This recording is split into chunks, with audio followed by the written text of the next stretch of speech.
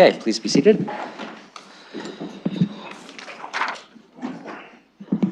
All right, this is the third meeting of Municipal Council in this session. It's February 10th. I'm going to start by reading a land acknowledgement. We acknowledge that we are gathered today on the traditional lands of the Anishinaabe, Haudenosaunee, Lenape-Pewak, and Attawandaron peoples. We honor and respect the history, languages, and culture of the diverse Indigenous people who call this territory home. We acknowledge all of the treaties that are specific to this area: the Two-Row Wampum Belt Treaty of the Haudenosaunee Confederacy Silver Covenant Chain, the beaver hunting grounds of the Haudenosaunee Nanfan Treaty of 1701, the McKee Treaty of 1790, the London Township Treaty of 1796, and the Huron Tract Treaty of 1827 with the Anishinaabe, and the Dish with One Spoon Covenant Wampum of the Anishinaabe and Haudenosaunee. Three Indigenous nations that are neighbors to London are the Chippewas of the Thames First Nation, Oneida Nation of the Thames, and the Munsee Delaware Nation, who all continue to live as sovereign nations with individual and unique cultures, languages, and customs. The City of London is also committed to making every effort to provide alternate formats and communication supports for any meeting upon request. To make a request specific to this meeting, you can contact councilagenda@london.ca or 519-661-2489, extension 2425. And with that, it brings me to our national anthem singer. Sasha Christoph, a singer and musician who grew up in London, is a singer and musician who grew up in London.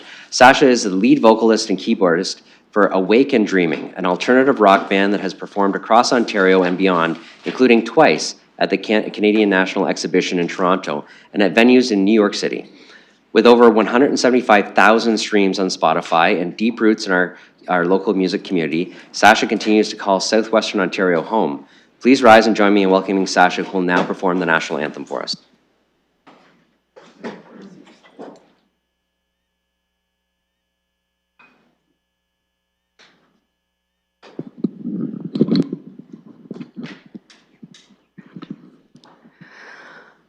Oh, Canada, our home and native land, true patriot love in all of us command. With glowing hearts we see thee rise, our true north, strong and free.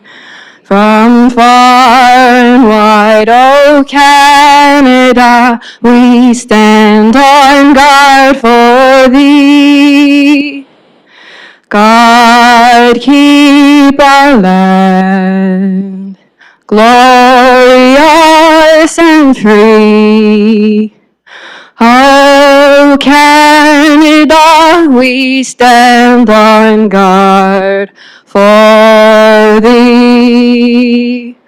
Oh Canada, we stand on guard for thee.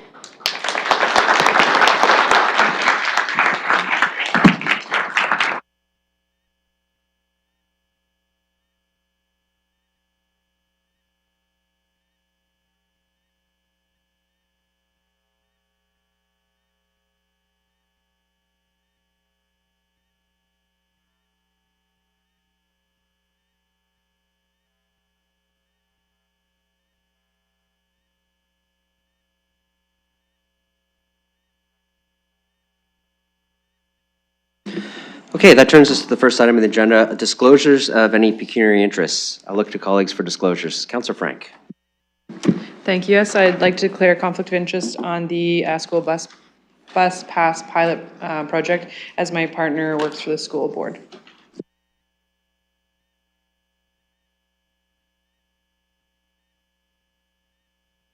Okay, I'll look to others for any disclosures.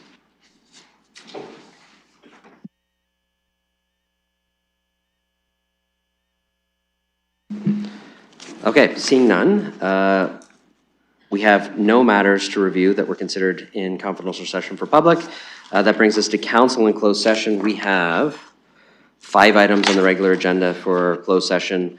I'll look for a motion to move into closed session. Councillor Van Meerbergen, seconded by Councillor Cuddy. We'll open that for voting in the system.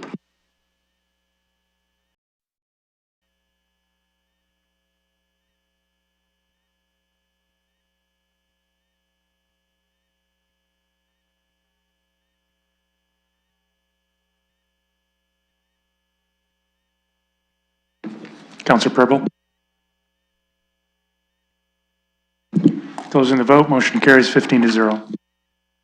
Okay, colleagues, we'll be moving to Committee Room 5. For members of the public, we'll do our closed session. We'll return as soon as we're finished.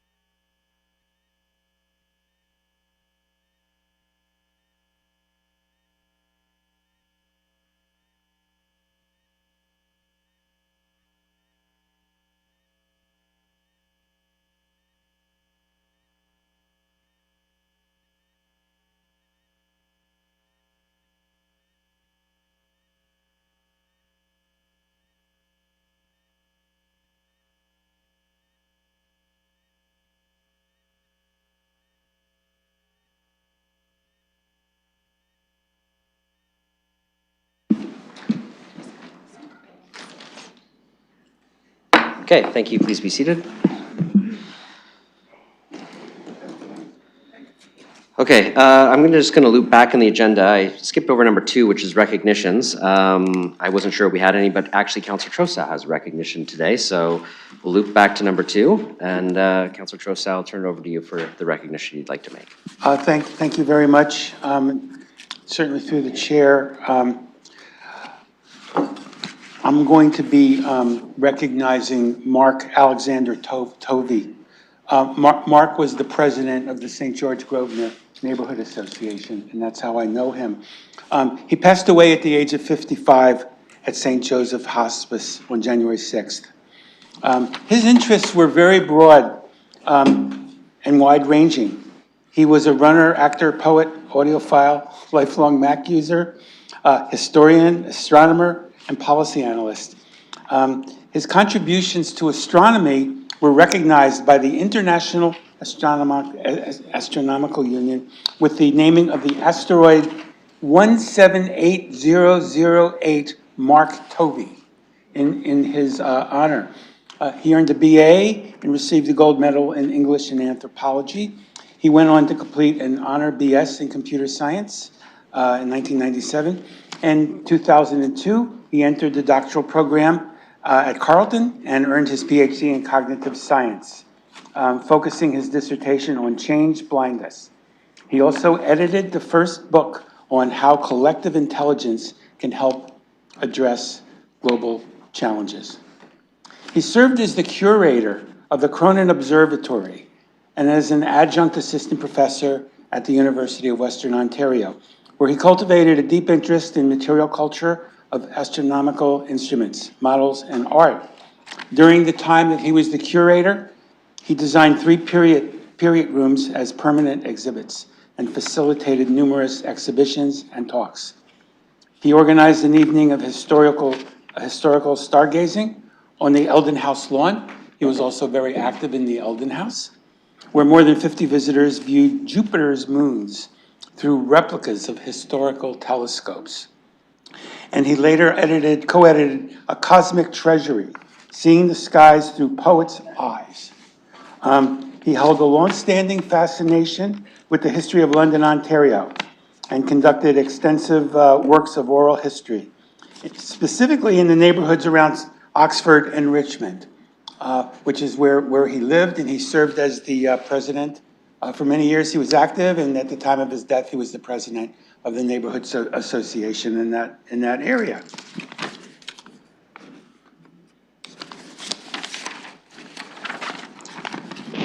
He worked as a senior Mac specialist in IT services at Western, and later held roles as a postdoctoral fellow at the Balsillie School of International Affairs. He also served as an adjunct professor of history at UWO. So, he was a science writer for the Center for Planetary Science and Exploration in partnership with the Canadian Space Agency. Mark's intellect, creativity, and generosity of spirit touched every aspect of his life. He will be profoundly missed by all who knew him. I was privileged to attend a very well-attended visitation in his honor at Harris Funeral Home on Saturday, January 17th, where I was just so impressed with the breadth of people from different walks of life who were there to honor Mark, and he will be very much missed. Thank you for hearing me. Thank you very much, Councillor Trosa. Any other recognitions? Okay, seeing none, then jumping back to where we should be on the agenda, we're actually at confirmation and signing of previous minutes. We have the second minutes from the January 20th meeting. I'll look for a mover and a seconder on the minutes. Councillor Van Meerberg and Councillor Frank as seconder. Any discussion on the minutes? Okay, we'll open that for voting.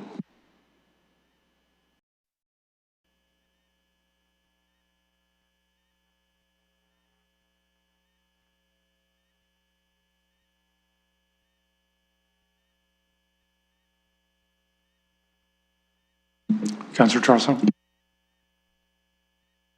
Noted. Thank you. Closing the vote. Motion carries 15-0. Okay, on to communications and petitions, of which there are a fair number on the regular and added agenda. We've prepared a consolidated motion for all of those that refer them to the relevant points in the agenda for all of the items. All of them have agenda items before us. So I'll look for a motion to refer all of those pieces to the relevant parts of the agenda. Councillor Ferreira, seconded by Councillor Hopkins. Any discussion on that? Okay, seeing none, we'll open that for voting.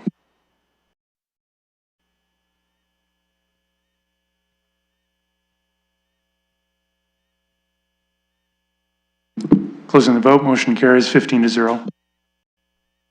Okay, with that, we're on to motions to which notice was given. There are none submitted, so we're on to reports.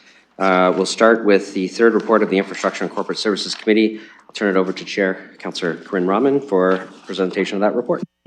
Thank you, and through you.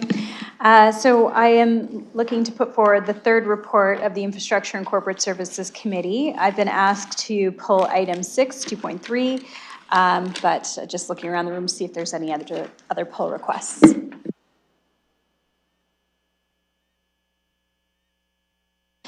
So I'm happy to put a motion on the floor for items 1 through 5 and number 7. Okay, that's 1 through 5 and item 7. Everybody's good with that grouping? Okay, that's on the floor by the chair. Any discussion on those items? All right, seeing none, we can open those for voting.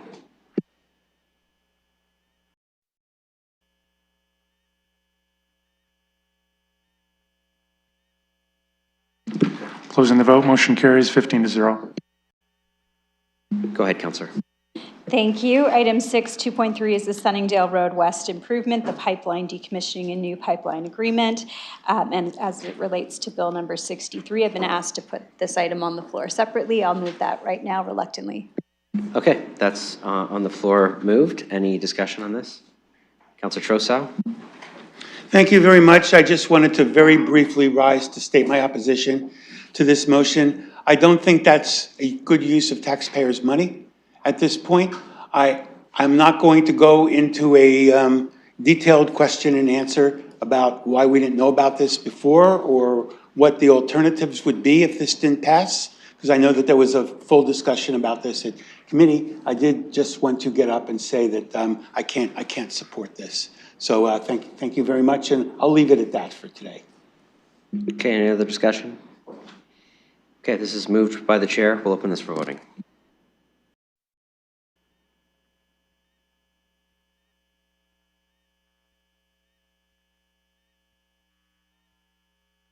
Closing the vote, motion carries 10-5. Go ahead. Thank you. That concludes my report. All right, one report down. Good pace so far. We'll see how Councillor Pelosi does. We'll go to the second report of the Community and Protective Services Committee and turn it over to Chair Pelosi. Thanks. I'll set expectations now. Community and Protective Services had a 6.5-hour meeting on this item. I think we'll be a little bit quicker tonight. I'll note from conversation with the mayor, anticipated dinner break time around 5 p.m. I know I've been given notice to pull 5 and 6 as requested by Councillor Stevenson. Number 8's being pulled. It failed on a tied vote at committee. And number 9's being pulled as it had language that needs to be cleaned up for staff before they can implement what we intend. I'm not aware of any others, so I'll look through you to Mr. Mayor if there's others. Other items. So right now, 5, 6, 8, and 9 are separate. Okay, that looks good. I'll turn it back to you, Councillor Pelosi. Thank you. I will put all remaining items, excluding 5, 6, 8, and 9, on the floor.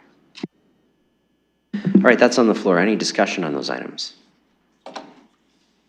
Okay, seeing none, we'll open that for voting.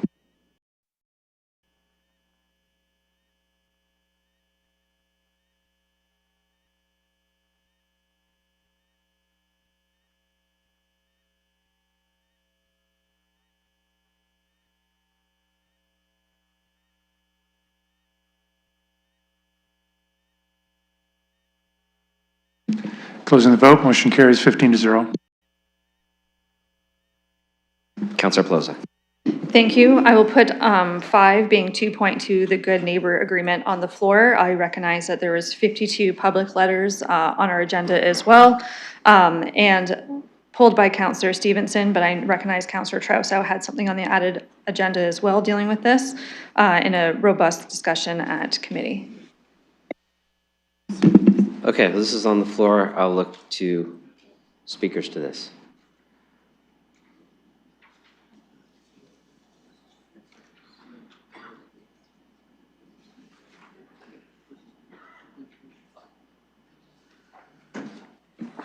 So, Your Worship, just a point of order. Yeah. Councillor Pelosa referenced the communication from Councillor Trousseau, but I think that was on a different item. Yes, it was. Yeah. Okay, perfect. Save that one for later then. Yep. So I don't see any discussion on this. Go ahead, Councillor Stevenson. Thank you. I'd like to move an amendment. I've provided it to the clerk. It's the one that was signed by the four of us on the letter, which asked for the quarterly reports that the agencies submit to civic administration be brought to committee on a quarterly basis.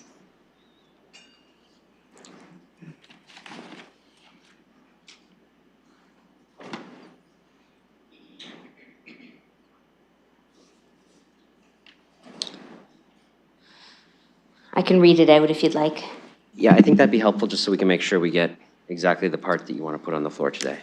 The civic administration be directed to provide the quarterly reports submitted by all service providers to the Community and Protective Services Committee on a quarterly basis.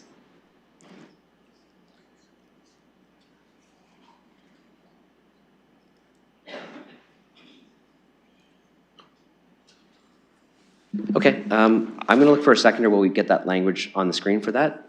Deputy Mayor Lewis is willing to second. But we'll get it on screen exactly as you've described, but if you want to, you could do debate now if you'd like while we get that up. I'm going to wait. Then is there any other speakers to this? And we're just on the amendment, just the amendment that Councillor Stevenson mentioned. Go ahead, Deputy Mayor Lewis. Thank you, Your Worship. So I'll just be really brief. I'm willing to second this and support it because I think if the reports are being generated anyway and being submitted to staff, that it really is not an issue to have them attached to a corporate Community and Protective Services Committee report. I recognize that there may be some information in some of those potentially that may come in camera rather than in public, but I think as a funder, having those reports come to us is not an unreasonable request so that we can see what's going on.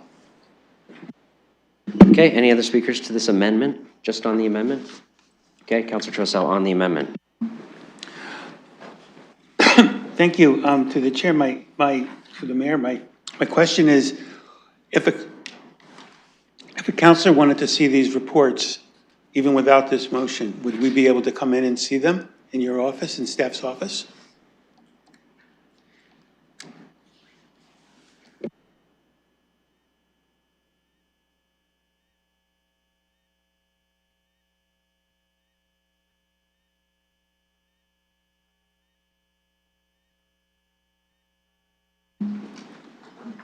Go ahead.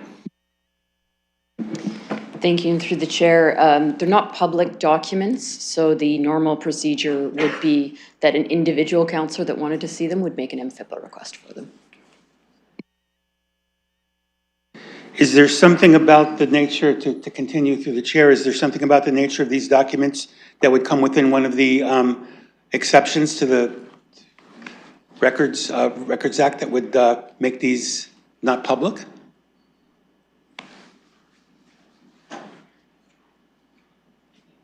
Go ahead.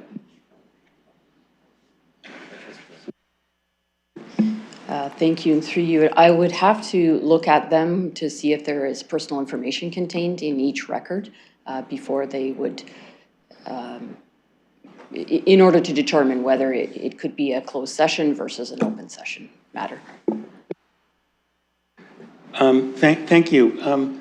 I guess what bothers me about this process, including the motion, which I thought maybe was unnecessary, but also the response that I'm getting from Steph is, it seems to me as if there's got to be a space in between something being absolutely not circulated and you have to go through the process of doing a FIPA request, and then there could be all sorts of objections and redactions, and it could take months. Something in between that and it being automatically sent to every committee, because it doesn't sound to me as if this is the kind of document that could easily be sent as a matter of course to every committee regularly without staff having to go through a lot of work.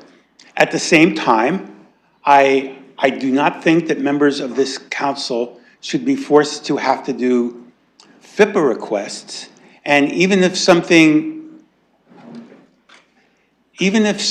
is subject to one of the recognized privileges, there must be a way to get this onto a closed session an in-camera, no cameras allowed meeting in staff. So I'm troubled by this. And I see that we're getting a lot of requests for let's bring this regularly to staff report to council. And that could really proliferate and end up being a lot of extra and unnecessary work for staff. There's a certain amount of what we delegate to staff that I believe is truly operational in terms of the detail. And I would rather have the reports that come to me as a member of CAPS deal with more policy items. But I'm wondering if staff could help me out on this a little bit, because I'm very torn. I'm very torn on this motion, and I want to say I don't think it's frivolous. I understand why it's being brought, but I'm uncomfortable supporting it because of the burden that it might create. And I'm really unhappy with the response that you just do a FIPA request if you're not getting what you want, because I think there has to be a better way. So I think there's a number of things here. I'm going to go with this lister. I think there's a couple pieces here I just want to clarify. So maybe you can articulate the difference between an individual counselor asking for a document and municipal council, which has its own legal authority as a whole, asking for a document to come before council, which staff would vet whether that is a public or confidential document and would land it in the appropriate spot. Because I hear a couple of councillors have asked this. I know there's been some questions in the public too about the differences in those processes. So if you could articulate that in the response to the councillor's question, I think it would help create some clarity for members of council and the public as well.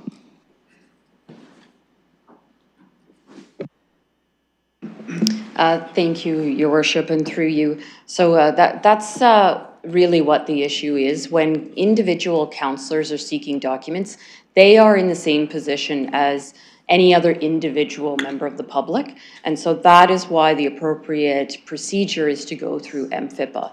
And that is because the Freedom of Information Act requires an institution such as the city to ensure that there is no improper disclosure of an individual's private information.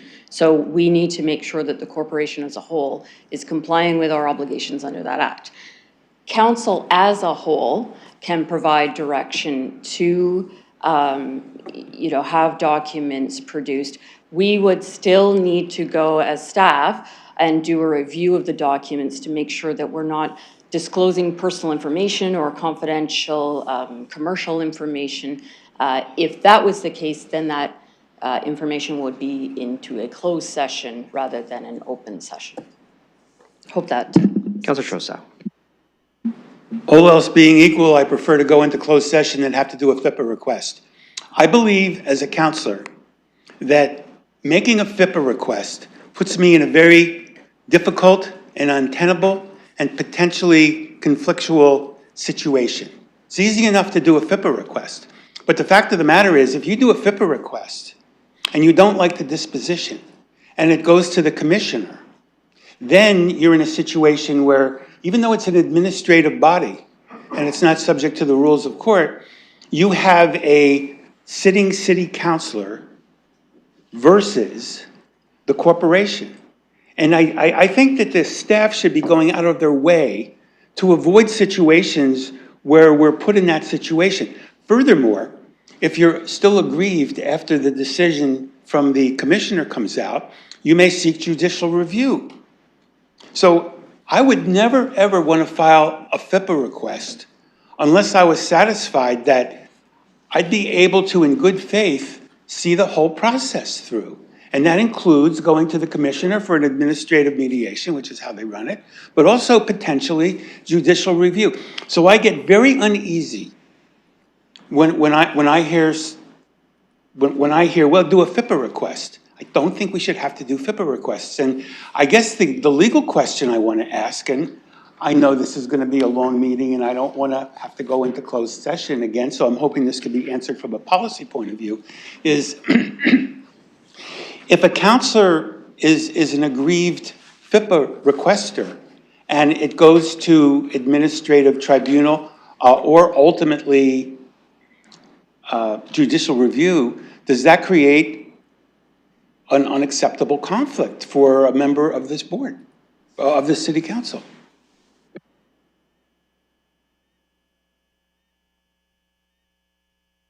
Go ahead.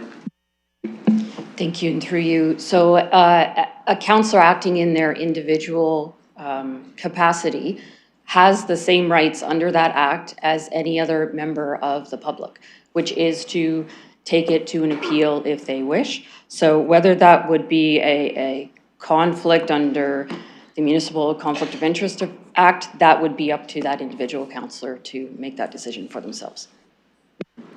Councillor Trosau, you got 30 seconds left. Okay, I want to take issue with the characterization that we're like any other member of the public, because part of our role as counselors here is to act as a fiduciary for the corporation. So I really would reject the "we're like any other citizen." But I guess I'm out of time. I don't feel my questions have been answered, and I still would be very uncomfortable doing a FIPA request or asking one of my colleagues to do a FIPA request, knowing how at the end of the process, how contentious and litigious it could get. Time is up. Thank you. Okay, I added myself to the list because I want to provide some clarification to this. I'll turn it over to Deputy Mayor Lewis. Go ahead, Mayor Morgan. Yes, and I'll go through you to our staff to confirm what I'm about to say for accuracy. I don't disagree with Councillor Trosau's concern that that's the way the legislation treats a member of council. But that doesn't change the fact that the legislation doesn't actually prescribe special powers to individual members of council. In fact, there are many things that individual members of council do not have authority to do on their own, independent of council as a legislative body. So as the solicitor said, council has the authority to say, bring forward these documentations, which is exactly what the councillor who put the motion on the floor is doing, because she doesn't want to go through an FIPA process as an individual. If you want the information just for yourself, only as an individual councillor without your colleagues seeing it, yeah, you're treated like any other member of the public to access that information, because the provincial legislation doesn't prescribe you any special legislative powers to do so, different from any member of the public. Council as a body has its authority to bring forward a request of civic administration to bring documents forward. And civic administration will ensure that council as an entity is complying with the legislation on what should be in public session and what should be in closed session. So I just want to ask, through the Deputy Mayor to our staff, is that an accurate description on why there is some tension here? Ms. Pollitt. Thank you, and through you. That's a good summary of the legislation. We have to follow the legislation. If if there's a different wish, then it's not something that municipality can change because it's a provincial piece of legislation. Mayor Morgan. Yeah, and so rather than dwell on this, because I think it's going to be a long meeting, I can agree with the councillors who think this should be different in the future. And maybe individual councillors should have some special standing of the legislation. It's not the way it exists today for any member of council, and this is certainly something that we could consider asking the province to change in updates to the Municipal Act and relevant legislation in the future. But right now, the authority vests in the majority of council as a whole, not individual councillors as individual entities. They are treated under the legislation as the same rights as any other citizen. So I respect and will support the councillor's request through this process, which is the right way to get the information before council with the proper vetting of staff, rather than as an individual having to go through an FIPA process, because that's what the legislation would prescribe us to have to do to access the information. And all members of council will get that information at the same time in the same way. And I think that's a fair approach. Thank you, Mayor Morgan. I'll return the chair to you, noting Councillor Pelosa is next on the speakers list. Councillor Pelosa. Thank you. Through you, Mr. Mayor, to staff. Could staff give us an idea of how many, as it says, all service providers, how many providers and roughly how many pages would each document be anticipated to be? Go ahead, Mr. Dickens. Thank you, Your Worship, and through you. For a point of clarity too, the quarterly reports that are submitted are financial quarterlies. So it's all the financial information. There would be close to 24 quarterly reports that our teams receive. That's not including any associated with portable benefits and other direct service programs like that. But on a typical basis, it's close to 24 quarterly reports. We did receive the quarterly reports January 30th. The team is still in the process of combing through them, reviewing them, and that'll still take us some time. So there's just a little bit of context in terms of scope. Go ahead, Thank you, Mr. Councillor. Mayor. I appreciate knowing there's 24. My question also entailed how many pages roughly are each one? Mr. Dickens. Thank you, Your Worship. It all depends on the size of the agency or the contracts that are being reported on quarterly. Some might have, it's all through Excel, they're financials, so you would have somewhere between 1 to 2 tabs to 6 to 8 tabs, depending. Councillor Pelosa. Thank you. As the chair of CAPS, I appreciate what we're trying to get to. I would say I've found this last week and a half, 2 weeks, a little bit difficult when one member of council has information as they obtained it a certain way and it did not come through committee. Makes it hard to respond to some questions and understand the background information until that's shared. My primary concern still lies in the fact that we're only asking these providers of this service for this information. We're not asking it for road painting, tree planting, and realizing that it could be up to 24 organizations and reports coming of finances, potentially being 192 pages of just the timing in which staff can process it and get it to committee, and the types of committee conversation we might have of deep dives, having seen the last week and a bit of just going back to organizations looking for very specific information, knowing that we're going as individual counselors, and many of us as individual counselors, to those providers of just the time it's taking up from them delivering services to answer our questions, and realizing that, in my opinion, I would see, chances are, that when those reports hit the committee cycle, that those service providers are wanting to come as delegates to be there to speak to the reports, and when we have questions, should things have been in the media or misrepresented, or even questions asked in media stories on them.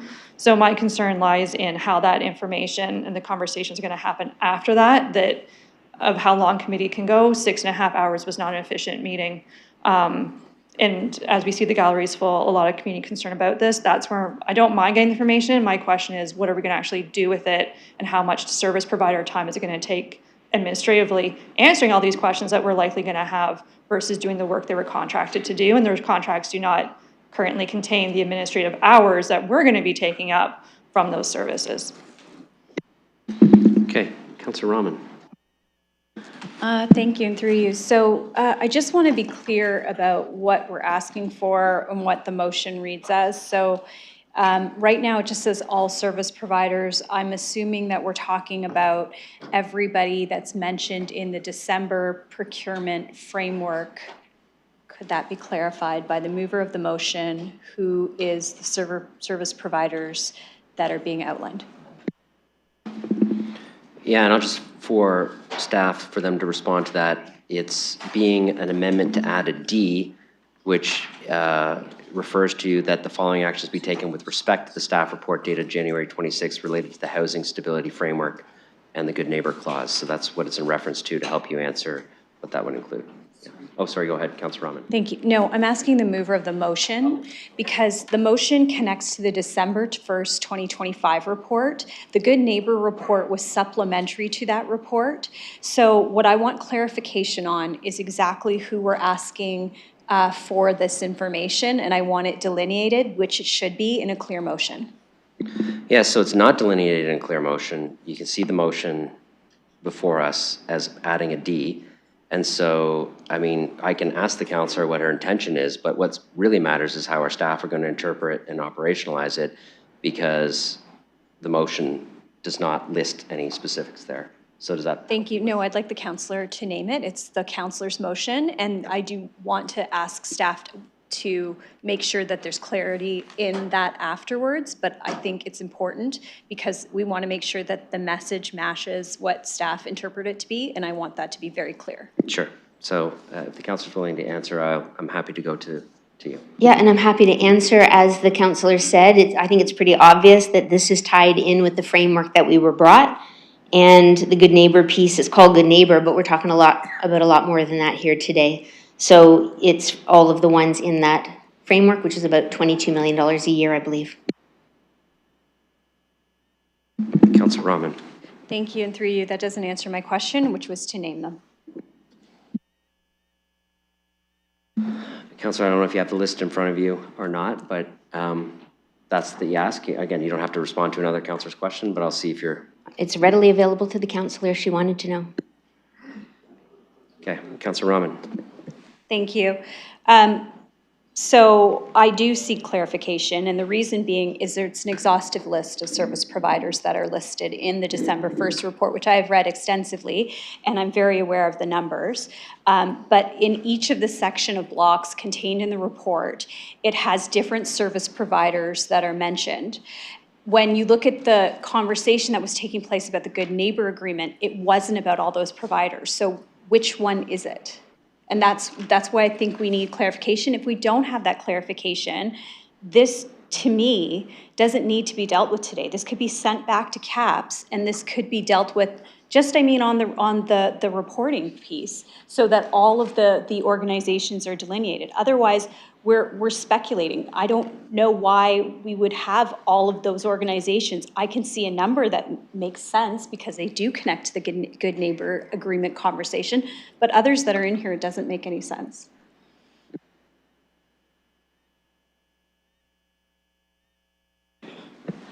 Yeah, I think that we have to clarify the direction. So I would ask that the mover and the seconder clarify the direction further, or I can't support it when it's not clearly defined. This isn't something that we're going to need tomorrow, so it can come back to committee, which is where we should do the work, which is where we should provide more instruction on what exactly we are looking for. Yeah, so Councillor, I'll speak from a procedural standpoint on this. Certainly appreciate your desire to get that information. Chairing the meeting, I have to deal with the motion that's put on the floor. There's a moved and seconded motion that has the language in it as was read out. And if it's going to be changed, it needs to be amended. Otherwise, if we pass this, staff will determine what it means based on how it is attached to the current report. And so I understand why you probably got questions, but your option would be amend it, vote against it, refer it to committee. Like, there's lots of options, but I don't think asking a question of the councillor to list the names is going to get us anywhere, because the names are not in the motion. So it's still going to be what staff interpreted as based on, how this is attached from the overall council direction. Councillor Rahman. Thank you, and through you. So I'll refer it back to committee, just Part D, and that's just this amendment. And it's for clarification because, as we know, words matter.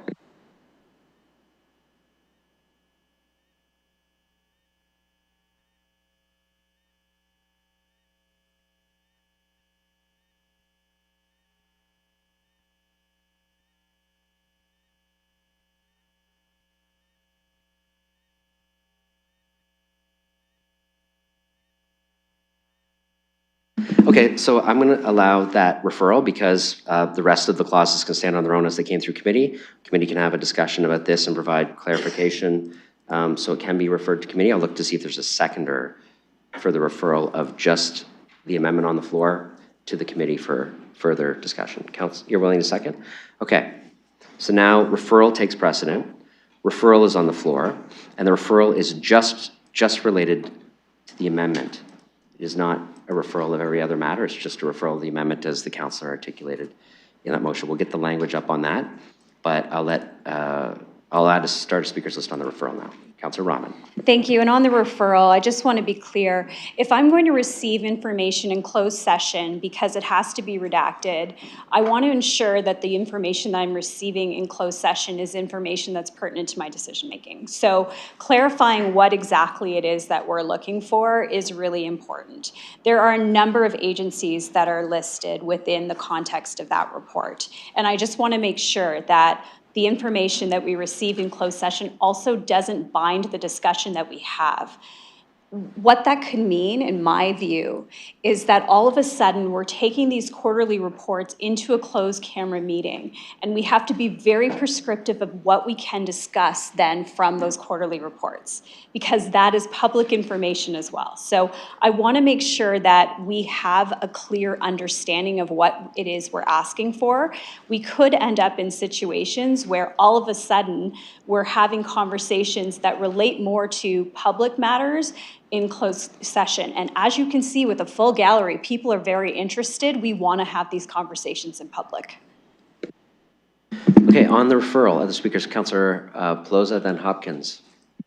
Thank you. I guess mine's just regarding intent or procedural, realizing this motion, I believe, could have been brought as a standalone motion, direct to CAPS on its own.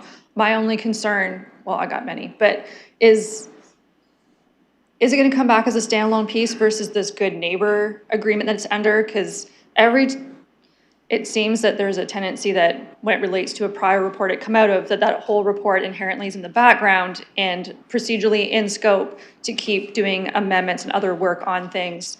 And we've already heard that that's also informed by the December report. So I'm just looking for confirmation or agreement that it would be more of a standalone piece, that the good neighbor piece and the background reports don't keep getting dragged along and back up through council through numerous cycles. It is the referral to provide direction on the quarterly reports that would be referred to the committee. The committee could determine, as is, I think, the councillor's intent, the scope of what that means, and it would be the committee determines. All the other pieces we'll still have a chance to vote on unless that gets anticipated. But I think part of the challenge here is the committee would have to determine that scope and then send something back to council. I mean, the committee can debate it whatever way they want, but what they'll have is this amendment before them to determine scope. Okay? Thank you. As chair of CAPS, just for full disclosure, I will deem that to be just looking for those service providers of the exact reports we're looking at, not going back into the neighborhood agreement of good neighbors and everything else, just laying that out there if that's not intent of others in this chamber right now haven't made, because that's going to be my interpretation as the chair of Community Protective Services. Thank you. Councillor Hopkins. Yeah, thank you, Your Worship, and to the chair. That's exactly why I supported and seconding the motion. I think we need clarification. I understand the mover of the motion needs the information. I think going to MFIPA is probably not the right way to do it.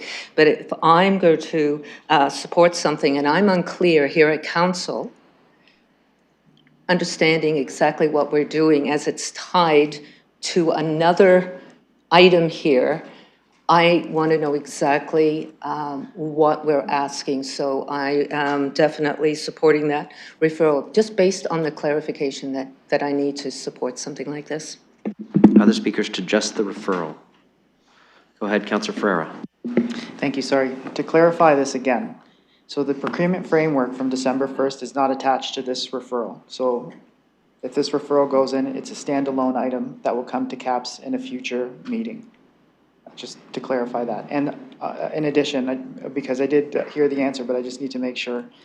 The procurement framework, the good neighbor idea that was come forward, and we saw the committee recommendation, this will be separate from that. Is that correct? Yes. So this was an amendment to be added to what the committee's recommendation is. The committee's recommendation is still there and will be dealt with after this referral. If the referral passes, it'll be that item will be gone. We're back to the committee's recommendation. If the referral fails, we'll be back to addressing the actual motion of the amendment before us. When this is referred to committee, the committee can decide what to do with it. It's asking for a list of quarterly reports. I anticipate there'll be a discussion about what quarterly reports we're getting. Like, that's what the committee is going to have to discuss. That's what the counselor is referring it to do, because that's what the clarification being set. Now, I will say the committee debate can go whatever way the committee debates it. It will have this item before it, and it will engage in it. But council will have made decisions on these other items if we proceed and pass the committee's recommendation today, of which decided matters of council and other things would apply. So this is about quarterly reports. It's being referred to the committee, and that's the process we'll go through. I hope that provides a clarification.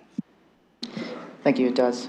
Well, I guess we can have this conversation at committee. Like, I wouldn't be willing to support the motion as it is. There's not clarity here, as Councilor Rahman has pointed out, and it's something that this type of work, especially at council, is not the appropriate place to do it. But I guess we could have that conversation at committee. I do have my reservations and my concerns of what this would lead to, but I'll leave that to committee. I do hope that if this referral is supported, no other amendments come from the committee recommendation. I think we should vote on the committee recommendation as it Okay, is. we're on the referral. You can talk about the committee recommendation if you want to get on that list. All right, well, I will reluctantly support the referral. Okay. Others on the referral? Councillor Stevenson and then Councillor McAllister. Thank you. I will happily support the referral. I always like more opportunity to talk about the reporting and what. You just want to be clear that 2.2 starts with that the following actions be taken with respect to the housing stability framework from January 26. So there was an outline there, and my understanding is we have never put all the names of organizations. Organization names can change, and that's not been anything I've seen here. When it talked about the volume of reports coming, you know, we've got the photocopier contract and it's been hundreds of pages, so I'm not worried about that. Maybe when we're referring it to another reason to refer it, maybe there's a better way to have a repository where they can go, where the people who want to see them can look and they're not coming forward every quarter. In regards to the public seeing it, talking about it, and asking questions, that's the reason our expenses are quarterly and reported and listed in detail as well. There's an expectation in the public. This is public dollars. These are untendered contracts. So when somebody said we don't do it for road work, well, A, we didn't declare, ask the province to declare a state of emergency. I think that's moving to debate on the reason why you want to provide the direction, the addition to have the reports. Right now, we're just talking about the referral just to provide the clarification. So I think if you could stick to the referral, that'd be great. Sure. I think there's obviously going to be, if it was referred, a debate at committee on exactly those pieces. Yeah, but I think it's another reason to refer it, and we can talk about this more so that the public can have a chance to weigh in on this too, because I hear a lot of interest in the public in terms of this information. They want to know how many beds were used. They want the information as to how we're using the dollars to best serve. Okay, point of order, go ahead. Speaking to the merits of the motion, not the referral. Yes, I was just going to jump in. So I agree with the point of order. Councillor, you are getting into debating the reason why you put the amendment on the floor, which I don't actually hear too many people against at this point. The process that we're on now is, should we refer that to the committee to provide some clarification on, you know, that direction? And I think that everything you're saying sounds like a great part of the discussion at that point in time, and a great rationale for why you brought the motion forward. But right now, we're referring that motion for further discussion. So I'm going to ask if we could just keep it to the referral, and then we can move on with the debate on the other items should the referral pass. Thank you. And I guess what I'm trying to explain is the reasons why I'm supporting the referral. I'm supporting the referral because I think having further discussion, I didn't know that my colleagues wanted to have more discussion about this, but I'm happy to do that, happy to gather public input for that as well. So, and for the same reason, that's what I was saying, is maybe there's other options like a repository. Maybe being able to put it in a different place. And maybe it gives us a chance to talk about this MFIPA requirement, because several times when we're here, Okay, so I'm going to get lots of points of orders. We're on the referral. So we're referring it or not, and the rationale for the referral. The MFIPA piece is not, like, that can be discussed at the committee. It can be discussed as part of the main, like, we're deciding whether to refer it or not. So that, I mean, we can make this a really long meeting or we can make some decisions, and it sounds like people are agreeing with the general sentiment that you're saying, Councillor, to refer this and get more information, have more discussion, and I think that's great. So if we could tighten it just to the referral, that would be great. I'm supporting the referral because it will give us an opportunity to discuss the MFIPA concerns that were expressed here. And I think it's a good idea because there are issues getting information. Taxpayers believe that we have access to information that we do not have access to. I'm supporting the referral because, as mentioned by my colleague, there's things to discuss. Because here we're told, can council not just go and ask? Can they not just go to the clerk's office and see? I've been told here that I can, and I've followed up and I've been unable to. So I'm supporting the referral because I think this is a bigger issue that we can deal with. It's been expressed by some of my other colleagues. So I'm supporting the referral for all of these reasons, that discussing the reporting requirements, the transparency of public funds that are untendered, that we don't see the contracts for, I think is great. So I'll be happy to support the referral. Okay, Councillor Pribble on the referral. Councillor McAllister on the referral, then Councillor Pribble. Thank you. I appreciate it. Sorry, I didn't want to get skipped and lost in the mix there. I'm just, in terms of the referral, I'm just trying to understand, and I've listened to the conversation, and I'm personally trying to understand the wording and what will actually be discussed at committee. I think 100% clarity is important. Where I'm confused with this conversation and where it goes is we're asking for clarification of the service providers. I feel like there's another element, which is the scope in terms of what is going to be discussed at committee in terms of the intent of getting this information. Understanding in terms of where the conversation's gone, in terms of having that information, but to me, there's a disconnect between what will be shared publicly and then what will be in closed session.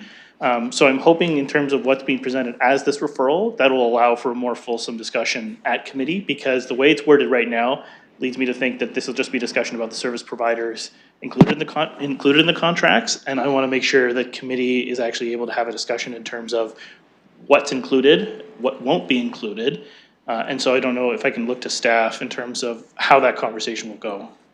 So it won't be up to staff, it'll be up to the committee. And how this works is this item will be referred by council to the committee to be dealt with. The committee chair, the council procedure bylaw, people's points of order and questions about scope will be dealt with by the committee. My opinion, although I'm not the committee chair, is, you know, there's some language here that does have some room around it.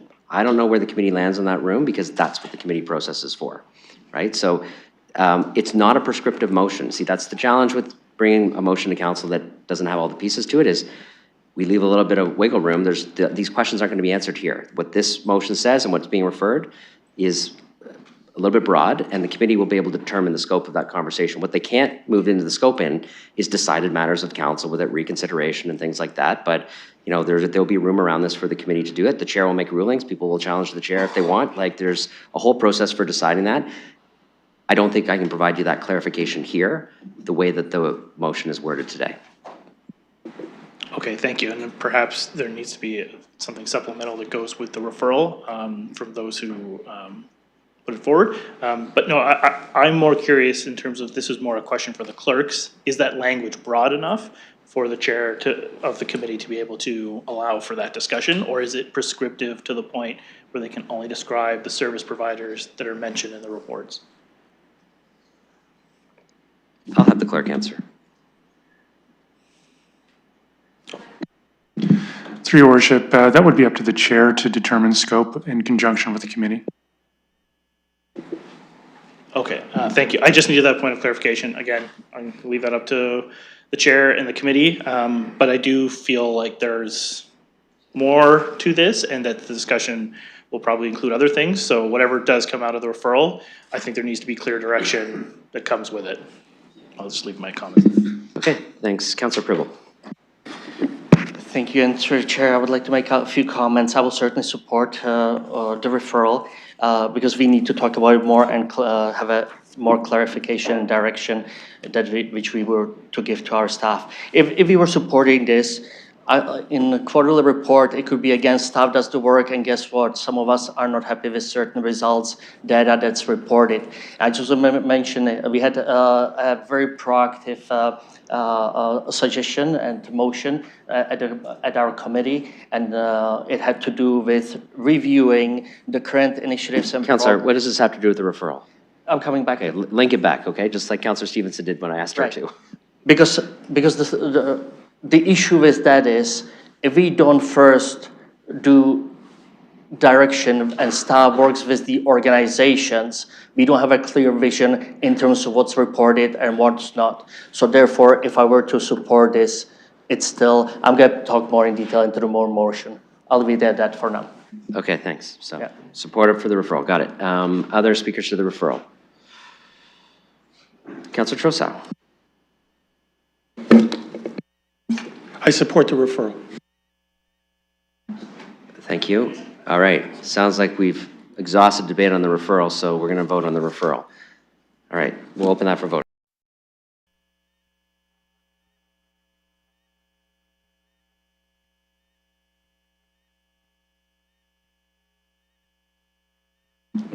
Closing the vote, motion carries 14-0.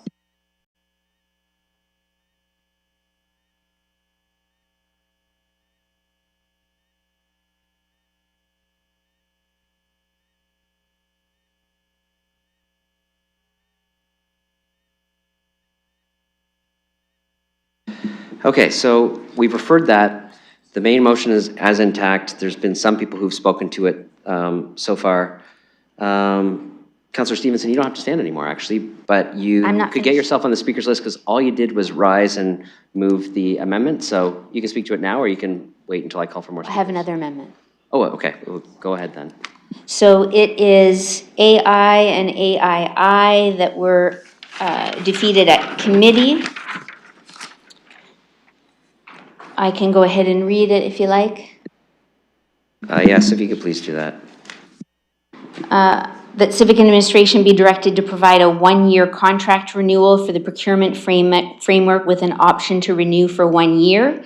And II, that Civic Administration be directed to review existing housing stability contracts to assess alignment with current operational needs, including transitions from emergency and highly supportive environments, and to report back to council on any recommended amendments or procurement actions required, consistent with policy compliant procurement processes.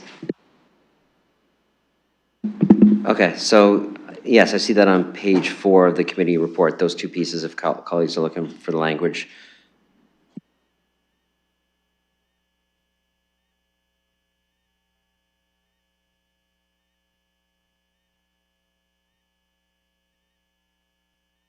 Okay, so I'll need a seconder for those two pieces.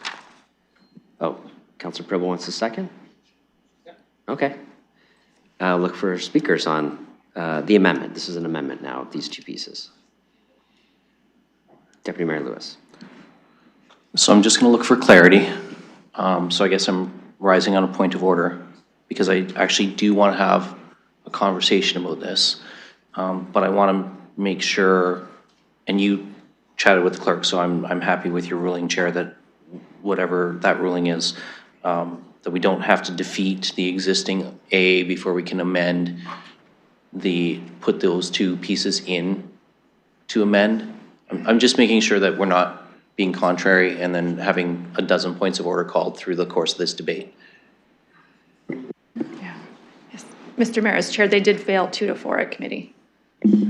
Yes, and so I understand the point of order. So a motion that was defeated at committee, my understanding, and I'll go to our staff in the service area. My understanding is the motion is contemplated on the floor, but the contract renewal period and the review isn't contrary, but maybe it is. I need some clarification to the direction. Does it stop you from doing A, or can you do both of those things at once?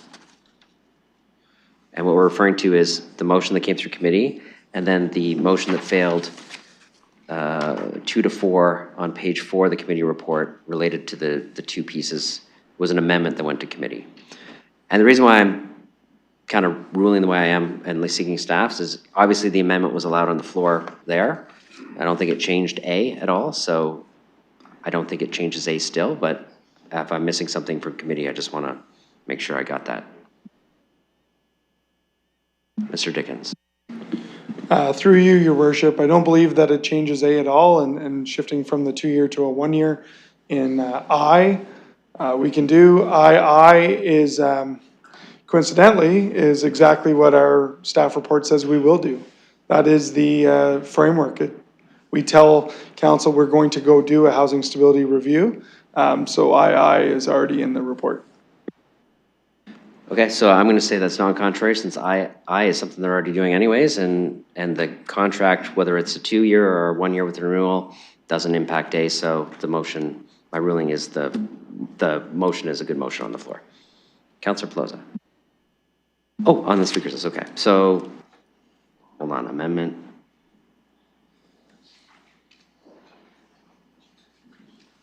You are next on the speakers list, so go ahead. I'll look for other speakers. Thank you. This was another part of the robust discussion. Oh, actually, Nope. You're withdrawing my option? yeah, I just want to stop. It's council. You had the floor, you asked a question, but you should really, like. I raised a point of order. Oh, it was just a point of order. Yes, okay, yes. The point of orders don't count. Go ahead. Yeah. That's okay. So at committee, another robust discussion on this. Did not support it there, will not support it here. As you heard from Mr. Dickens, staff is already doing that direction. It's already in the report. I don't like redundancies as its work already being done. My issue with part I appreciate what we're trying to get at, but when I asked for clarification at committee, the wording before us is a 1-year contract with an option for a 1-year renewal.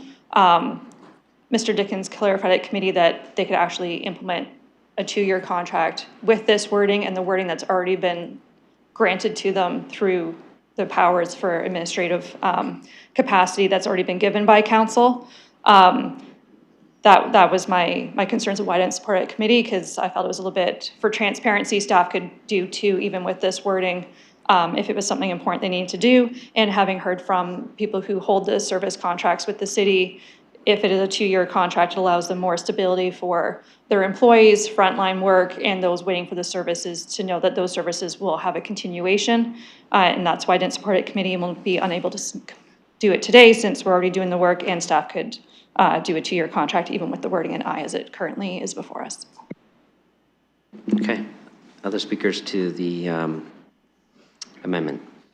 Go ahead, Deputy Mayor Lewis. Thank you. So now that we know it's in order, I will speak to the amendment. I'm going to start by saying thank you to several folks. Ms. Moss, I had a good conversation with. Ms. Lazenby from the Unity Project. I've spoken to Ms. Campbell 2 weekends ago. We were on the phone for a good hour. I appreciate some of the information that you all have shared with me. Continue to collect some of that. So when we talk about the original letter that was on the committee agenda that had been submitted by 4 of us, that's why I'm not interested in looking at reallocations right now, changes to programs, because I've heard what you said about some continuity and needing some resources in each basket. I think we do need to continue, though, to have a conversation about how many resources are placed in each basket, but that is a longer conversation. And I know we've started that, and we'll continue that conversation.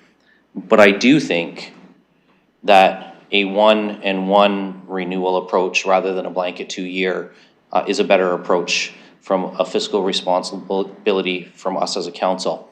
And I know, and I've heard it from the service providers, and I know Councillor Pelosi has too, and she just said, you know, obviously 2 years gives you more stability, longer term planning. My concern, quite honestly, we've already seen, you know, we've known since December, it's going to be talked about in the next item, that the federal government's pulling out $4.2 million in funding locally. And, you know, I've said to all of you, that is terrible, but I cannot backfill that from a property tax base. We don't have a provincial budget yet. We don't know where some of the provincial dollars are going to be this year.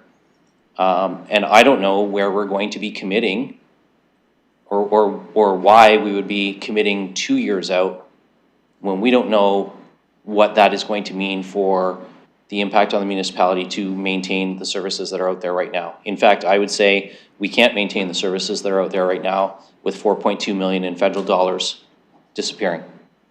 So I think we need to say, yes, keep doing what you're doing for this year, but then also use that time to have those conversations about what resources are gonna be put in each basket, knowing that those resources are gonna be less because the federal dollars are already gone. And that may mean needing to adjust where some of the municipal dollars are allocated, because there's just not enough to go around. So if we know we're losing the feds and we don't know what we're getting from the province, I think we need to have some real discussions before we renew for 2 years on where the municipal contributions may be landing in providing some of those resources. That's why I'm going to support the 1+1. I appreciate the review the existing housing stability contracts piece is being done. I concur with Councillor Pelosa. I always hate motions that are redundant to work. That's always being done.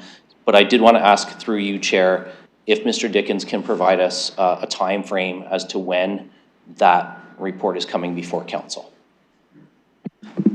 Mr. Dickens. Through you, your worship, prior to all the referrals from previous committee meetings, it had been planned for the end of March. This process, of course, delays that review. I wouldn't be able to put a timeline on it, but we'd be out a couple months from March at least. Go ahead. Okay, so without putting a specific date on it, what I'm hearing from Mr. Dickens is sometime in Q2. And seeing nods, I don't need a specific date by which that's going to come forward. Sometime in Q2 is good enough for me. So while I understand why my colleagues want to put it in there, if it's already happening, I don't need to add it to this motion as well. But I do think that the 1+1 is the way to go right now because we just have too much uncertainty. We're in, as Ms. Moss and I discussed this morning, we're in a moment where we really don't know what things are going to look like even in 2 or 3 months from the senior levels of government. And so I don't think we can commit fully municipal dollars for 2 years when we're not sure if we're going to actually have to move some of those around to adjust so that we still have some dollars in outreach and some dollars in the shelter system and some dollars in longer term housing stability efforts. Because I hear what you're saying that we need some in each. But if that amount is smaller, then how much is in each of those baskets? And so I think that's a discussion we need to continue to have. That's why I think 1+1 right now is a better approach than a full 2. Other speakers. Go ahead, Councillor Ferreira. Thanks, Mayor. I'm not going to support this. It's decisions like this which are going to actually create more uncertainty and more instability as it is in our homelessness response. Like I do hear about, the 1+1 and there's an intent to potentially make a little bit more certainty, but I don't see that at all. Like how is a service agency supposed to be able to hire good people when the future is uncertain for the ability to pay them? I hear that there has been conversations with the agencies, but I'd like to ask, did that conversation include this 1+1 year contract? And what was the agency's response on that? I find it hard to believe that the service agencies that the councillors may have spoken to would agree to this. And I'd like to hear what it is that they said, what their response was. I don't think we should be making a decision here at this council floor for such a significant issue, a significant decision, without hearing the full information and the full report. I don't know if I can pose that question to the agencies and ask them at council, if the mayor would permit me, or to the councillors, but I'd like to know if the agencies are on board with this type of motion. Is that a question I can ask? Well, you can ask it. This isn't a public participation meeting, so it'd be up to our staff. Well, I think right there, that means that this motion is not Councillor, at the council. you're asking, stop for a sec. You're asking me, would you like me to go to staff to see if they have any sort of response to that, or do you want to continue debate? I'd like to ask the councillors who are moving this. Well, I can go to them as a courtesy. They're welcome to answer if they like. If not, I can go to our staff. The question is, was there consultation with agencies, and do you have a sense of what they think about the 1/1? I mean, you don't have to answer. Councillors don't have to answer each other's questions. Well, yeah, I'm going to say, Your Worship, I'll entertain a brief response to this, but this is not a cross-debate forum. I spoke to Ms. Moss as early as this morning, and I'm not going to put words in her mouth and regurgitate all of the sentences because that's not fair. But we had a conversation, and she said, of course, I'd rather have 2. She said, I understand why I think 1+1. is a better approach. So that is the nature of the conversation in a nutshell, and I'm going to leave it at that. Because it's the decision we have to make on the item before us, not a conversation or a PPM here today. Agreed. That's why I said it was a courtesy to answer, not a requirement, and councillors don't have to answer each other's questions. They participate in debate. Councillor Ferrer, you can continue. Thanks. So I'm not surprised that was the response back. I'm not surprised that if all the agencies said that. So the reason that the agencies are telling you that a 1+1 or a 1-year contract with a 1-year renewal option is not the appropriate way to go is because that destabilizes their ability to do the work that they're doing. Okay, so now I have to pause. So I appreciate that people in the gallery may want to clap or maybe something opposite if they disagree.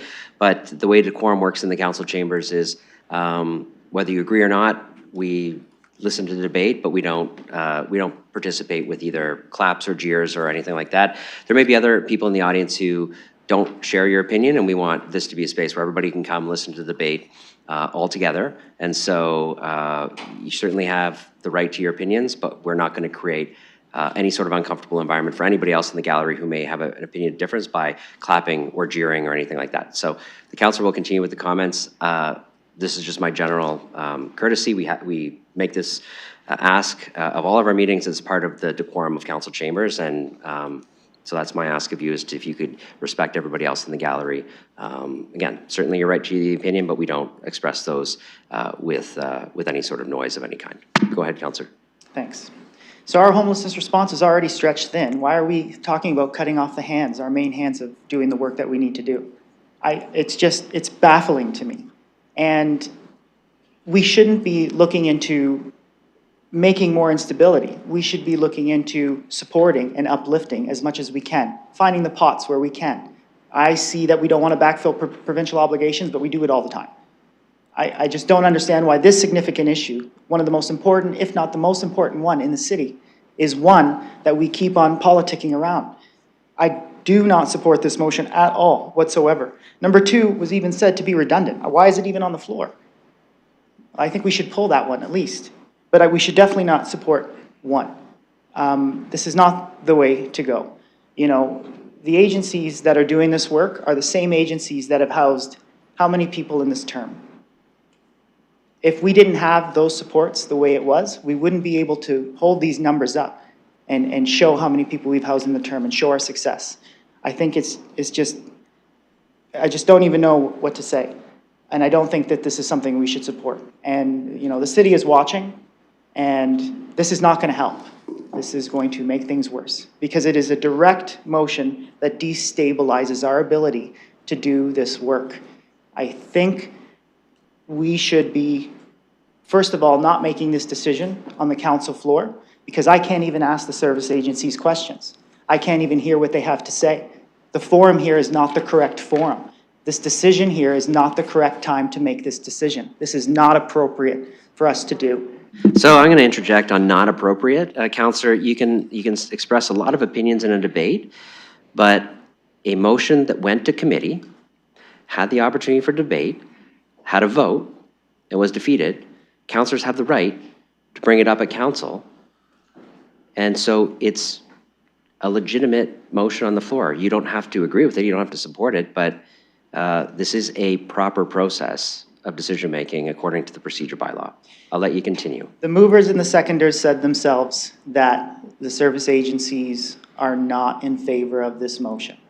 They most likely said it because it will destabilize and remove their ability to do. Okay, point of personal privilege. Go ahead. The seconder hasn't even spoken yet on this item. So again, Your Worship, the councillor doesn't have to like what's on the floor, but he has to be factual in his commentary. So this is something that's come up before. Councillors can be incorrect in their information. People have their opinions. It doesn't have to be a correct opinion. It can be, and I'm not saying the councillors is one way or the other, but it is not the role of the chair to then correct everybody's piece of information. It's not the role of councillors to, you can do that in the debate, Like, counselor can stand up and say, I disagree with what counselor said, here's how I see it. But we're not going to call out correction of information with points of personal privilege. We can, if someone puts words in your mouth or says you said something you didn't say, that is a legitimate point of personal privilege. I'd ask that to be retracted. So I'm just going to say, counselors can make the points they want to make. In the debate, we can make the counterpoints to that position. Should you want to do that, you can support that position if you like. But I'm not going to entertain points of order to say that's factually incorrect or that's correct, because people can rise and debate that themselves. Well, I'm just ruling on this point of personal privilege, then you can do one. So I'm suggesting that's not a point of personal privilege that we need to deal with, and I'll move on with the debate. Counselor, you have a point of personal privilege now? During your own debate, you want to call a point of personal privilege? Does that count towards my time? No. Okay. But So you're I the would one who has say- the floor, Counselor. I would say the information that I got on whether the service agency. What's the point of personal privilege? Point of What is the personal point that privilege you're, is- What I said is the assumption, what the agencies of the reason why they would say they wouldn't support a one-year contract was an assumption I had to make because I couldn't get the information from them. It's an assumption I had to make because the mover said to me that the agencies were not in favor of the one-year contract with one-year renewal. okay, so Counselor, I don't understand your point of personal privilege, like under the procedure bylaw. Like, you're allowed to make assumptions. You're making an assumption. I don't think anybody's suggesting you can't. If you listen to my ruling of the counselor's point of personal privilege, I deemed it not a point of personal privilege, so that's been discarded. You don't have to respond to it. Like, you can continue your debate, but calling multiple points of personal privilege, we can be here a really long time, because I'm going to rule most of them out of order, because most times they're not actually points of personal privilege. Just debate the issue, right? We don't have to use inflammatory language. We don't have to put words in each other's mouths. These are tough debates. People are passionate about it. They've got a lot of emotion. That's fair. That's fine. But let's do it respectfully, and let's put the points on the floor that we want to make and make the case to your colleagues, because ultimately debate is about convincing your colleagues to support a position, right? So I want you to continue with the debate. I don't think you're on a point of personal privilege here, and I think you're making your points. We're listening, and you can continue on. You got about a minute and a half left. All right, so the second part of the motion is redundant. I don't know why it's there.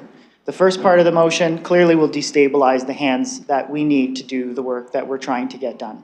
It's going to make things worse. We need to have consistency with the service agencies to do their job. Consistency so they can hire people. Consistency so those people who are working for them know that they're going to have a job in the future, so they're not looking elsewhere, so they can keep their mind on the task at hand.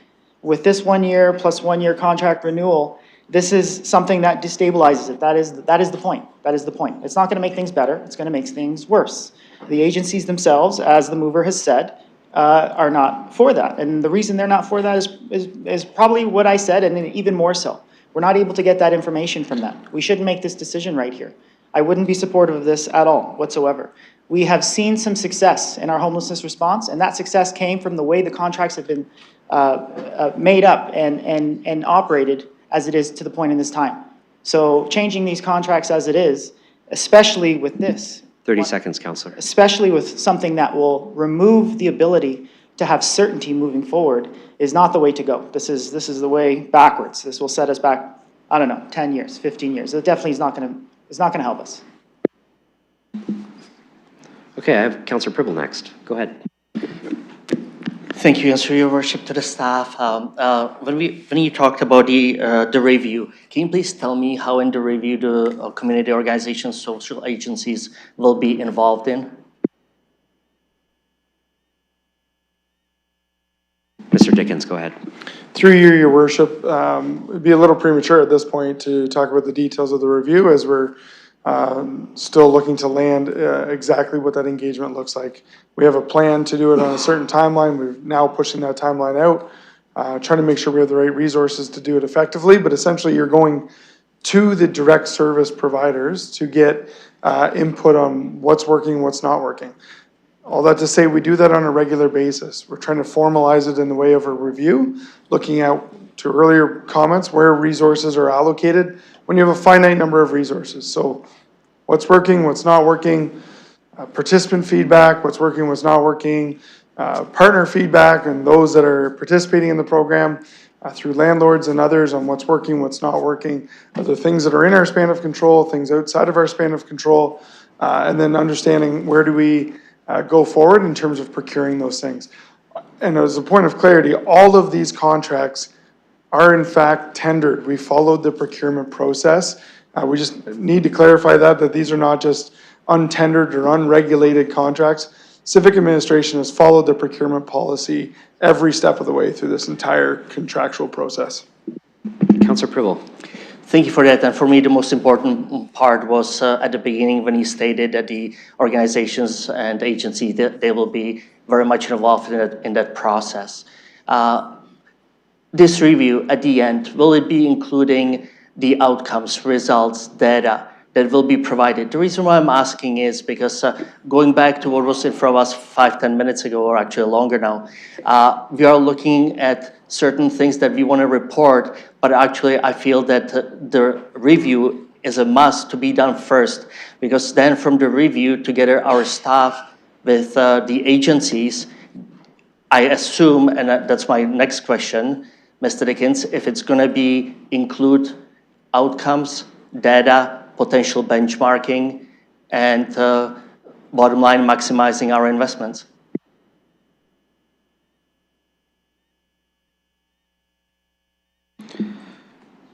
Mr. Dickens?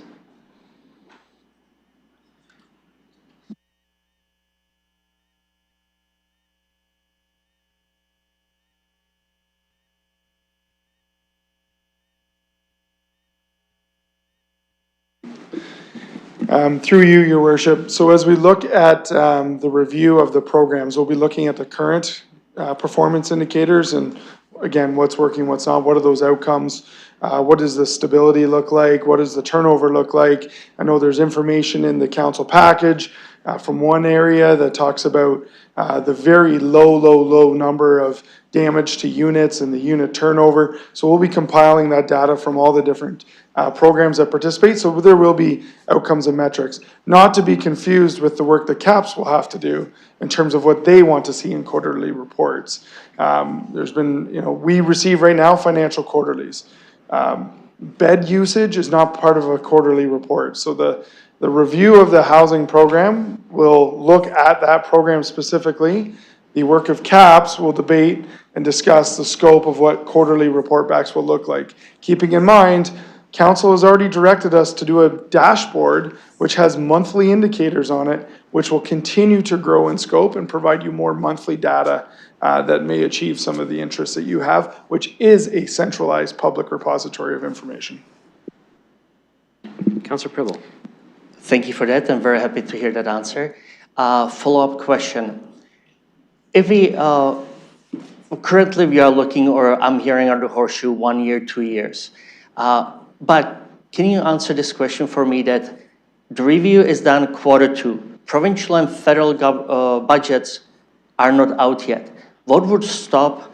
Couldn't we do, for example, second year, that we don't have to wait till February, March next year? Couldn't we do the second year potentially in April, May, June? Or what would be to stop us that currently we go with 1 year and in 3, 4, 5 months we say, we got the review, we reviewed it, and therefore the agencies that are either present here or are listening, they will have half a year to prepare for another year. Can you please let me know that, confirm that, if we can do that?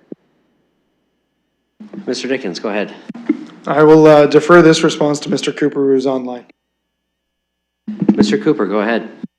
Thank you, and through your worship, the funding is obviously based on allocation letters from the province. And so should we have our following year allocation from the province, we can begin those conversations and have some initial conversations with agencies. And then once that funding is confirmed, we can then look to move forward with those extensions or with new contracts. I think that is really the defining piece within a timeline, is whenever we get that information from the provincial or federal government allows us then to be able to have those conversations with an agency. In many of our past procurement approvals, we've built in a clause in Seeking Council's approval to note that it's all subject to confirmation of funding source. And so that would allow us to extend contracts. It allows us to, where previous approvals have provided, to have those conversations as soon as we get that information versus having to come back to council to then have those conversations. So hopefully that answers the councilor's question. Go ahead, Councilor Prillo. It certainly has, and thank you, you have. So based on what I heard and the questions that were answered, I will not be supporting 2 years now. I will be supporting 1 year. I don't see I do understand, and actually this is the first time I think that I always fought for longer terms, and again, not repeating stability, et cetera, et cetera. But coming back with both higher levels of government budgets, coming back that the review is coming in Q2, I really don't, again, not to have the agency stuck that we are going to wait till January, February, March, or the new council next year, but I really think that this can be addressed way before. But on the other hand, I really don't, I personally would like to see the review first. And there's going to be even a really good feedback from the organizations. And I had the same conversations that they could be coming up with certain things as well. We need to really think more and more outside the box. The money is limited.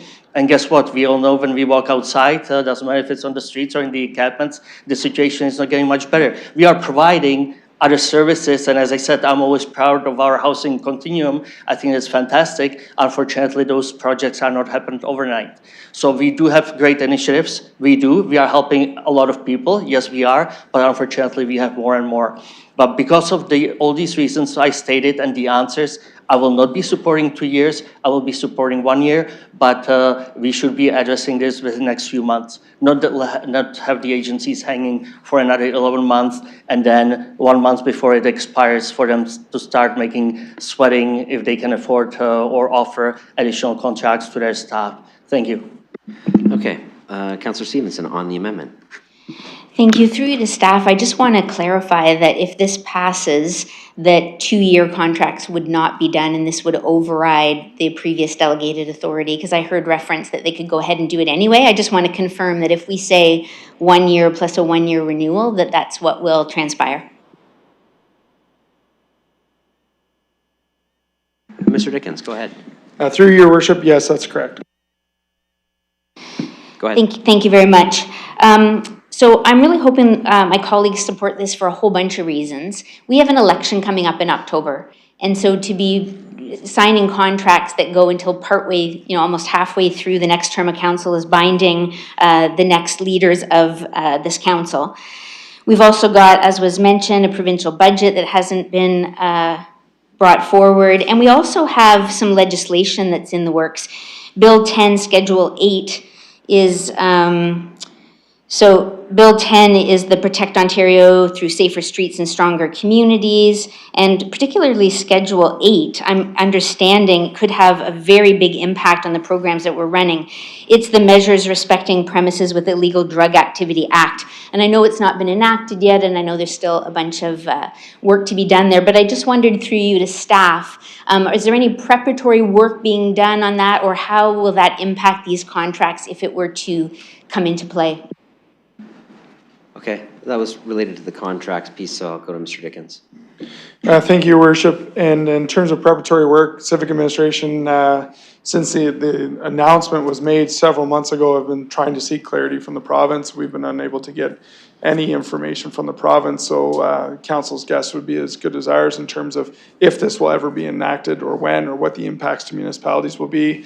I'm sure members of this council that are affiliated with other bodies such as Big City Mayors or AMO, and those of us who are represented at the Ontario Municipal Social Services Association, we have asked these questions on a regular basis and no information has been provided. Councillor Stevenson. Thank you. I get the opportunity that lies ahead, but I also wondered, as we're doing these contracts, how are we protecting the corporation in terms of the legal liability that is implied in some of this legislation? Well, so. I guess to tie it in. Well, I got to deal with the point of order, so just give me a sec. What's the point of order, Councillor Trosta? Well, if the legislation hasn't been enacted, there's nothing on the books that we have to worry about. Okay, point of order. Okay, I would say that that's out of order because she's assuming something is legislated and it's not by her own admission. Okay, So it's so- just nonsense. So I'm going to stop you. So first off, we're not going to use the word nonsense to describe another counselor's debate. Second, we are, like I said before, people can give their interpretation or their opinion on the council floor. You don't have to agree that it's correct in your opinion. And what I hear is the counselor asking about some risk. What I will say is I think there are many answers to that question. I think it's a very difficult one for our staff to ask. I would give an example. When automated speed enforcement changes were made, the province actually put dollars on the table to say you might have to break some contracts, we'll pay for them. So I think there are many answers to the counselor's question, but I don't think it's an illegitimate question. I also don't think our staff may have a direct answer to it, given we can't presume what the province is going to do, but I'm happy to go to our staff to see if they can provide any context at all. Go ahead. Thank you, and through you, as Mr. Dickens said, it's at a very sort of premature stage here, so it's difficult to know what the legislation will eventually entail, if it will pass. It's quite hypothetical at this point. So at this point, there's not a lot we can do to sort of, gaze in a crystal ball and change contracts with legislation that is not yet enacted. Councillor Stevenson. Thank you, I appreciate that, and I wasn't looking to change them guessing at what was coming, but just wanting to, I guess, point out too, there's a lot of uncertainty coming, and to lock into your contracts knowing this legislation is looking to be brought forward, and just wanting to be sure that we are protecting the corporation in terms of the programs and services that are built within these contracts may run contrary to some of what might be coming. So there's also comments around stabilizing the system, which is what we heard in February 2024 when we did the 2-year. So we were asked then to stabilize the system while we were moved forward with the whole of community. But what I'm hearing, there is a voice out in the public that is concerned about the destabilizing of the city. And so we need to watch that as well. And so I am really hoping for support around this for a few reasons. One, that we're not tying the hands of the next council. Two, that we leave ourselves an ability to make changes, given that we've asked the province to declare a state of emergency. It gives us time to see what's coming in the provincial budget, and it gives us time to see what's coming in terms of Bill 10 and other legislation. At a time when there is so much uncertainty, locking contracts in, I don't believe sets us up for success right now. Councillor Hopkins, you're next. Yeah, thank you, Your Worship. And I wanted to rise on and explain my vote at committee. I didn't support this amendment at committee, and I have not heard anything here this afternoon to change my mind. I do agree with a number of comments, though. We just heard the uncertainty that exists. And I do appreciate Deputy Mayor's comments around the baskets and the federal and provincial allocations to municipalities. We do not control any of that, and we do not know what those baskets are going to look like. But what we do know, as a municipality, what can we control? We can control contracts. We can make them 2 years. It gives the stability to the providers. It shows them that we want to work with them, regardless if it's this council or next council. I am very careful not to do this political posturing to get people to go on side. We should be looking at what we're able to do as a municipality and working with the providers. That's why I'm not supporting this amendment. I will be supporting the 2 years that we already have. Councillor Rahman. Thank you, and through you. So I just need some clarity here. First, I need clarity on my interpretation of this. It's a bit of semantics, and I'll explain why. So on the 2-year versus the 1 year plus the 1 year, sounds very similar. In the procurement framework itself, I think what we're referring to is section 2.5 of that report and a bit of 3. of that report. And in both parts of that report, it says that we're going to negotiate new contracts. So we're in this process where we're extending contracts to then negotiate new contracts. And at the time that we negotiate those new contracts, likely within a year, we're going to start new contracts. And we're also having this conversation about binding future terms of council, but we can't do that. So I don't know if I need to seek clarification from the clerk just to clarify that anything that we decide does not bind a future term of council.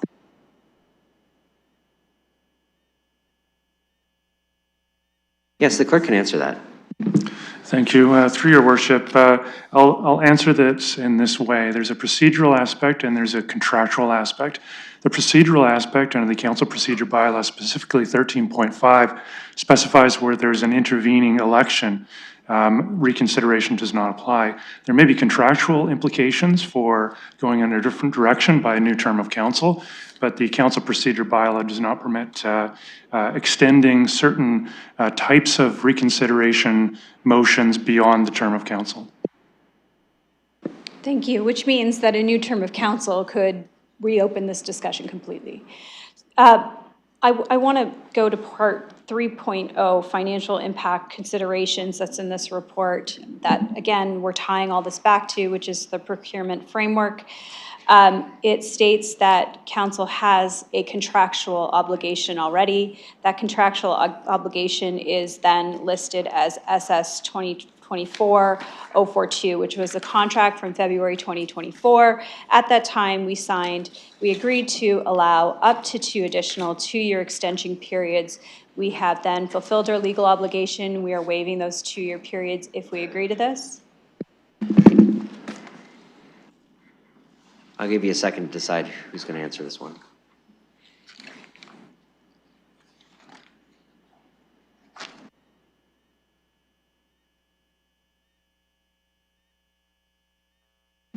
Mr. Dickens. Sorry, Your Worship, could we just get cleared in the last part of that?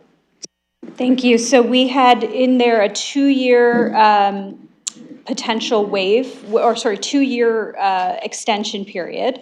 So that would have been till Feb 2026, and then another 2-year extension period, which could be exercised under the additional clause to help with the restructuring of the plan. Can you just, through you, I'm looking for clarification on whether or not this overrides that authority since that's contractual.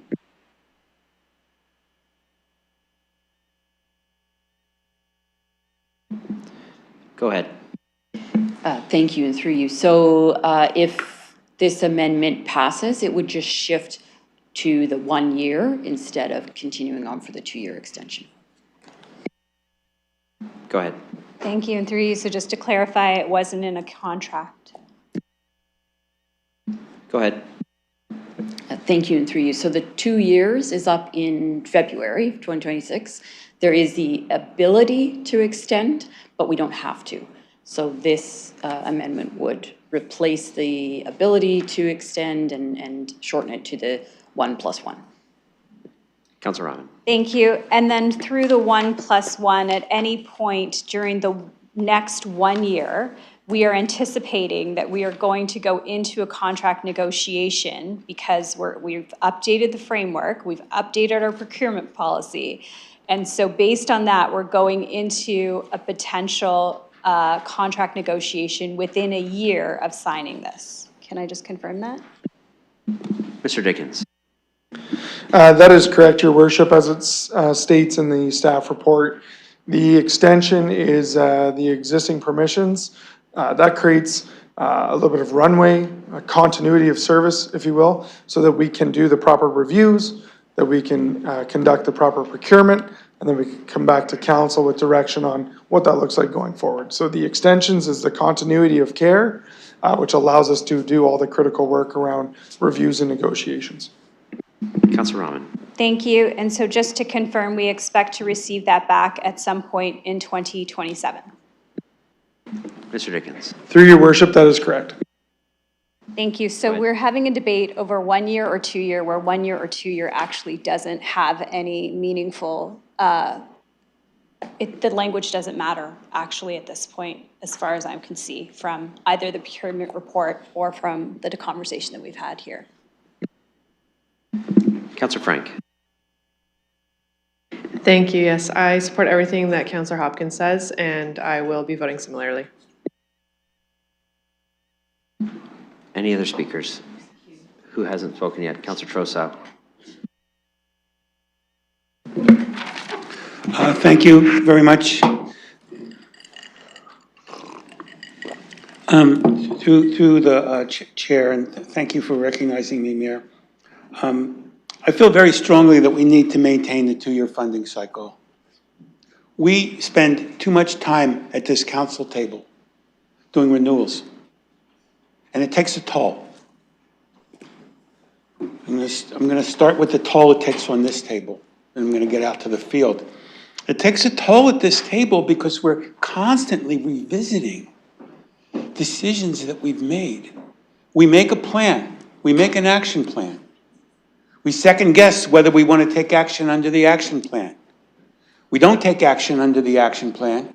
Then we wonder why the action plan isn't working. And somebody says, you know, we really need an action plan. And it's like, it's a perpetual, it's a death loop.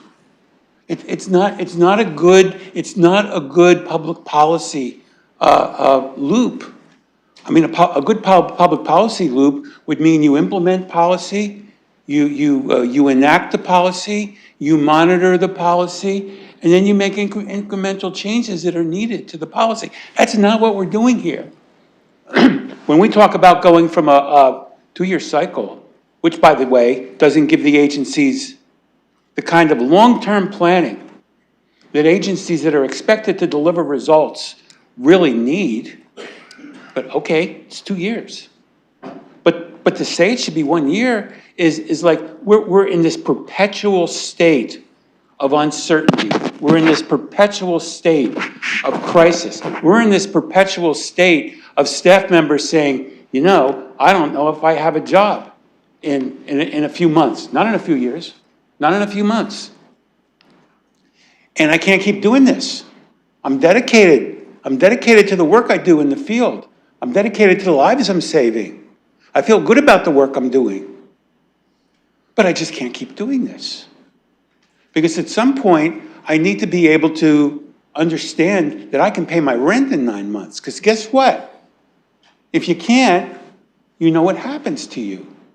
And I think the point has been made very well in some of the letters that we received, that many of the people who are just dedicating their lives to doing this work, you're just a few months away from being a client or a patron yourself. Going from 2 years to 1 year it's cruel. And it just creates the type of uncertainty that does not lead to efficiency at this council table. I think it also creates a lot of burden on our staff. I mean, if we go through this council, this last council, and add up all the time that we spent rehashing things that we've already done, in terms of, well, you know, your funding's running out and now we have to do a 1-year extension. And it's sort of like, well, we shouldn't be like backdropping the province, but I'll do it this time, but I won't do it next time. I want to add all that up. We have to stop doing that. We need to focus our attention on the field, because I think I really need to talk a little bit about our homeless residents who are suffering the brunt of this and whose lives are made better, at least a bit, at least for the time, at least for survival, by the work that our outreach workers are doing and the agencies that serve them. So to bring them to this table, and I think what borders on a punitive way, and we haven't even started talking about the good neighbor policy yet. I'll get to that. But right now, I'm just on going from 2 years to 1 year. In terms of part two, well, if it's something they're doing already, then it's redundant and it shouldn't even be on the table. Because what happens if we pass it? It must mean something. I mean, there's a rule of statutory construction that says every word in legislation must be given a meaning. And if it's something they're already doing, what meaning is there in part two? So I would say unless somebody can identify some meaning in part 2. 30 seconds. We should just strike that.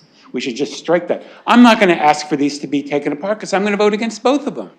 Because I think both part 1 and part 2 is very bad policy and we should reject it. But in the end, we're not binding the next council. What would happen if we couldn't pass contracts that would go past November 2026? I mean, I'm not going to ask the city treasurer to give us a whole list of obligations that we've already made that go past 2026. And I think if I started mentioning what some of them were, I'd be ruled out of order. So I'm not even gonna go there. Vote no on both of these, please. Your time's up, Councilor. Thank you. Okay, so we're on the amendment. I think I've exhausted the speakers list. So this is on the amendment. Both parts 1 and 2 are together. A point of order, go ahead. Sorry, a question. As we've gone through this conversation, as it relates to II, staff had said they're already working on said report, questions of redundancy with II. Maybe the committee chair should have flagged this at committee, which would have been me. If we vote no on it, will staff stop working on the work they've already been directed to do? Like, I'm just looking to see, is it a moot point or staff are already doing it, so that's why I was voting no, but if voting no stops the staff report they're already working on, the direction council's already given them, which one trumps what? Just give me 1 second.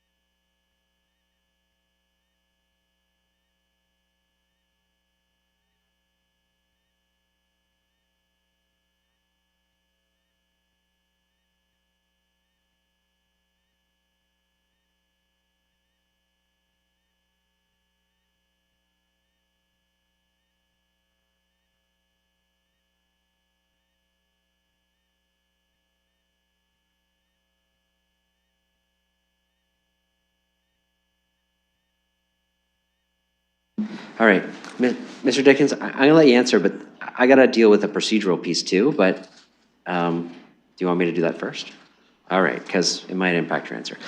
So I was kind of hoping, Councilor, you wouldn't ask that because the clerk and I were talking about this at the start of the meeting, and it's probably gonna drive me to a procedural ruling that is gonna be a little bit complex, and I understand why you're asking it. And so the crux of the question here is, in an amendment that adds something to the motion, if that fails to be added to the motion, because we're at council, is that a decided matter of council? And thus, civic administration would interpret it as, don't do it. The reason why that's a little bit nebulous is it probably needs to be a decided matter of council to avoid someone just bringing the same amendment back to council every week. So if council says we're not doing that amendment, you know, there's a reasonable interpretation that under the procedure bylaw that we've dealt with this, we're not amending this anymore. I think there's a piece here though, it's just getting added to the main motion. So should we have a vote at the main motion to decide whether to defeat it or not once it's added? That's the complexity of it, that the procedure bylaw is kind of nebulous on that. So I could make one ruling, a different chair could make another ruling. We'd probably have a challenge to the chair situation. So I agree with you. It would have been great to kind of head off a committee, but it's here now. So I think from the perspective how I would handle this today is it's an amendment to add it. So if council decided not to add it, then that precludes us from trying to add it each and every meeting. Unless staff would interpret it differently, I don't think it excludes them from continuing to do something that they're going to do. If we want them to stop doing that, I would prefer council make a direct motion to say, don't do this thing you told us you were going to do. So I think if the amendment gets defeated, it doesn't preclude them from still doing this work, but it would preclude us from providing that direction over and over and over again in future council meetings. That's the way I want to rule on it. I know that there's probably maybe some different interpretations on how to, but Mr. Dickens, go ahead. Thank you, Your Worship, and thank you for that clarity. Staff's interpretation would be that the A part of this motion is to endorse the framework. The framework spells out how we're going to do a deep dive and review of every component of the system and bring that back to council. So if II is separated out in a vote or it's withdrawn, we would still follow the direction that is in A. The framework in A tells you we're going to do this review. So we will not interpret it a no here on II to be don't do the work. We actually need to do the work. So that kind of concurs with where I landed too. So that's how we're going to proceed, so everybody's on the same page. I will say there's a couple of things that have come up through council meetings that involve a cleanup of some of the procedures in the bylaw to be much more definitive. I will endeavor to work with the clerk to bring forward some amendments in the future about this and a couple of other things that have come up through council that we've discussed could use a little bit of tidy up so that I don't have to rule on it over and over again. We can make a decision as a council, but that's a separate issue. So Councillor, I hope that provides the clarification on your point of order. Okay. Then I don't have any other speakers. I'm just going to request that you call the two separately. Oh, absolutely. We can call them separate.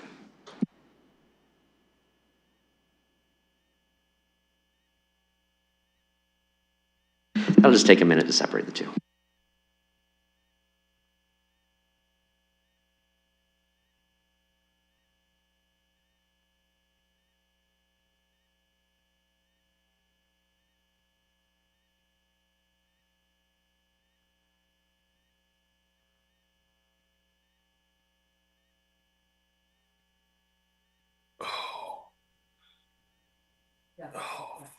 Jesus. I vote yes, Your Worship. That's okay. We haven't, let me tell you what vote we're on first, Councillor. No, okay, thank you. Did you get on? Thank you.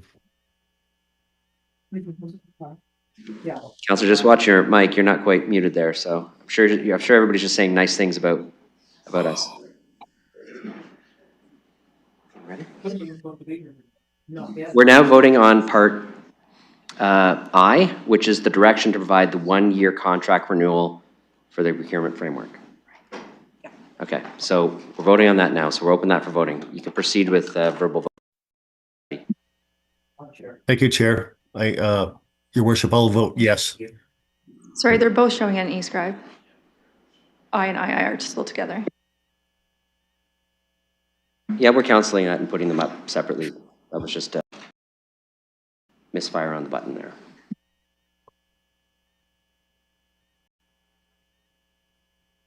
Okay, now the vote. I ask you to verbally vote again, Councillor Cuddy. I vote yes, Your Worship.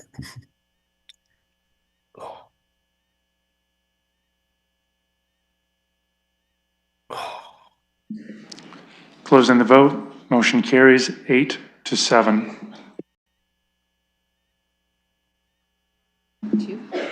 Yeah, now we'll bring up the second one.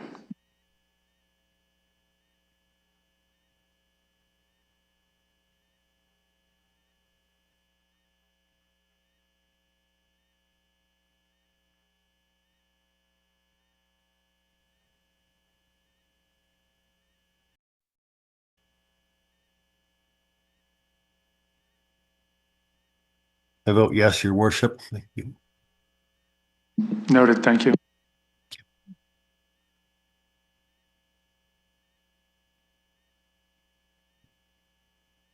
Councillor Ferrara.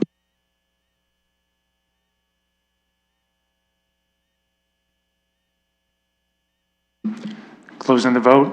Motion fails 7-8.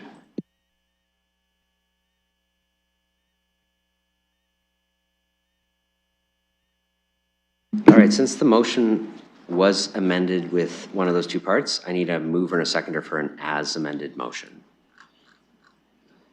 which is everything that was before plus the change to the contract term.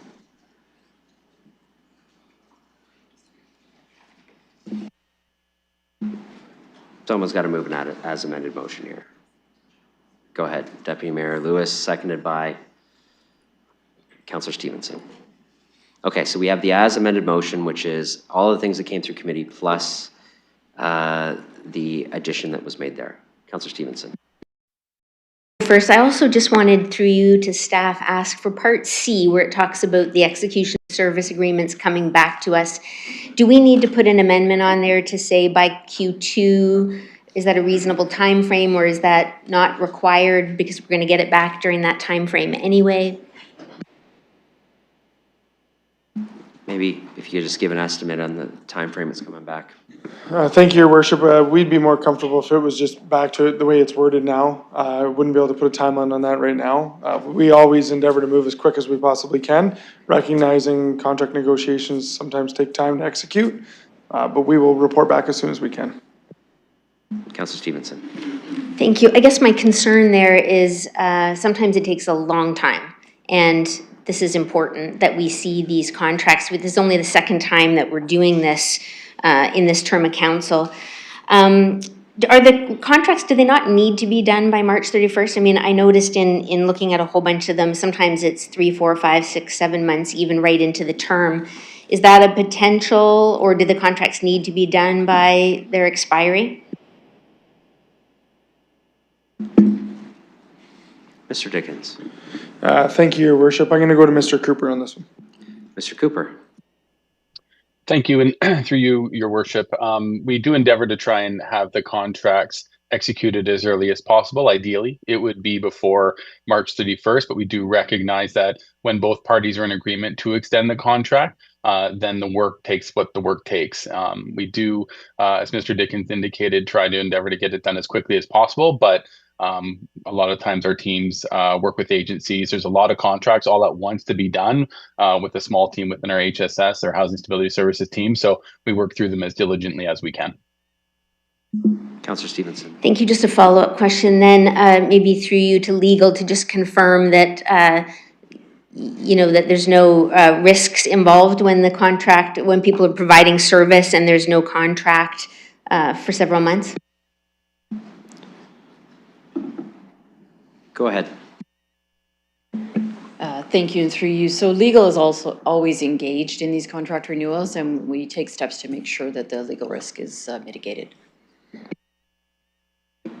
Thank you. I just want to confirm too that payment isn't issued until the contracts are finalized, so sometimes the agencies are left waiting for that first payment. Mr. Dickens or Cooper. Thank you, Your Worship. And yes, through you, that sometimes is the case. And that's why we try to move as quick as possible. Some of these organizations also try to align with board meeting schedules. We undertake a legal review. Sometimes there's amendments coming back and forth. So neither party wants us to drag on. It's just, as Mr. Cooper has said, sometimes it takes the time it takes, and we always try to meet those deadlines. Okay, thank you. I'll make my comments for the main motion. I guess I have a different perspective on this than some of my colleagues. You know, I hear about stabilizing the system and wanting certainty for employment and everything. And while I understand if I have a job, I want that too, this is a crisis, a humanitarian crisis.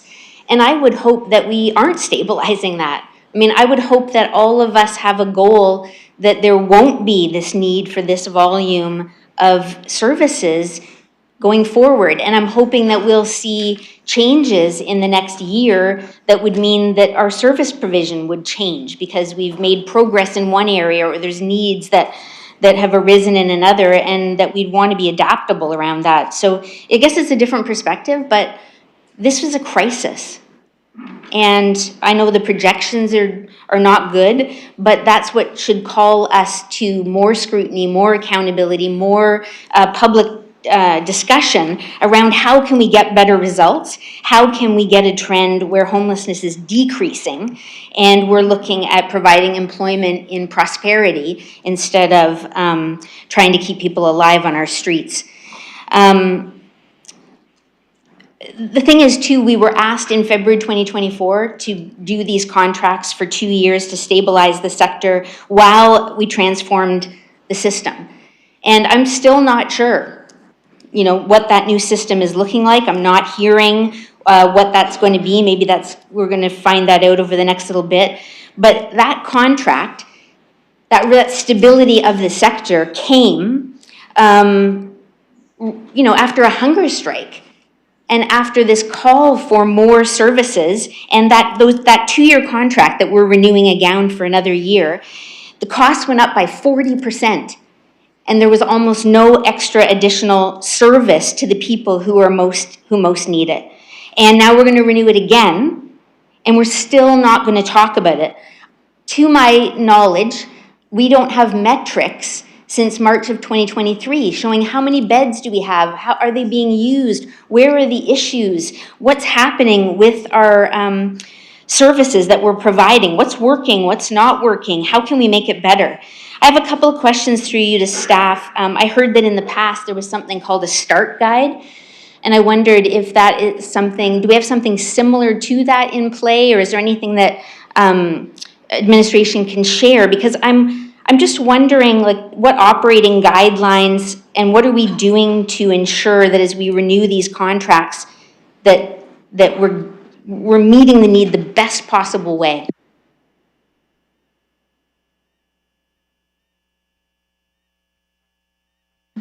Sorry, Councillor, I'm wondering what your item has to do with the scope of the matter before us. Well, we're talking about execution of service agreements, and I'm wondering, in our service agreements, I heard that in previous councils there was something called a START guide that was used through administration to ensure that there was a high level of accountability with agencies. So I'm wondering, if not that, what now? Okay, I understand that was in a previous contract. That makes sense to me. I'll go ahead.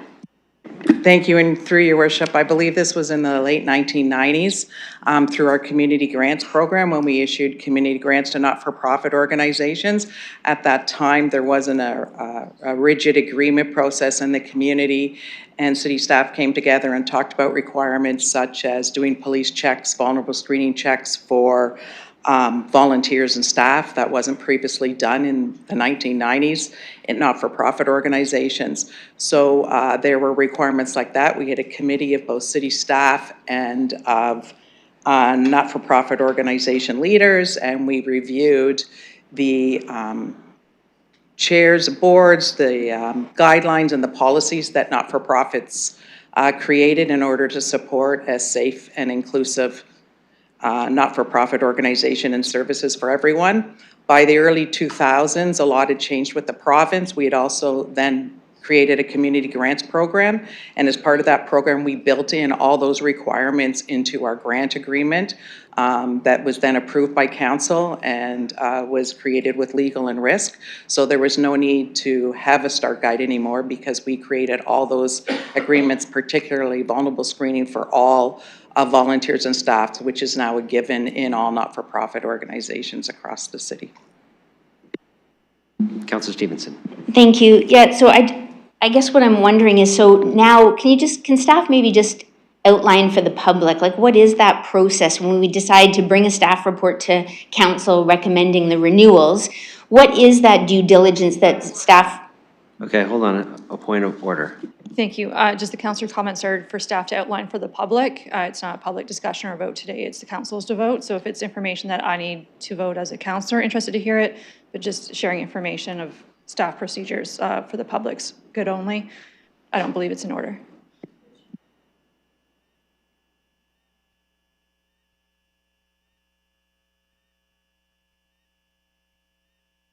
Yeah, I'm not sure I'm going to be able to, under the procedure bylaw, enforce that. I think councillors can speak in a language they want. They can say they're doing something for the public. Ultimately, what we all know here is we're making the decision.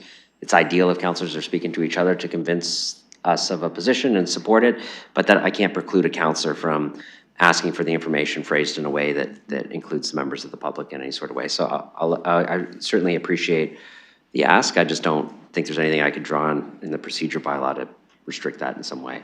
So I think councilors are going to use different language in the debate, and some of it might be in this way. So I'll let the councilor continue. Well, it was a question to staff to just let us know as we endorse sort of these renewals, what is the process, you know, are inspections done? Are there policies that they have to follow, like city guidelines in terms of operational standards? I'll go to Mr. Dickens. Thank you, Worship. In all of the contracts, there are schedules set out in terms of service standards and expectations. Throughout the course of a year, Civic Administration, members of our team, have regular check-ins with service providers. Those check-ins allow for the parties to get together to talk about trends, to see what's happening, look at emerging issues, sometimes share data across different spaces in terms of what other spaces are seeing. We get our quarterly financials, so a lot of this contract discussion about bringing forward an extension is looking at what the financial actuals look like. Someone's projecting a deficit, someone may be projecting a small surplus if staffing was an issue. We also get our monthly updates in terms of the bed usage. If it's a shelter, we get updates on some of the key performance indicators as it relates to outcomes and those sorts of things. So some of those are already publicly available. Some will become publicly available on the dashboard. And if there is something that council would like to see, we welcome that direction to bring those reports back. But staff do this work day in, day out. We connect with organizations on a monthly basis, and cumulatively, all of that leads to making decisions on contract renewals. Quite often, organizations are very blunt with us. There was a question baked in there around stability of the sector. Yes, the costs went up because we tried to stabilize what was a woefully underfunded system. Frontline workers barely making ends meet, the acuity level in our community reaching a humanitarian crisis level, and we were trying to stabilize so we didn't lose organizations who do this life-saving work. We had hoped that the province would step up and fund a more broad hub system with 24-hour, 7-day-a-week wraparound care to meet the health needs of our vulnerable populations. That didn't materialize. That doesn't mean the community or civic administration or in fact the council plans that you've endorsed didn't exist and that there's no plan and we're just wandering in the wind. There was a plan. It wasn't funded. These organizations have been stabilized. They still require stabilization. We see it every night at Boyle with 100 people showing up with significant health concerns. So all of this informs the professional opinions of the organizations and the professional opinions of staff when we recommend the continuity or an extension of a service contract. Where operators are underperforming, and that's no different if it's in London Regional Employment Services or a contracted agency under Ms. Scher's area.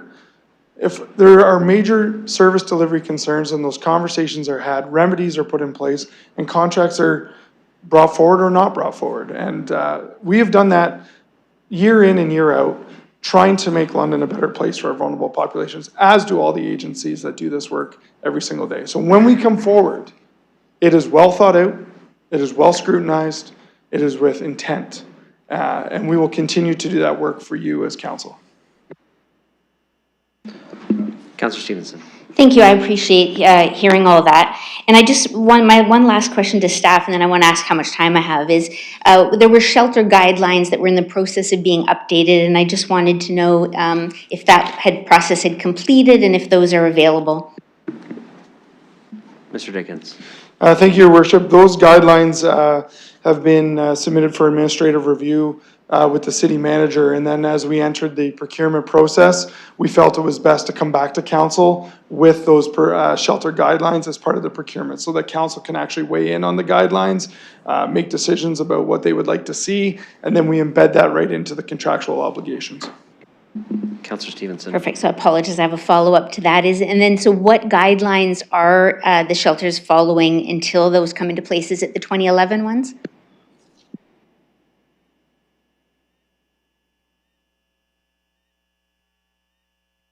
Mr. Dickens, go ahead.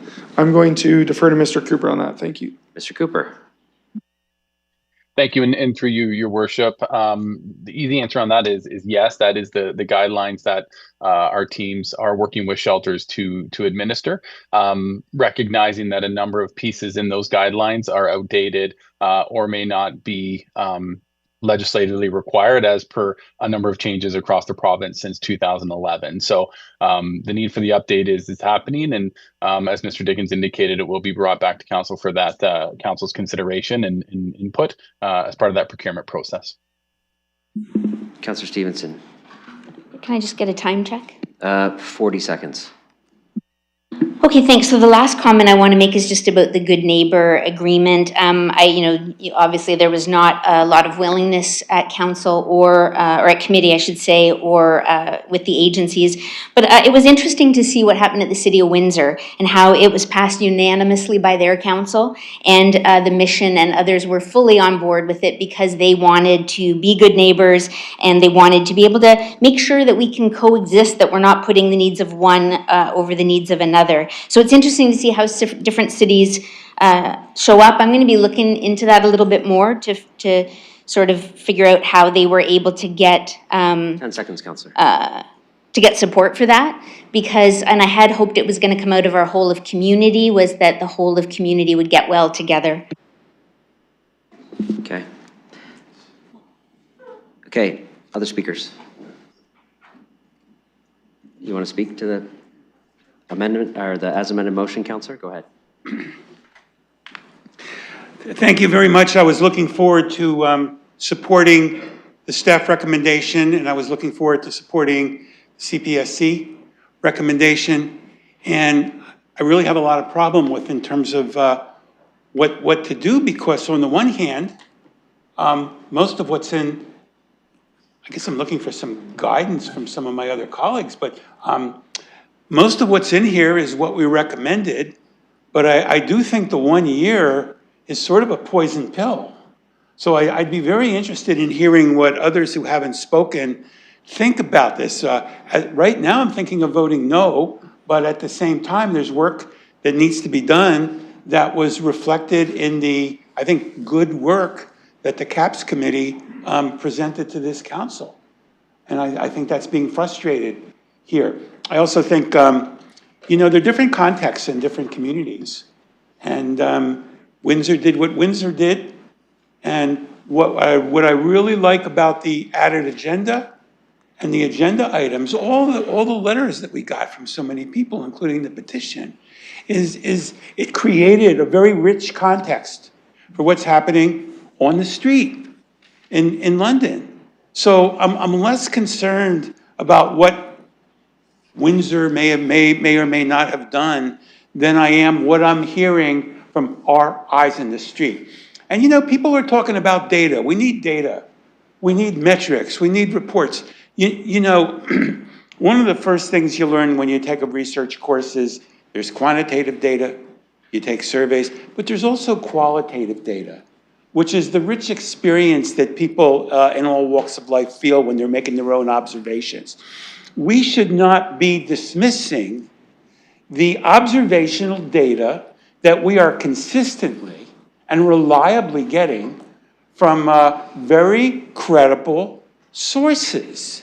And I think it's a little insulting to the research program generally, as it's understood, and also the people who have been our informants, to say, well, I don't have enough data here to know what's working. Well, we need more data, sure. Nobody's saying don't do more studies. But what I am saying is don't continue a plan that's a viable plan, because there could be a better research design. And I'm sorry if I'm phrasing this in too much in terms of academic research methods, but I think we're turning the research project on its head here a little bit when we ignore the observational data that I consider to be very reliable and very persuasive from people who are in the street. So since I can't ask how much time I have left, and since I can't come back to this, I want to say that I'm very troubled by how many of us on this council are dismissing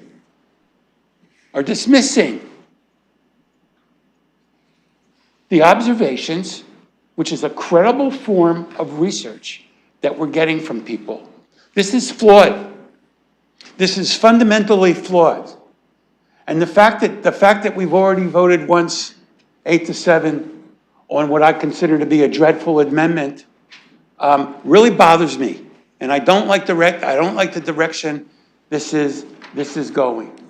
So I think I've made my position on this very clear, other than the fact that I don't know what to do with this main motion, because it's fundamentally flawed and there's a poison pill in it. So maybe we could take that out, although we've already voted on it. I don't know procedurally how could I be satisfied that I'm voting for what I think is a good report that we received? Well, we can split that part out. It was added to the motion. You can vote on that separately if you want. Okay, and you wouldn't consider that redundant? No, it was added to the motion. We have to vote on the motion. If you want that part dealt with separately, we can deal with that part separately. Okay, then, in closing, really,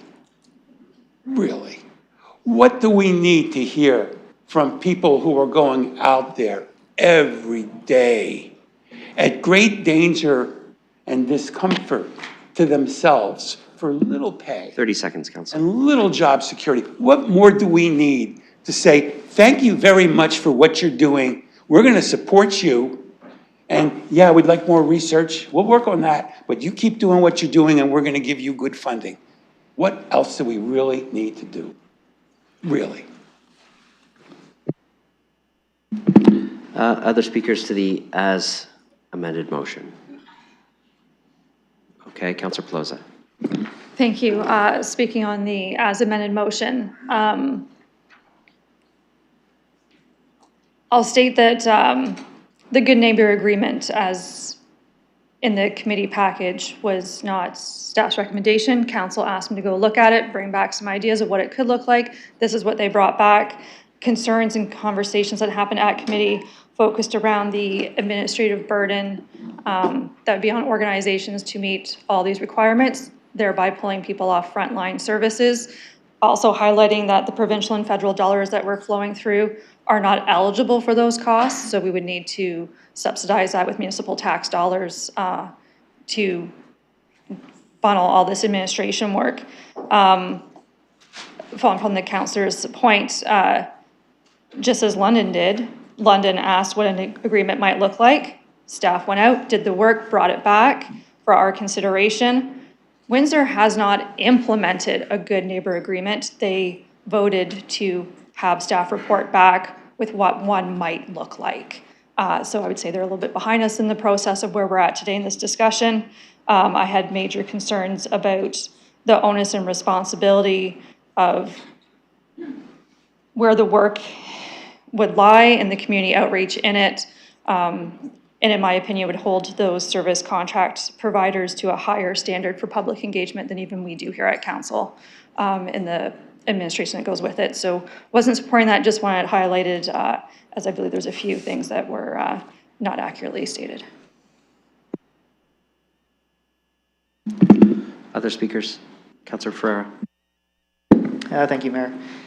So just before I start, just to clarify again, we can have the committee recommendation separate and apart from the amended parts that we saw here, and we can vote on them separately? Well, I could separate it anyway. So right now, how I'm going to do it is I'm going to do A first, then I'm going to do the new added I part second, and then from what I hear so far, I can do everything else after that. Okay. So I'll do it that way unless someone has an objection. Thank you.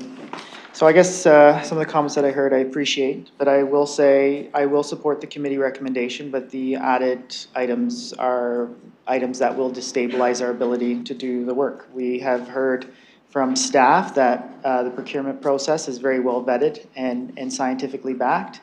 We've heard from my conversations with service agencies of what they require and kind of how to move forward, especially considering the nature of the work that they're doing. And I struggle to know that, the communication is very clear of what the needs are, but Council here is kind of set in their course and is going the course that they're going. And when it comes to a response to homelessness, we shouldn't be politically or ideologically motivated. This is a scientific process. We should be as scientific as we can. I heard Councillor Trusso speak to the quality of data and good data. We do get good information, but staff are the ones who vet that information thoroughly, and they work with the agencies that are actually doing the work. They have years and years and years of experience working in this, and they know what works, especially considering the tight budget that we're on. And I would say that, considering the nature of the issues that arise with respect to homelessness, whether it's affordability, whether it's addictions, whether it's mental health, we can't be ideologically motivated on how to solve these issues. The type of addictions that people are suffering, for example, for today, are of the most potent nature. And we talk about a hard hub system with only 60 spaces, but that takes a long time for someone to go through the process, especially considering the potency of what's on the streets today. That is not enough capacity to move people through the system. We have an affordability issue that's kicking more people out on the street again and again and again. And it's outpacing our ability to move forward. And if we're not scientific in our approach, if we're not working with what we know works and what we know doesn't work, then we are not going to be successful. I hear that, this is a crisis of epic proportions. We have asked the province to state a declaration of emergency, to declare this as a crisis. But looking at some of the added additions here to this motion, I'm starting to think this is a crisis by design in some areas. And it's just really hard for me to be able to speak to the people of this city and explain to them that, we've brought our best efforts forward to actually respond to homelessness in the best potential way. Because motions like this are not even close.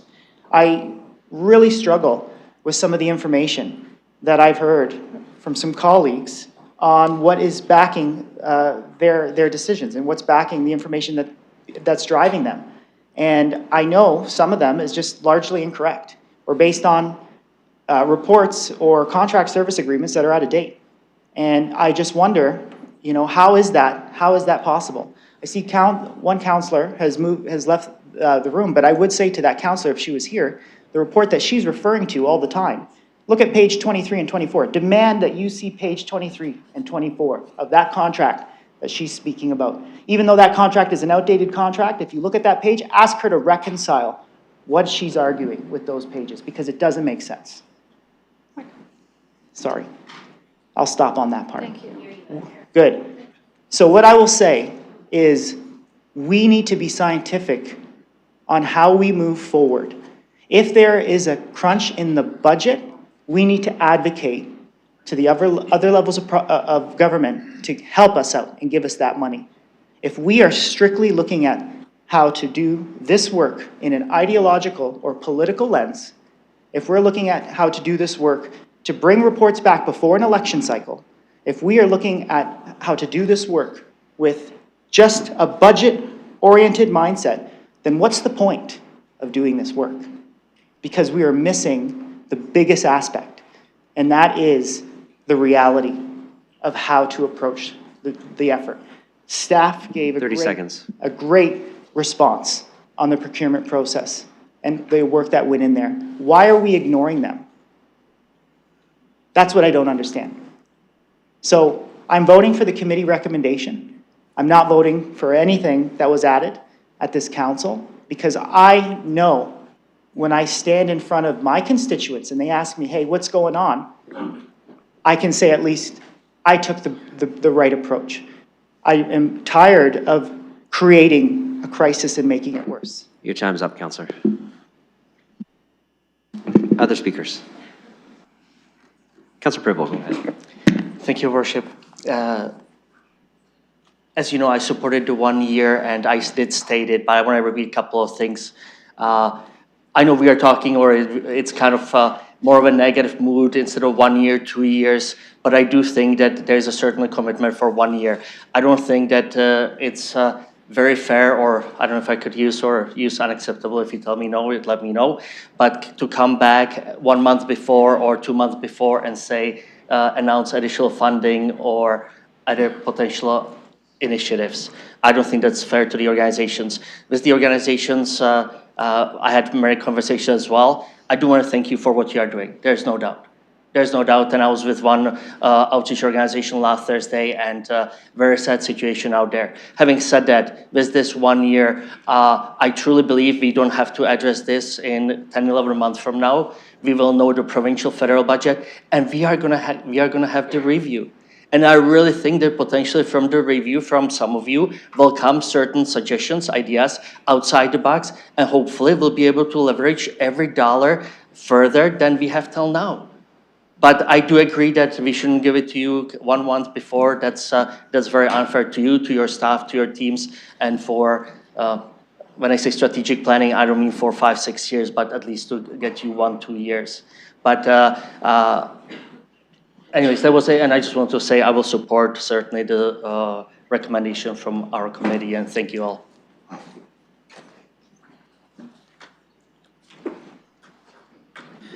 Other speakers to the as amended motion? Okay. I need just your microphone, Councillor Pribble. Okay, good. All right, then we're going to divide this vote up into some sections here.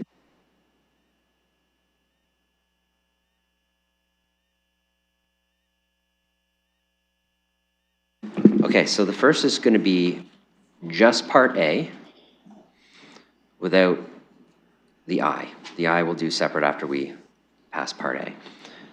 Then we'll do I, which is the amended piece that was added in. Then we'll do everything else, unless anybody wants it broken down further than that. Okay, let's start with Part A then.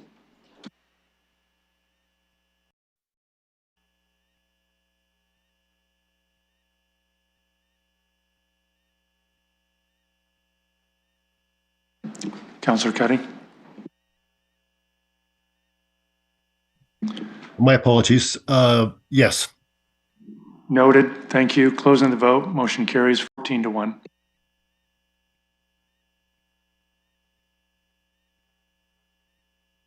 All right, now Part I.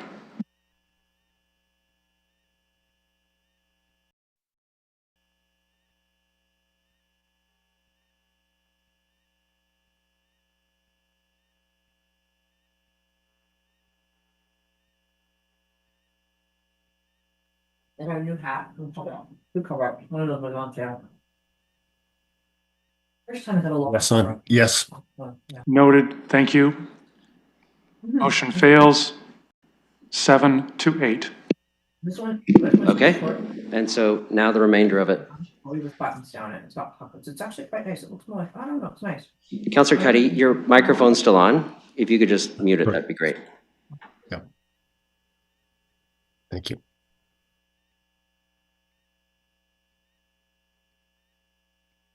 Yes? Sorry, I voted the wrong way. I voted the wrong way. Okay. Sorry, I would like to reconcile this. We just voted on I.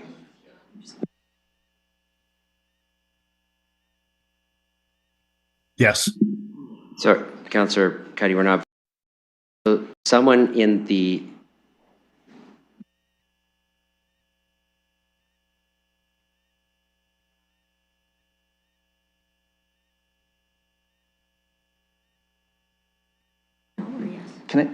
Can I just, did we just vote on I, which is the 1 year that we passed?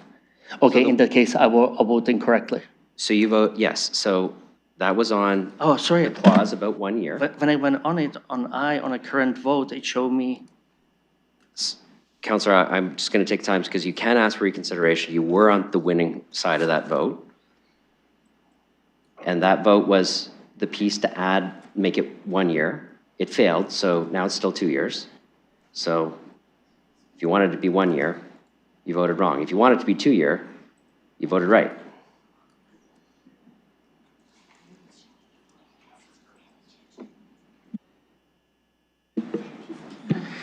Do you want, I must have clicked on the wrong one because it showed me that I voted no, so I must have clicked on the wrong one. I voted yes. And this one, in your records, did I vote yes?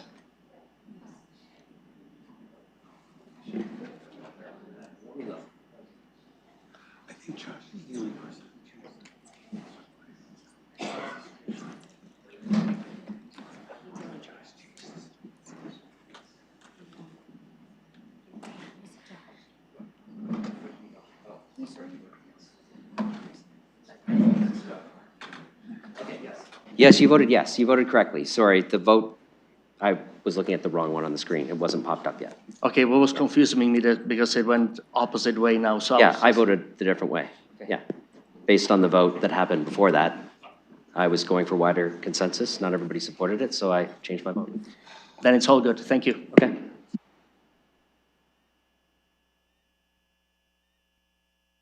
Okay, so now we can vote on everything else? Everybody's good? Okay, we're going to open the remainder of all the clauses.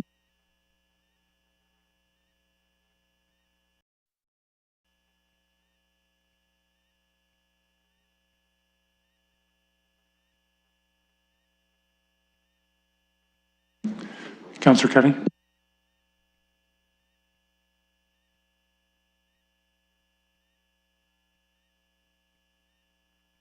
Second call, Councillor Cuddy. This is for the remainder of everything. Noting Councillor Cuddy absent, closing the vote. Motion carries 14-0.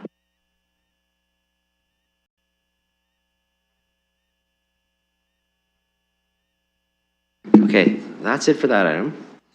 Back to Councillor Plaza. Thank you. And your worship, I did anticipate this committee report might take till 5 p.m. to get through it. So we are on number 6 now, which is 2.3, which is the system area update supports for those living unsheltered basic needs and pathway options. We had a couple addition communications, including something from Councillor Trousseau. This is the one it belongs to. Putting it on the floor.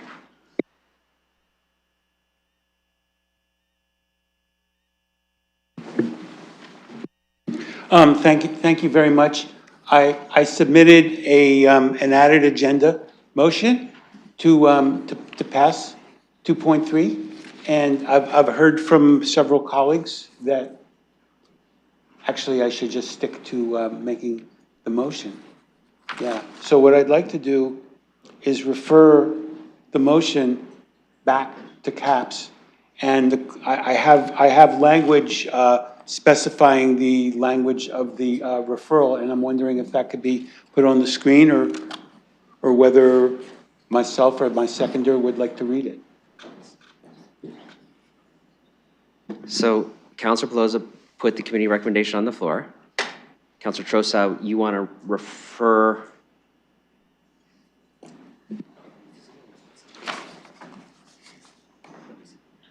Sarah just nodded yes.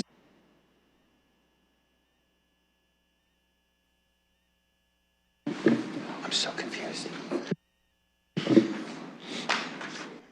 It's okay. It's okay to be confused.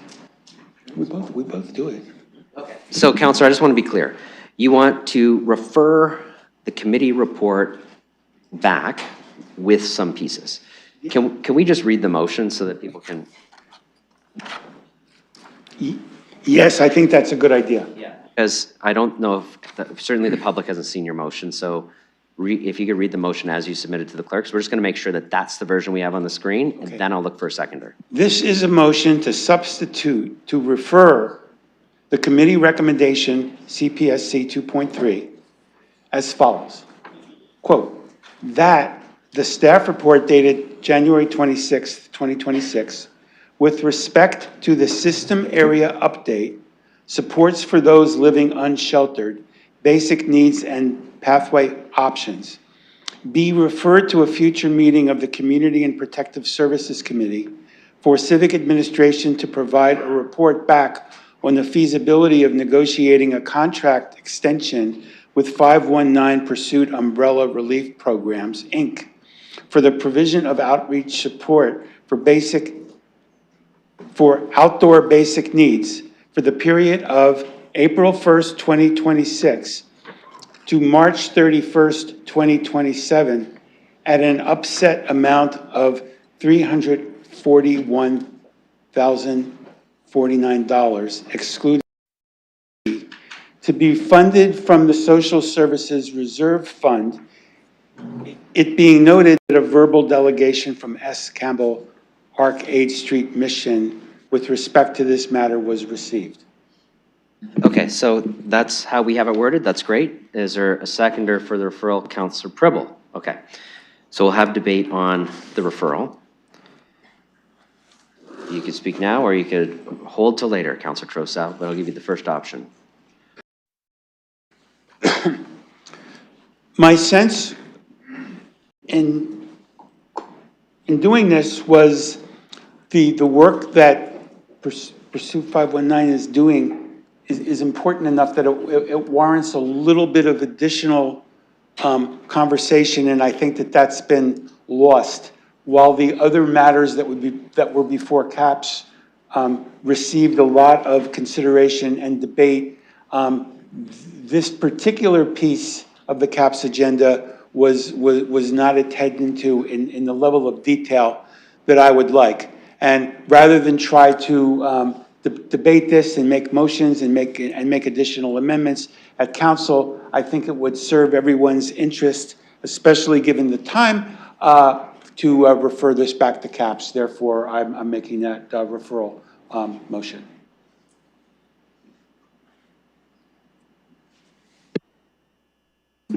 All right, I'm going to look for other speakers on the referral.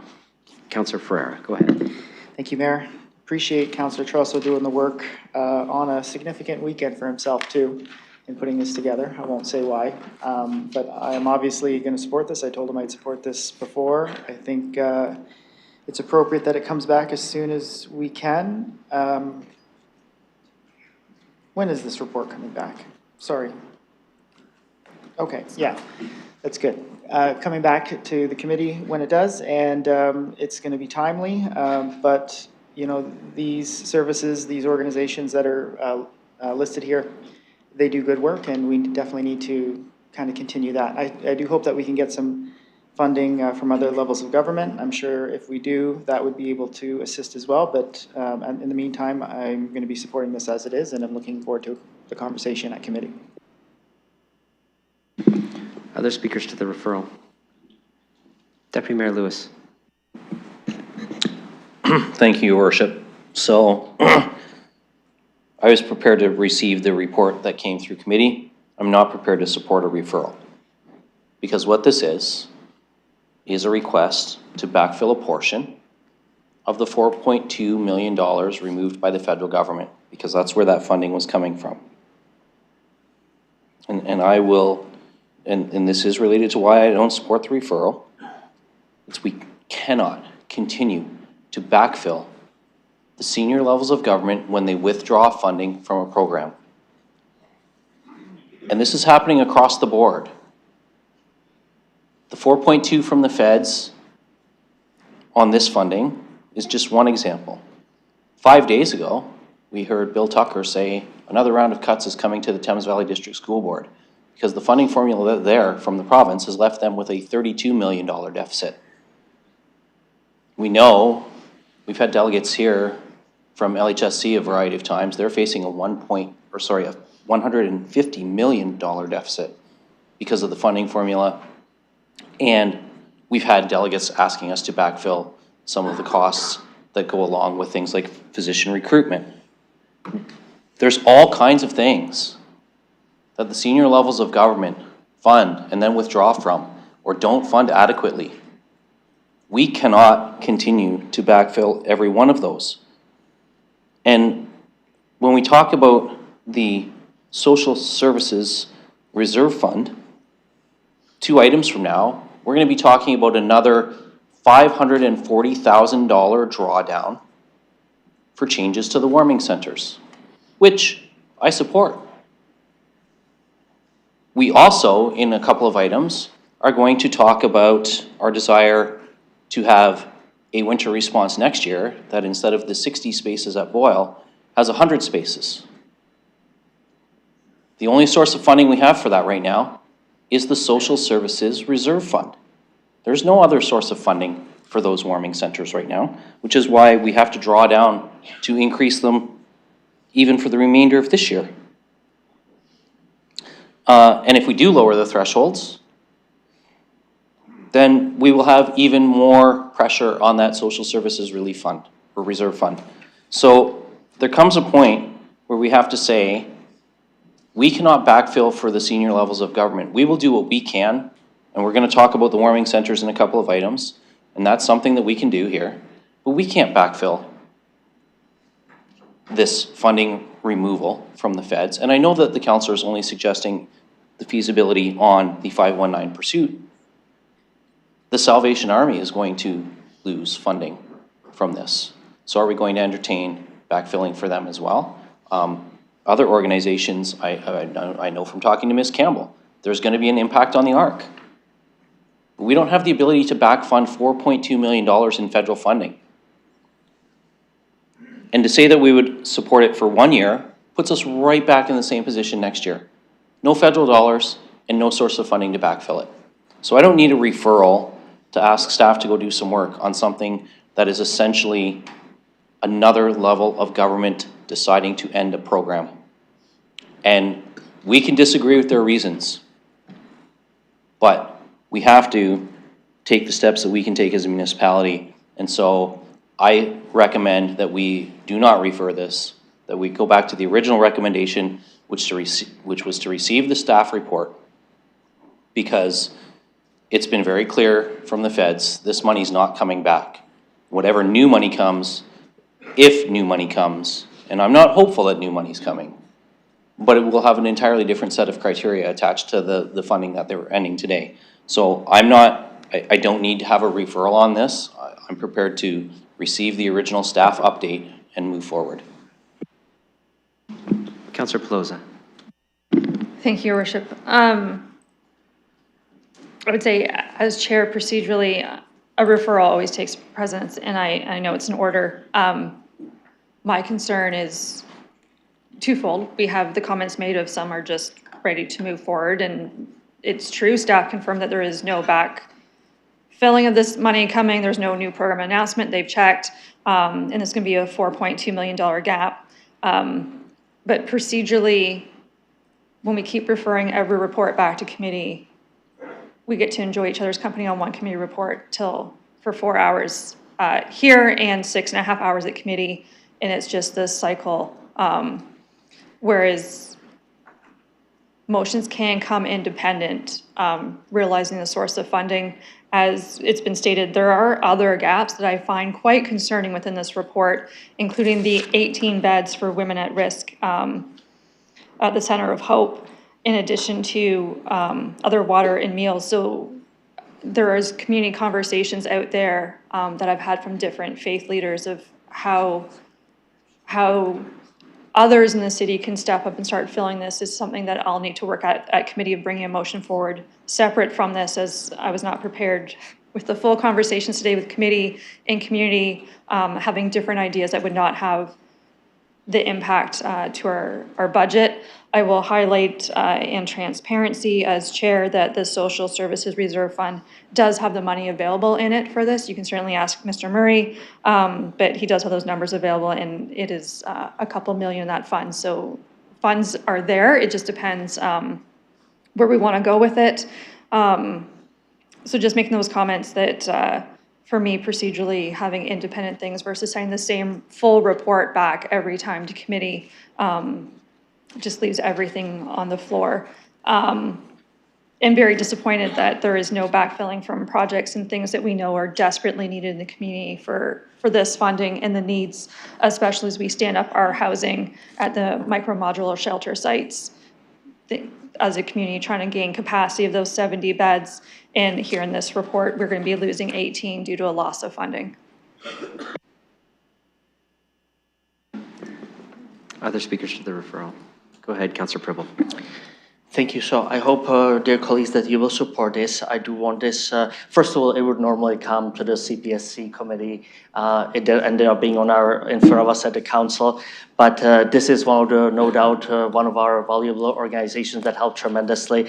And I really want to stay this on the table. And when I say on the table, I'm not saying that I'm talking about the 341,000, but I really think that this is certainly one of the organizations. And again, when I mentioned an hour ago that last week I was with one of the organizations. This was one of them. I'm just a volunteer, nothing else, nothing more. But just in that day, there were 2 people that went to the person I was with thanking for saving their life. So I hope it's referred because it should have been there first at CPSC anyways. So let's refer it, let's keep it on the table, and let's see what happens in terms of higher levels of funding. But I just don't want this now, if we are gonna not refer it, if it's gonna, I don't want this to die. I want this to stay alive, and let's see what happens. So please do refer it. We will work with it at the CPSC. I think, I don't know if the other CPSC members already spoken to it, but let's keep it alive and let's work with it, and let's,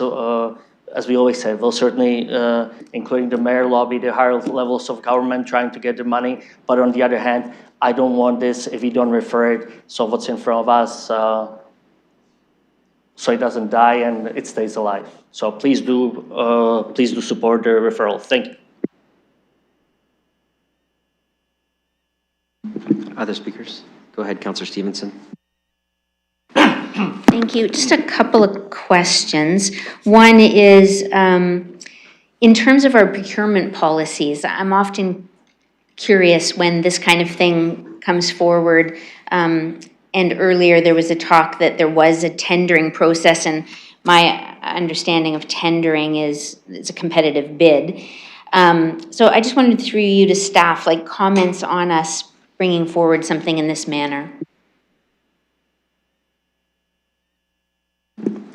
Like, what kind of, general comments, I'm not sure where to go. Like, yeah, if, maybe a more specific question. Well, in terms of procurement, we can just pick an agency, an amount, and put it in So the here. question is would making a motion like this for council be in alignment with parameters of our procurement policy or not? Go ahead. Thank you, through your worship. So based on the way I read the motion is it's referring to the feasibility of negotiating a contract extension.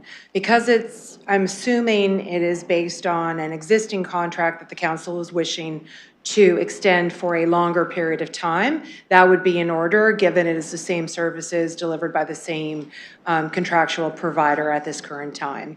Where we go beyond what is permitted in the procurement policy is certainly designating a provider to do something new that was not put out through a process that considered all proponents that might be able to provide. So certainly in line with our procurement policy based on it's an existing contract, but certainly where we would have concerns is where there is anything that goes beyond simply identifying the services and the period of time for the amount of money that the council wishes to support. Okay, Councillor Stevenson. Okay, thank you for that. The other question is, you know, the motion says for the provision of outreach supports for outdoor basic needs. And, the organization sent a letter, and in it included a story around a high acuity individual that's been denied access at the other shelters because of barriers regarding their disability. But it says here that they provide PSW care, supporting them to go to the washroom, creating clean, comfortable bedding, moving them physically when needed to provide comfort, feeding them at times when it's too cold to hold a fork, and then dealing with, some really tragic foot care requirements that were ultimately refused. They refused service at EMS, unfortunately. But I just wondered, when we do these contracts for outreach services, are we delineating, do we have any parameters on what we are funding? And does this provide any liability risk to us when we have a public document here stating this is the kind of work that's happening, and then we contract it as outreach supports?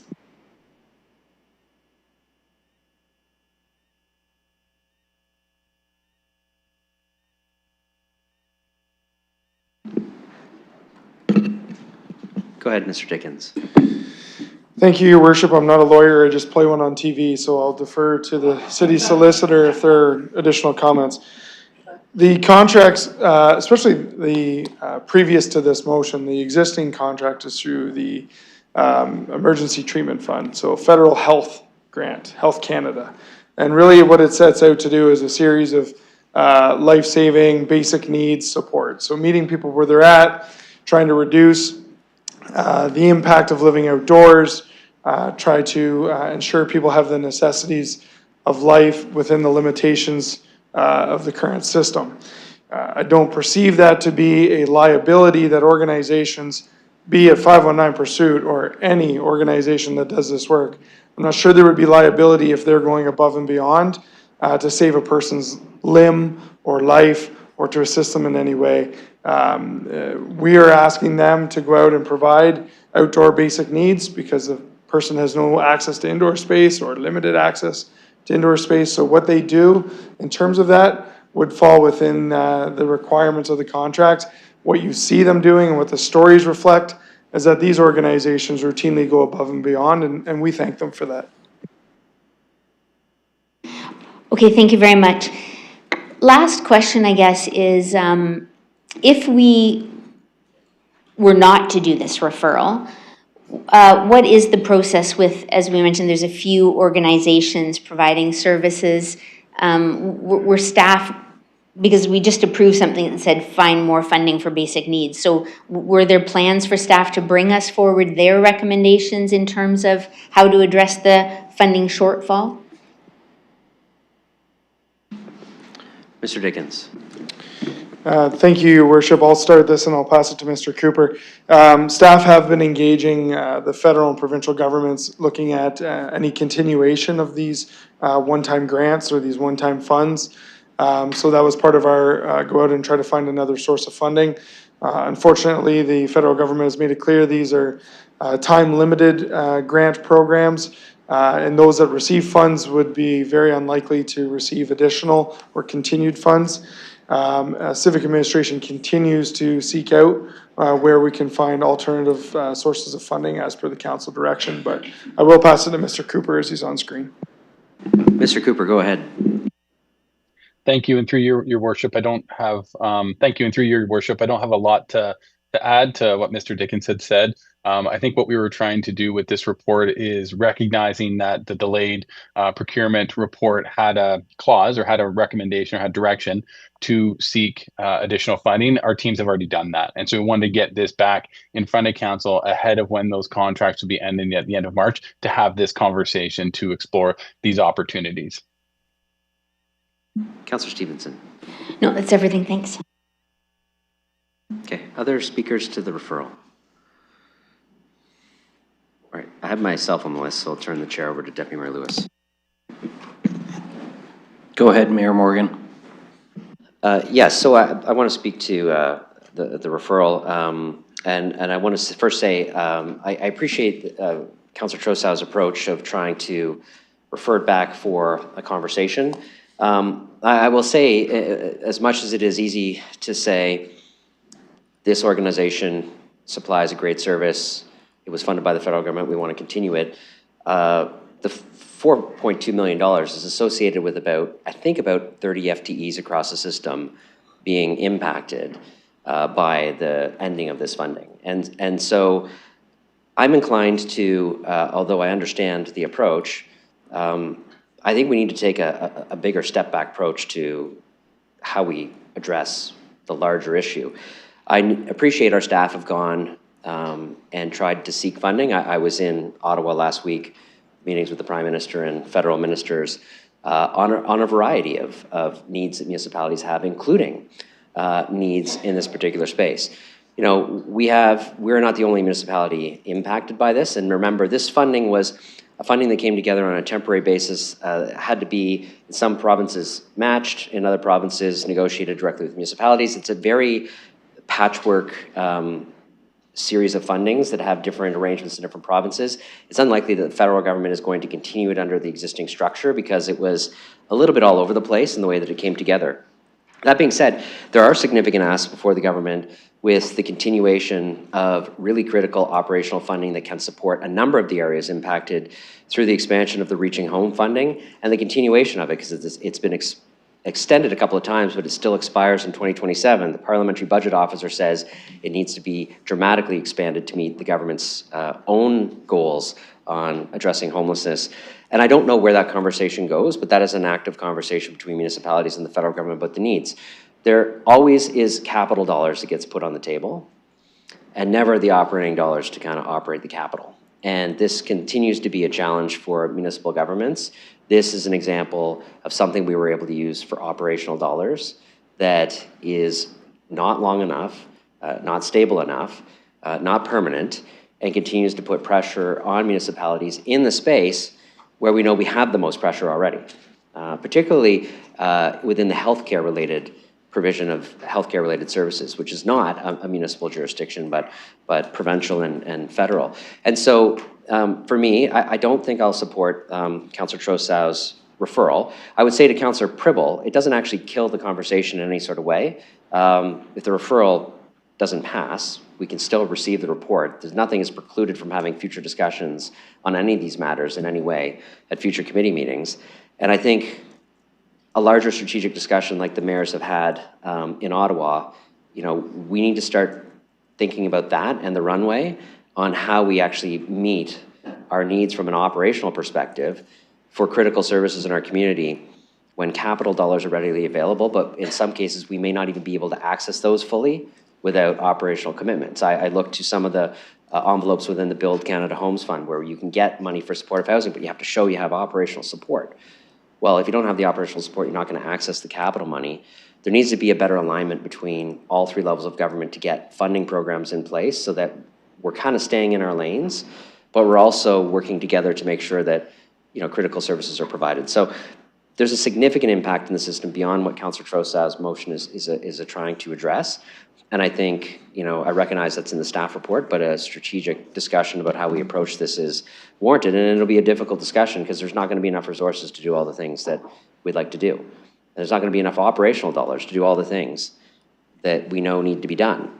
And that's why we have people at warming centers and people who need micro-modular shelter space and other things. Like this is the fundamental issue that we have, and it is not restricted just to this outreach agency. There are multiple other agencies impacted by the ending of this funding, particularly on the operational side. So I'm going to not support the referral. I don't think it precludes a strategic discussion at committee about the larger issue, though. Thank you, Mayor Morgan. I'll return the chair to you. Okay, any other speakers to the referral? Okay, seeing none, we'll open the referral for voting.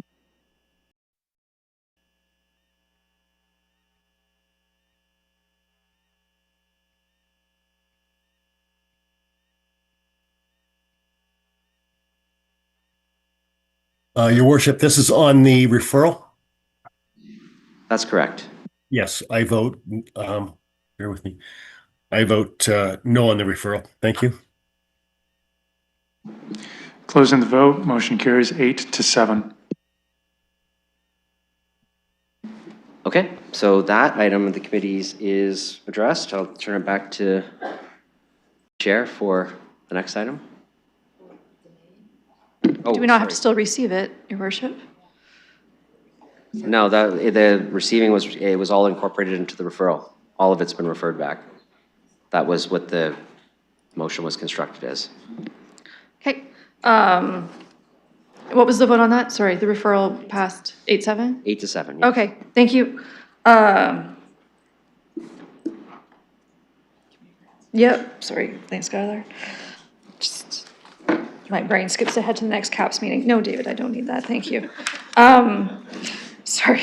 So this takes us on to 8, being 4.1, being the allocating the City of London Community Grants Annual Strengthening Fund to capital projects only in 2026 and 2027 budget cycles. This failed at committee on a tied vote of 3-3. So putting on the floor, just receiving the communication, and at that point procedurally, if somebody else in the letter wants to move it, it would be the time to do it. Okay, so that's on the floor.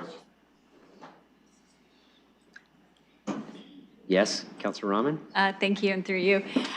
So I would like to move the alternative language that was provided at committee, which was to move to just capital funding for 26 and 27.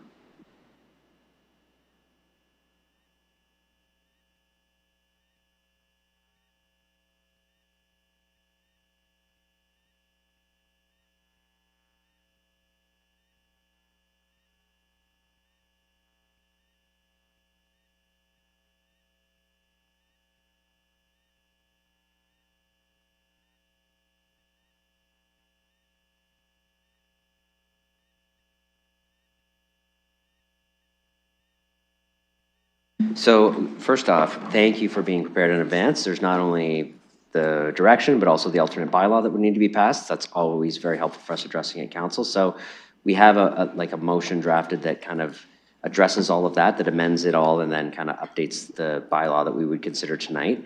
I think, because I don't think it's not on the added agenda, so I'm probably going to read it out. It should be an e-scribe. And if you want to read out the motion, and then I will seek, I know you have a seconder, but I'll just seek the second. That way it's for the public can hear exactly what the wording of the motion is. Absolutely. So that the motion be amended to read as follows, that the attached bylaw being a bylaw to amend bylaw number CPOL 38234 as amended to limit the City of London Community Grants annual program to a capital funding category as defined in the City of London Community Grants Policy 42627 be approved at Municipal Council meeting on February 10, 2026.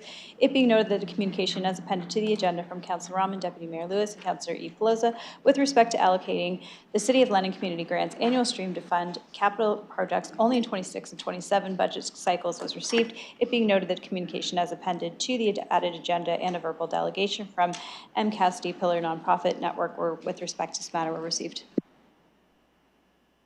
Okay, and a seconder for that? Deputy Mayor Lewis? Okay, so that amendment is on the floor. I look for debate. Would you like to go now, or? Okay, go ahead, Councillor Rahman. Thank you, and through you, and I'll keep this brief as I did speak at the committee on this item as well. So just with respect to our capital project stream and using this money specifically and only for capital projects for our annual stream, part of the reason why I'm supportive of this direction is in looking historically on how we funded the capital stream in 25, 24, 23. I noted that there were in 25, only one project, for instance, that came through in funding. And that was, in my view, had to do with the limitations of the amount of funding available. 24, 23, we see some additional requests come through. But again, it's that limitation. We know organizations are out there that are requiring and needing support for their capital projects. That capital money that we can provide can be leveraged by them to get support for other levels of government. And right now, those capital dollars are significant in our community. I hear about the need for them all the time. One of the things I hear about is the opportunity for capital funding that will allow for more space for an organization that would then allow for, let's say, more participant space for programming that supports things that we're doing here in the city. So for that reason, I'm asking my colleagues to consider this at the time. Yes, I know it would make changes to our innovation. It would get rid of the innovation stream and the grassroots stream, but at this time, I think having stable capital funding, getting shovels in the ground in some cases for projects, making sure that we have opportunity to purchase equipment for organizations that are in need as well, I think is really critical. Okay, other speakers to this? Councillor Trossau, go ahead. Thank you, Mayor. Here I am again. I can't support this because I think there are really good reasons why, as the councillor has stated, why we should be giving organizations the opportunity to apply for capital funding. Yes, there are really good things that could come out of that, but not at the exclusion of operating funds. We should have a fluid process where in this funding stream, organizations, some of whom are not yet at the point in their development where they are even thinking about shovels in the ground. And I think it's exclusive, and I think we should be more inclusive, is what I'm trying to say. There's no reason why grassroots organizations should not be able to utilize this funding source to apply for operating grants. Because in many cases, it's those operating grants that get them over the difficult period in their history as a nonprofit, where they're even at the point where someday they can be thinking of capital grants. So to say no operating grants, just capital grants, really misses part of the need, the very, very demonstrated need. And I'm thinking back to what the delegation was telling us. We've got new, very innovative organizations that are coming forward asking for operating funds. We should not cut them off at the knees because they are not yet at the place in their development where they can be doing capital grants. It's discriminatory. It's highly discriminatory against newer startup organizations that are the most deserving, who are often serving the most dispossessed from our population. So I would say, please vote no on this amendment, and we're going to have a good application process. We're going to have a good jury process. We're not going to let through bad applications. That's not the problem here. So let's say no on this and encourage our nonprofits to be innovative, whether or not they're going to be putting shovels in the ground. Very gracious. Please tell Lisa that. Councillor Cuddy, you're not muted. Oh, I'm. Okay. Do I have any time left? Yep. So just to repeat that last part, whether or not you're at the level of your development to be able to engage in capital projects with shovels in the ground should not be the determining factor here. So please vote no on this amendment. I think I'm repeating myself at this point. So thank you. Other speakers to the amendment. Councillor Ferreira. Thank you. Similar to comments that Councillor Trosso has made, I'm not going to be supporting this as it is. And the reason is, it's like the perspective of really, what are we trying to do? Are we trying to incubate the little people or the little person? Or are we trying to incubate the established ones? Now, I'm not saying we shouldn't incubate both or help both. I'm just saying, if we are already dealing with a funding cut and a pause, kind of going into and changing the way we have the program operating itself is something that I'm not really interested in. I did reach out to the clerks and I did ask if we were to vote this down, would the programming stay the way it is? Obviously, they told me it would, because I did want to see the funding get re-implemented into the community grants program as it was. I don't feel like it was very fair to cut the program as it is. And when it comes to the capital side versus operational side, you know, like, it is easier to fundraise for capital projects. It is not easier to fundraise for projects that focus on people. And I think that that's a very true statement. And the way this is going, especially because we have limited funds, if it's just focusing on the capital side, how are we supposed to really focus on, you know, the smaller organizations, the ones that actually focus on people, the ones that don't actually have any infrastructure or any buildings or anything like that? I'd like to see the incubation of new startup community organizations, and this is how I see we can do that. We would cut the innovation stream, we'd cut the grassroots stream. Both of those streams are more suited for smaller types of organizations. And I just wouldn't agree with this as to be the way to go. I will ask this to staff, though. I did want to bring a motion to committee in the future for seeing if we can re-implement the funding and send that to the budget cycle. And my question would be, is if we were to change the programming now, if I were to bring that motion forward, would that motion preclude the operational side, and would it only be able to be towards the capital side? Or could I bring a motion that has funding for both the capital and operational?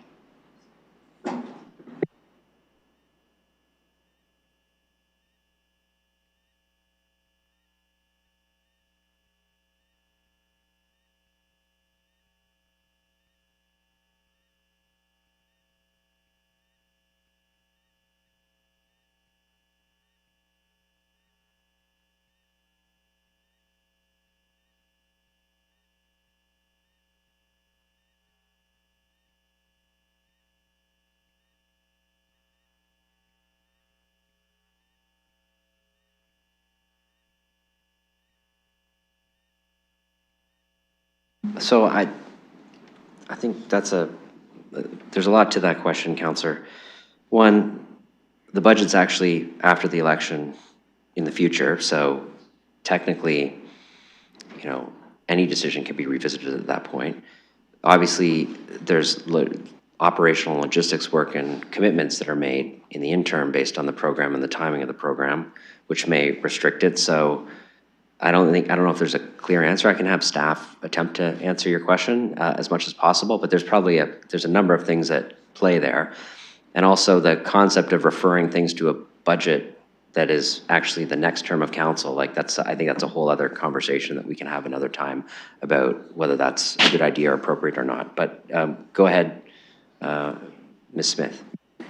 Thank you, and through your worship, currently the funding is for the annual stream, regardless of what type of projects we fund, is $250,000 a year. This comes from the Community Investment Reserve Fund, based on that there's a minimum of $1 million balance in that fund each year. So we will be allocating $250,000 this year, and again in 2027. In 2027, Council has asked Civic Administration to do a thorough review of the Community Grants Program.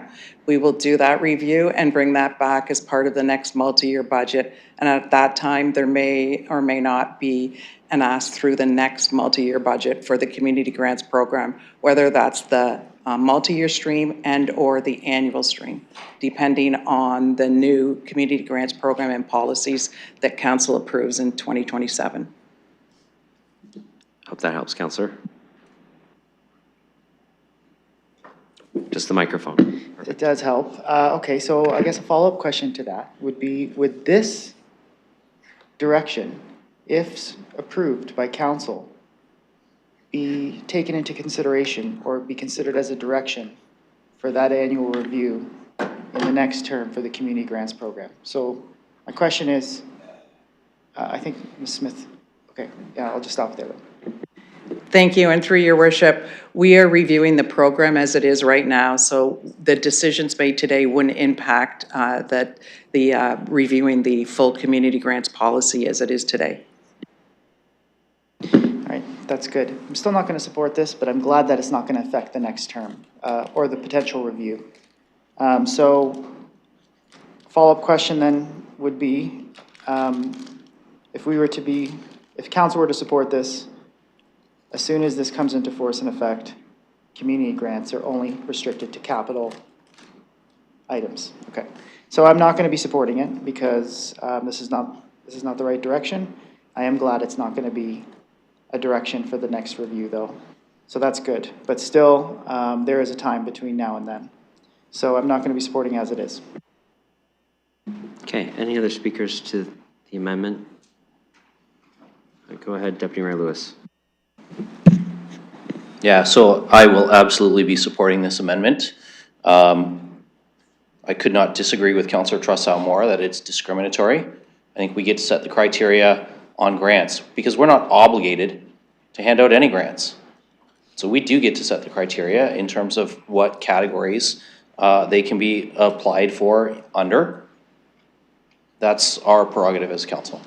And this is not, and I'm not going to get into a litany of listing some of the programs that I think were very questionable in their funding, but when we're talking about a dance program or somebody who's making YouTube videos in their basement and having used some of our grant money to do that, I don't think that that's actually good examples of innovation and startup grants, grassroots grants. So I'm just saying. Okay, I have a point of privilege. Councillor Trosar. I want to make a point of privilege on behalf of the arts and culture community that this is really insulting, that people engage in arts and culture endeavors and they're legitimate. And to denigrate it like that, really, I know I'm maybe not central in that community, I'm a musician, but I just take that as a real insult to people that do arts and culture. And I want to make a point of privilege. Okay. I think the comments could be interpreted different ways. I recognize that's the way that you interpreted it. I'm not sure that's the way everybody would interpret it. So I recognize that is a point of privilege, but I'm just not sure that, I'm not sure it was phrased in the way that you interpreted it, but I think we've heard your comments. I'm going to allow the comments to continue and, recognize that, yeah, I'm not sure how to handle that one, so I'm just going to let the comments continue. I'm going to listen carefully to see if there's anything that crosses the line, but go ahead. Yes, well, as I was saying, I don't think that qualifies as what was characterized as being critical to the most dispossessed in our community, which was a previous comment that was made. It's not our obligation to be a startup funder, and we do have a multi-year stream that we fund ongoing programs. There has been some great programs done by Reforest London, by London and Pew's Women's Centre, among others, that I've been very supportive of. This doesn't touch that multi-year stream because those things are attached very much, in my view, to our strategic plan. I don't think that everything that has been approved under the grassroots category actually does achieve a marked goal towards our strategic plan. I've never been satisfied, and I made it very clear, that I don't think having an adjudication panel whose names council doesn't even know is an appropriate way to hand out grant money. And so for me, one thing that is definitely better about focusing on grants until the full review comes back from Smith's division is it's very easy to measure. You get capital dollars to do a project or to purchase equipment, and you go and do that. Other measurements along the value of, and to Councillor Trussow's point, something that is perhaps in the arts and cultural area, are subjective. There's not clear metrics attached to all of them. It's a matter of a subjective evaluation after the fact. This allows us to focus in on some really clear needs that we've heard are out there for a short period of time until the review process is finished with good, clear metrics. So that's why I'm encouraging colleagues to support this moving forward. Let's focus on the things where we can have an actual measurable impact, and doing it on the capital side is where we can do it best right now. Other speakers to the amendment? Okay. Seeing none, we're going to open the amendment for voting.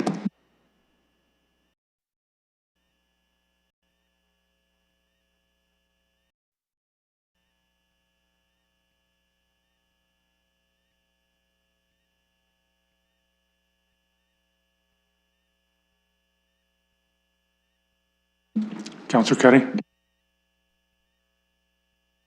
Yes.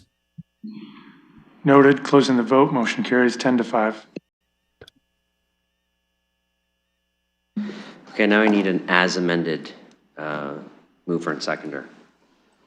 Deputy Mayor Lewis and Councillor Rahman. So as amended, I'll look to any speakers. Okay, we'll open the as amended motion.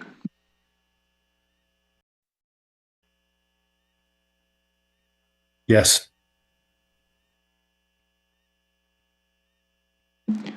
Thank you. Councillor Cuddy's vote was noted. Closing the vote. Motion carries 11-4. Councillor Pelosi. Thank you, Your Worship. That moves us on to the final item of the Community Protected Services, which is the 4.2 being the temporary warming centers. If you'd allow me, I'll put it all on the floor. I'll note that we were pulling from that Social Services Reserve Fund as there were some amendments made at committee. Staff had confirmed that there is those adequate funds available for that. And I believe there's something that needs to be clarified in there as it relates to the Environment Canada, which color. Staff can speak to that. I believe the clerk was aware of that conversation behind the scenes with the deputy mayor.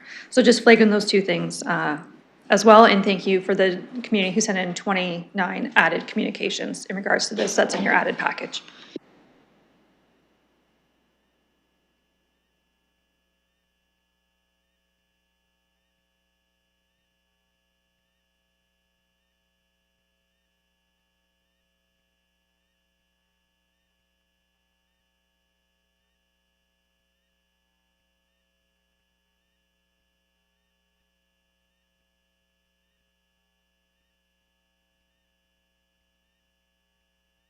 Yes, okay, so The only thing I'm aware of about additional information is someone wants to amend or pull parts of this apart and change the language. I'm going to allow that to happen as an actual change, rather than, I'm not sure what the other piece of information was that staff were going to provide, unless I'm missing something. No? Okay. Your worship, for clarification, I believe that was under Part B. We had a conversation of Environment Canada issues, warnings, and staff. We're looking for some clarifications as it goes by a color code. So I'll flag that as we move through the conversation. Staff might need to interject, looking for some direction. Yes, so that's the part about the Environment Canada warning system actually covers not just cold weather, but fog and other things. And so it probably isn't an appropriate measure. I mean, we're going to have to deal with that through changes to it, since this did come through committee. So I think that's the piece that someone's going to try alternate language on. So I'm just going to allow that to proceed. But was that the only piece that needed to be raised? Was that the warning system's fairly broad? This covers a lot more things than cold and hot? Yeah, okay. All right. Okay. Deputy Mayor Lewis. Yeah, so I'm going to lead into that a little bit as I suggest some changes here. And I'm going to seek the clerk's guidance, of course, on how to best do this, because there's a couple of conversations. And it is exactly around that Environment Canada piece, Your Worship. And so what I'm seeking to do is remove the reference from the Environment Canada issues extreme weather alert from Part B, and in the investigation under Clause E, move it to there so that staff can report back with some additional recommendations on what operationalizing based on an Environment Canada alert means. Because as you alluded to, there are conditions. The city of Winnipeg was under an extreme weather alert yesterday for fog. And I don't think that's the intention of the warming centers being open under an Environment Canada alert. So seeking some guidance procedurally on how to best move that piece down to Clause E. Okay, I think procedurally it's best to deal with that as an amendment. That way we can focus the debate on doing that. I can divide it. Basically, it's going to be amend B to read. We have some language. And then in Part E, amend it to add the new piece that would be investigate that component. So we have language on that. I'm going to get it up and make sure you're okay with this. Is there a seconder for making that change, though? Okay, Councillor Stevenson, okay. So there's a mover and a seconder, so we're just going to put it on the screen so that everybody can see it. And then when I get it on the screen, I want you to read it so that the public knows exactly what the change is and colleagues can see it. So just give us 1 sec.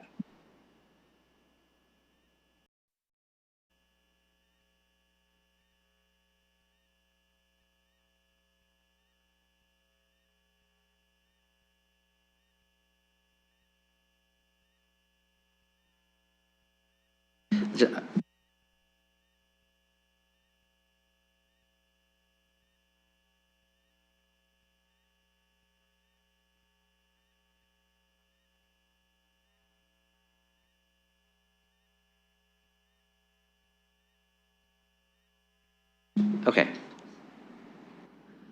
That, if you can you refresh it? Okay, it should be up now if you refresh.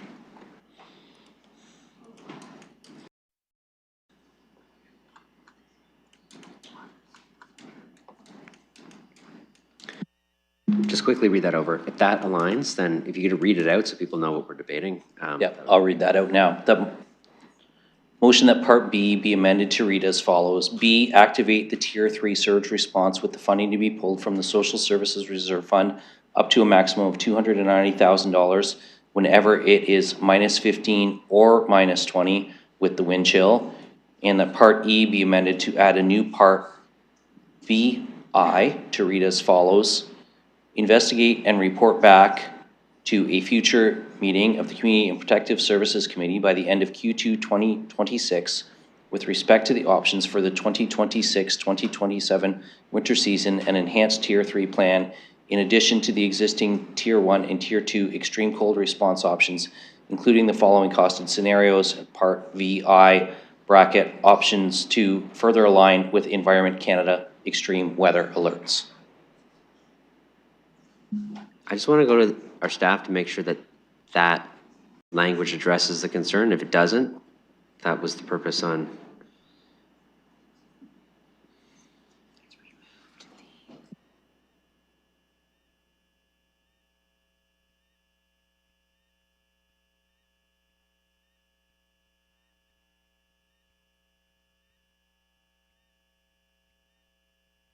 Yeah, go ahead. Thank you, and through your worship, sorry, I wasn't at Community and Protective Services, but I want to make sure we're accurate. So options VI to align with Environment Canada extreme weather alerts, just to know, so Environment Canada extreme cold weather alerts, alert at -15. So if there's, I believe in A, you're asking us to open at -5 degrees Celsius.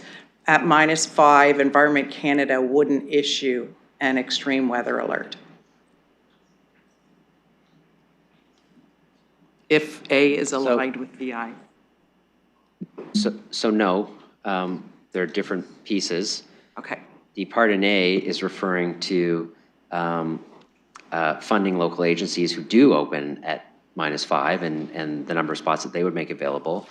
B is being changed to get rid of the Environment Canada direction completely because it's just, we're not going to issue something for a fog alert. And the way the language is there, we would. But it's moving that, like investigating the Environment Canada extreme weather alerts, and it's kind of broad because you might not do all of their extreme alerts, and the kind of report back option for what are the things that we could do to align with Environment Canada in some way, but there's a lot of flexibility there to do it in a way that makes sense, as was the concern. But A is related to a different portion of the tiered winter response. So I think it might cover everything that you need.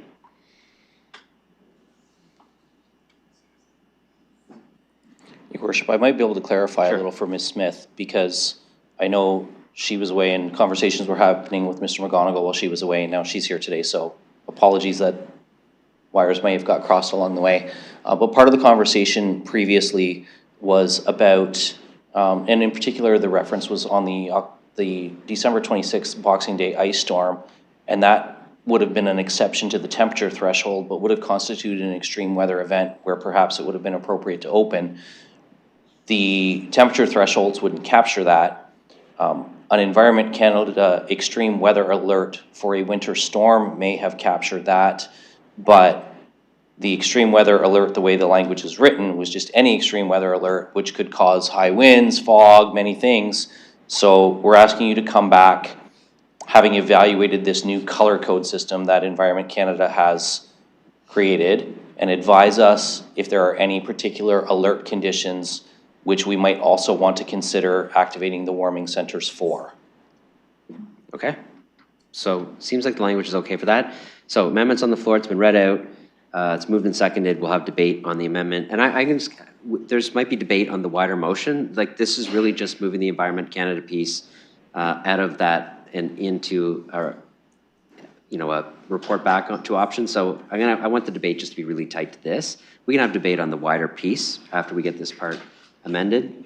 So debate on just the amendment piece. Speakers, do you want to start? Yeah, I'd like to just continue. So I think there's actually general agreement on pretty much everything else. I think there really is, and that's a good thing that we've got consensus around the table, I think, on this. For me, and just in terms of operationally, I mean, this came up. I know other members of council have had conversations with staff as well. We just want to be really clear what the thresholds are. That's really important, and it comes back to that consultant's report that was done on what do we do for the warming centers. They recommended having very clear criteria for activation. In fact, we got so clear that we actually had an and instead of an or that made things a little bit challenging. So we want to make sure that we get it right this time. And the Environment Canada color coding alert system is a new system. I admitted at committee, geez, I thought we were still going with the old system. I didn't even know they had changed it yet. It's that new this winter. And there are a lot of things that qualify for an extreme weather alert that aren't necessarily related to activating a warming center. And as I said, the fog alert in Winnipeg yesterday being a great example of that. So this would give staff time to go back, look at this new system that Environment Canada has rolled out, which quite honestly, I'm not sure if Environment Canada completely understands, but that's a whole different issue. But come back to us and say, there are 5 or 6 of these alerts from Environment Canada that council may want to consider as an exception.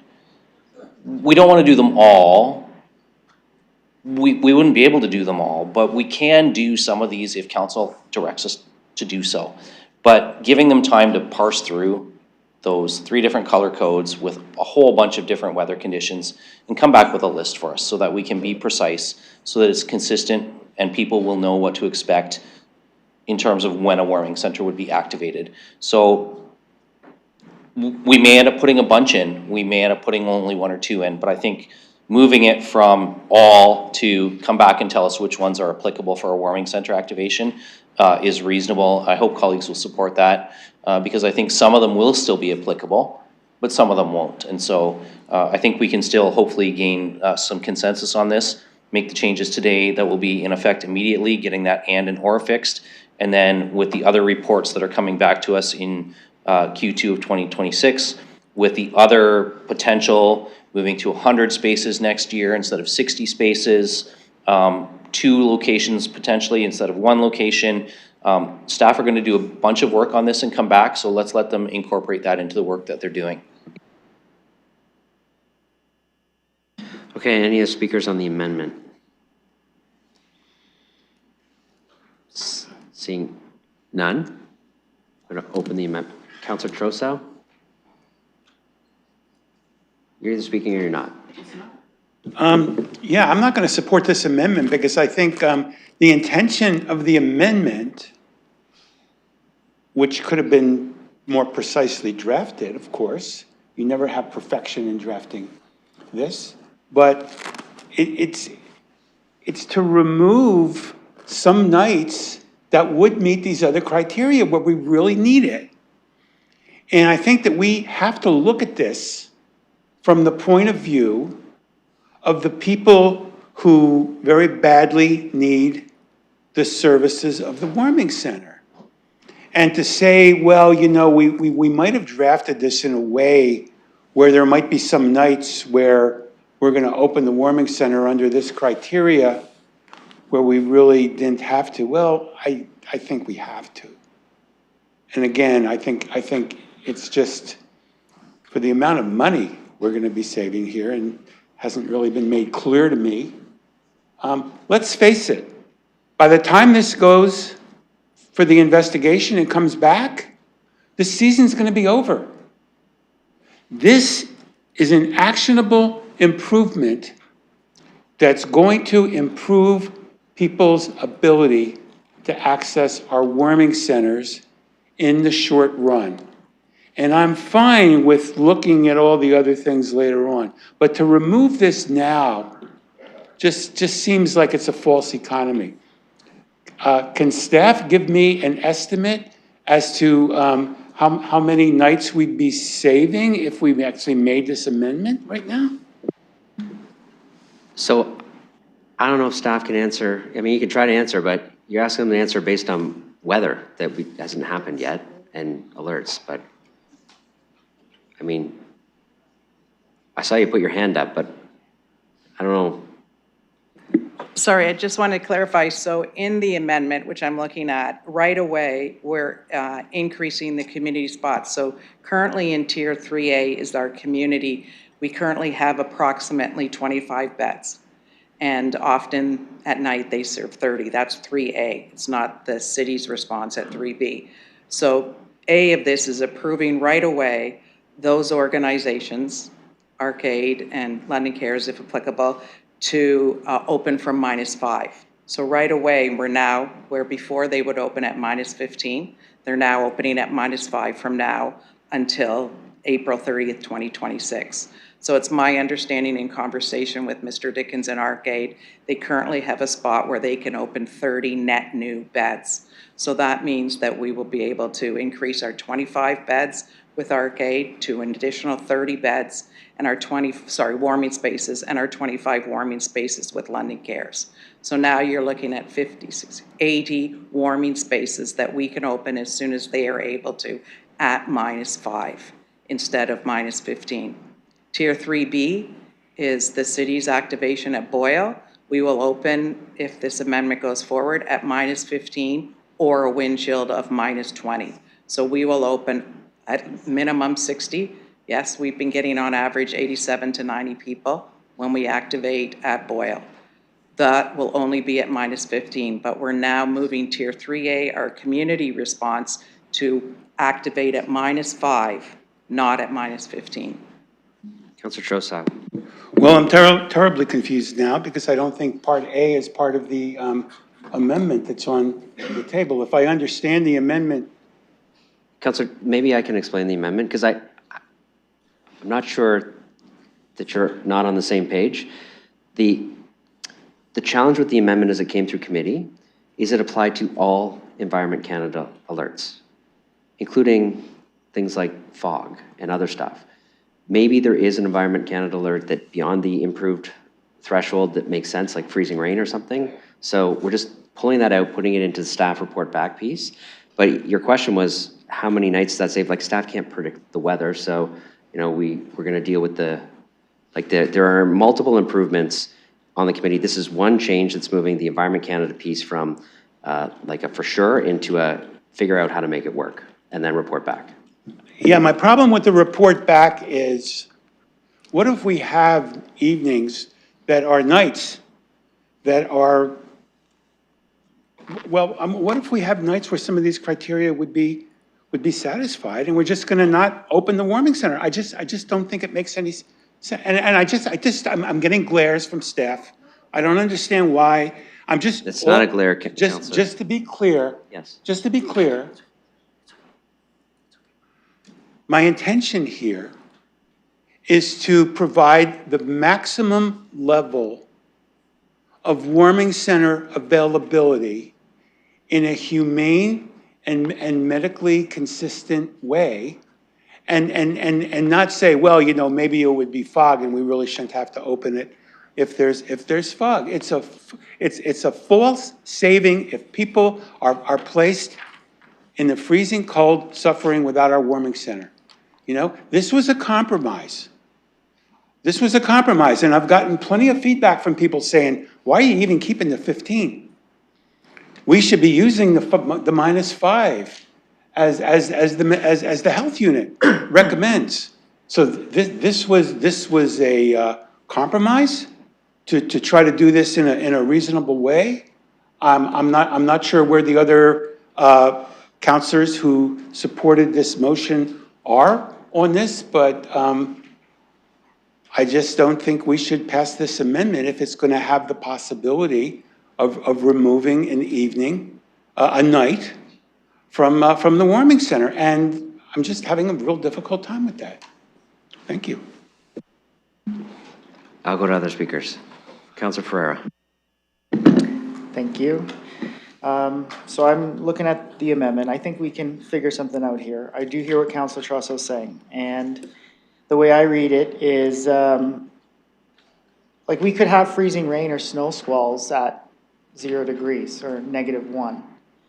And I see that this is reporting back for the next budget, or sorry, another community protective services cycle by the end of this year, Q2, but that would be implemented in the following winter. So that's correct. So I hear what Councillor Trosso is saying. We are looking for like an immediate response. And I do understand staff's concern on the fact that Environment Canada alerts could be considered as fog, and there's some distinction that needs to be there. Is there the potential that we could have staff report back just on that piece, just to clarify that up, for not the next CAPS meeting, because I know we're out of time for that, but the following CAPS meeting for an immediate implementation? Because I do share the same concerns as what Councillor Trosso is saying. We still have a little bit of winter left. I shouldn't say a little bit. We have quite a bit of winter left, seemingly.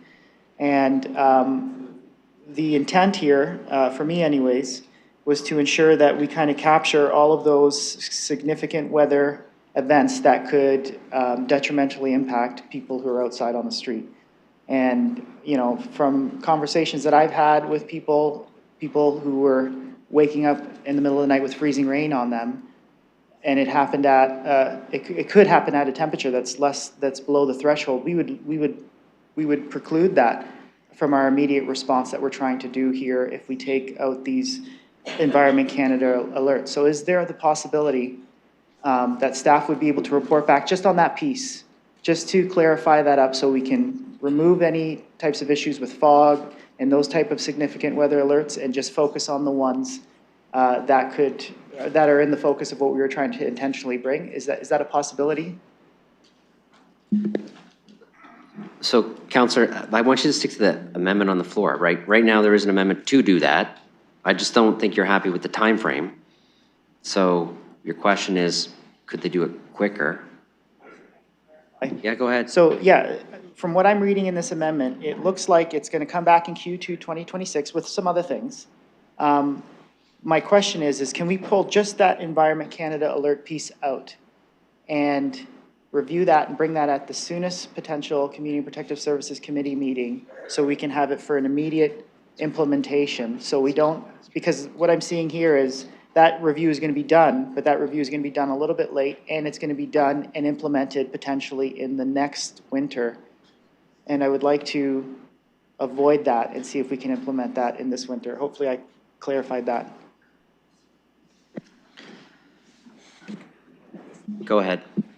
So through your worship, we have a three-tiered system. So we have tier 1, up to 20 beds that is open right now. It opened in November, it goes to March 31st. We have tier 2, an additional 70 beds that opened in November up to March 31st. We're looking to increase tier 3A with respect to additional funds from the Social Services Review Fund. For us to go back and look at that, it will be March. Unfortunately, I hope extreme weather alerts tied to a warming center, so in the cold, would be over by then. So I'm not sure how much quicker we get it. We're talking about the next couple of weeks that it potentially could impact. Unless there's direction now to look at us and investigate opening our tier 3 community beds additional times. Councillor Ferreira. Thank you. That's what I'm considering. Like, I understand the tier 1 is November to April and it's open not on a temperature basis, but on a seasonal basis. And then the tier 2 is the 70 beds, which are, from what I understand, at capacity already all the time. And the 20 beds are also at capacity all the time. This Environment Canada alert wouldn't necessarily be, what I'm asking for, it wouldn't necessarily be based on the tier 2 or 3 recommendations. It wouldn't be based on -5 or -15 or a wind chill of -20. It would be based on like freezing rain, for example, which can occur from 0 to -5. So that's kind of the question that I'm asking. And I really want to know if we can just focus on that piece for the next potential cycle of caps to bring back, so we can distinguish with that. Because if we had that information, I guess, if we had that information before us, we could implement that right now and plug it in with the motion as originally came to CAPS. So my question is can we approve what we saw from CAPS, clean up this amendment just a little bit, and change that part specifically to come back to the next Community Protective Services Committee for implementation in the immediate term?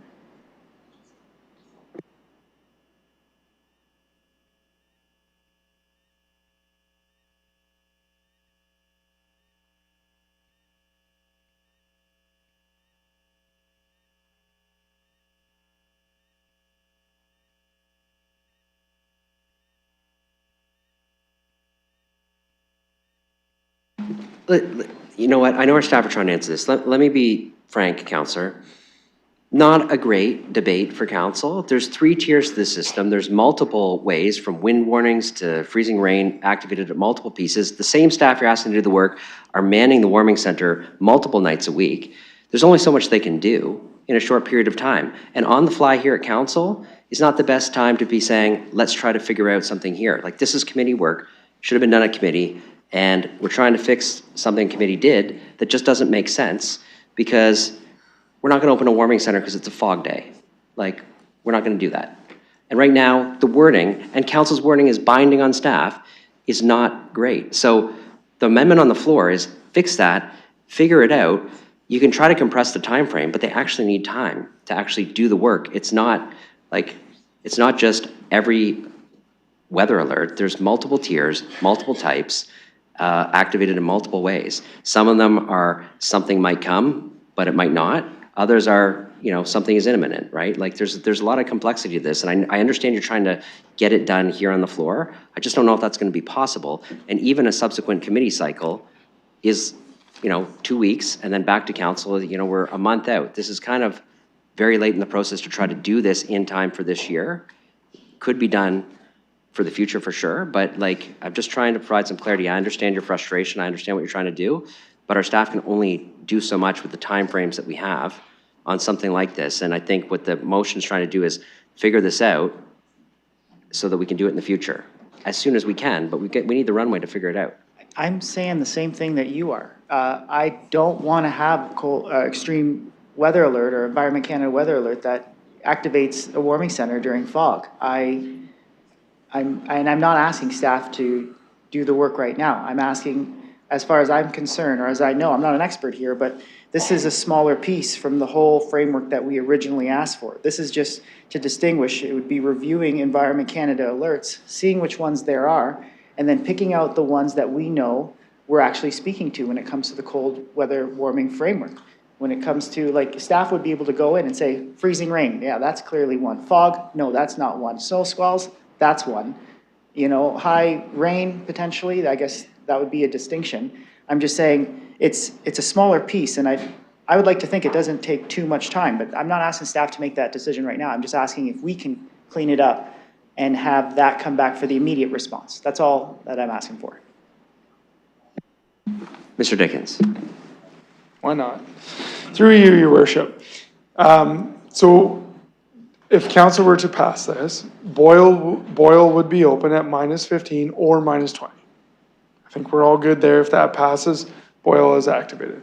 What you're asking is, can staff quickly turn around a report and come back and say, in addition to opening at -15 or -20, Boyle would also be activated if these certain Environment Canada alerts are activated or are notified. And so we would say, Environment Canada, based on our Google search, has 6 different activations or alerts. We think these 2 or 3 are applicable to opening up Boyle.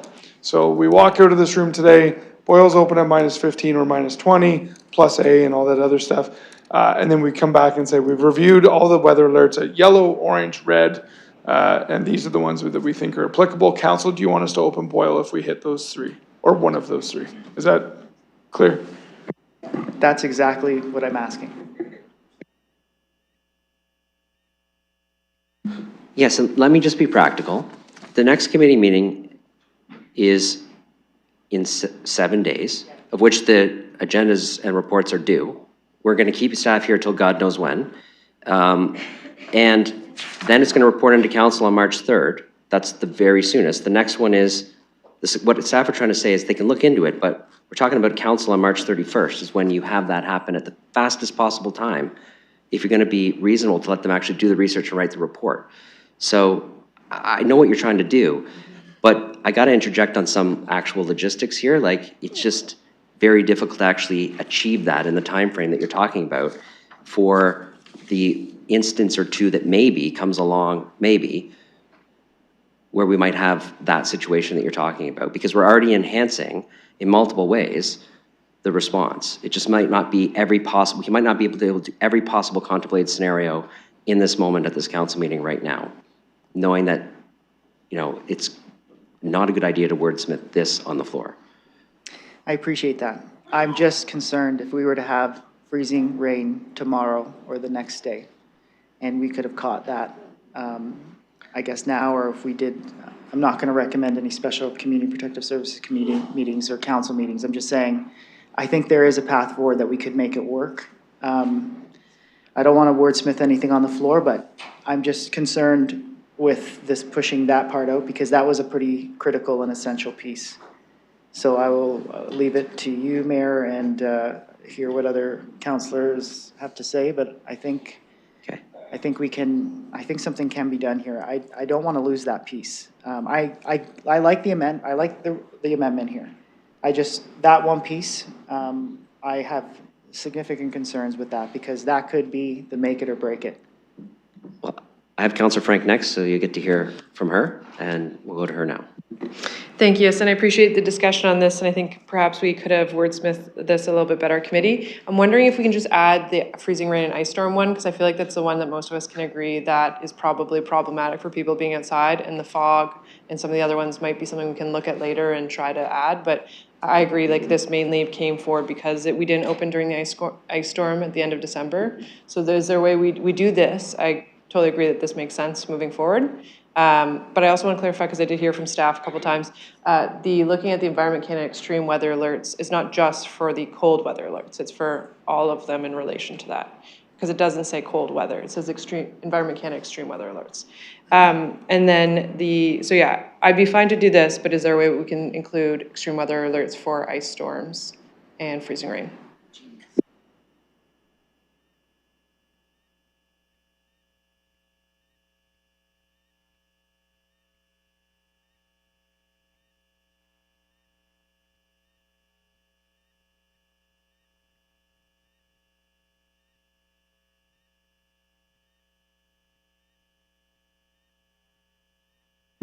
So procedurally, we can amend anything.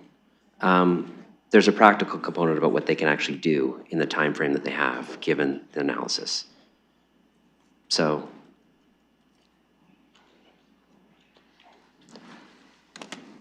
that's the answer. Like, and again, there's multiple tiers. Mr. Dickens. Thank you, Your Worship. And just for clarity around, and we appreciate what we're trying to do here, we all get it. Extreme weather alerts, you're talking all season?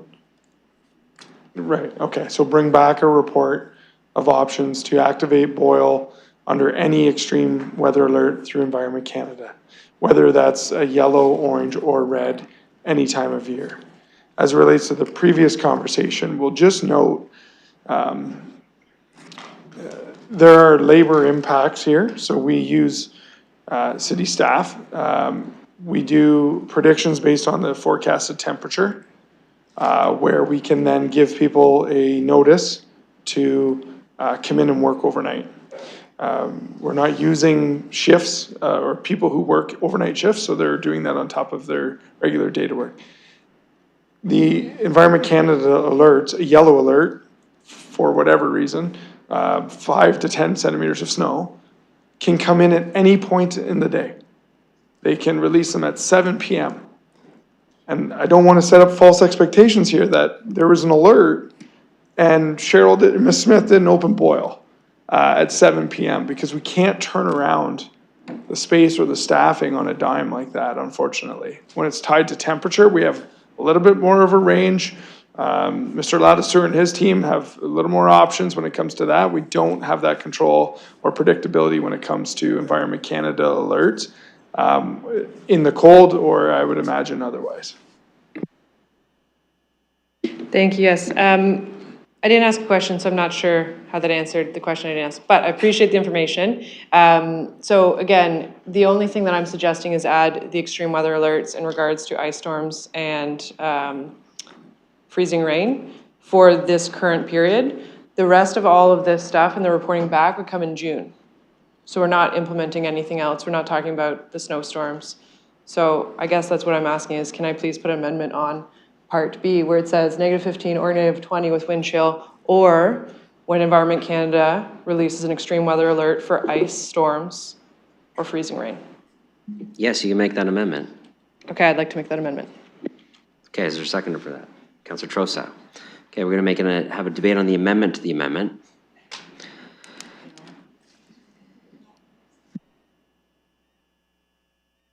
Of which there's no language, so I'm going to wait for the clerks to draft it, and then we can talk about it.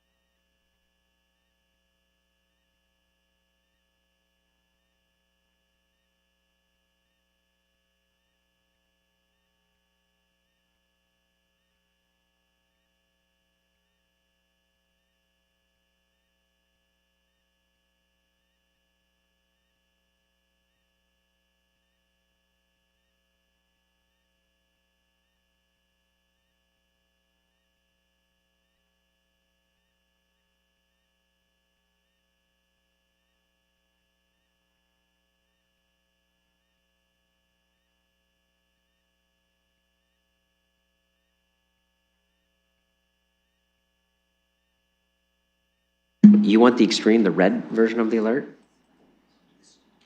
There's yellow, orange, and red. Yellow happens all the time. Reds are more severe. Yeah, please. They're trying to draft this. Yeah, so my understanding of how the extreme weather alert system works is all of them are called extreme weather alerts. And yellow, the ice storm that happened at the end of December was a yellow. Red is like a tornado, like extreme, extreme. So yellow is still pretty extreme. So when I say extreme weather alerts, I mean all three. And so that's why I'm trying to specify the ice storm and the freezing rain.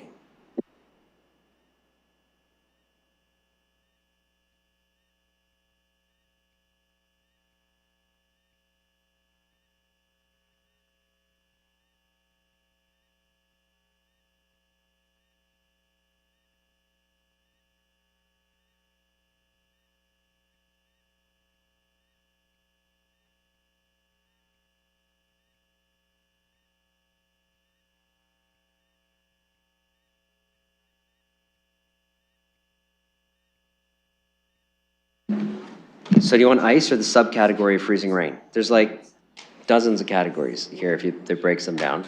Like, we need to be specific. Our staff are gonna, like, this is wording at council, so which one do you want? We need to get the language precise. Ice storm and freezing rain. Ice storm isn't a thing, it's ice. Freezing rain is a subcategory of ice. Ice. Freezing drizzle, flash freeze, they're all under ice.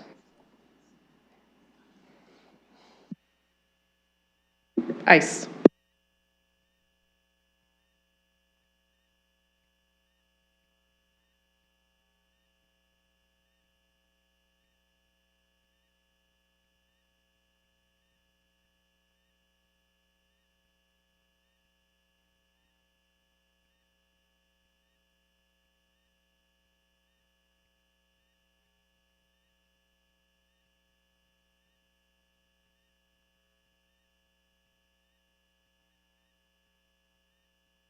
Okay, I think we got that language for you.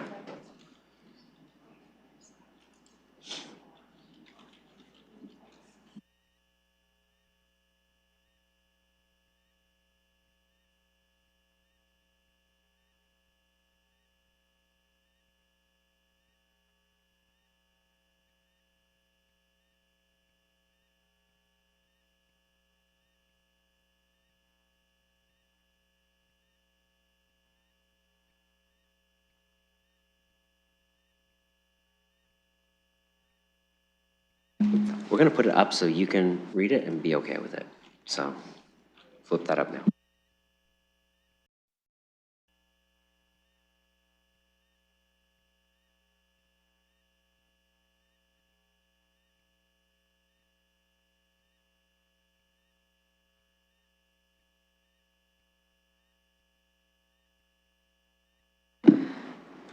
Your worship, when we get there, I'd be willing to move an extension to go past 6. Okay.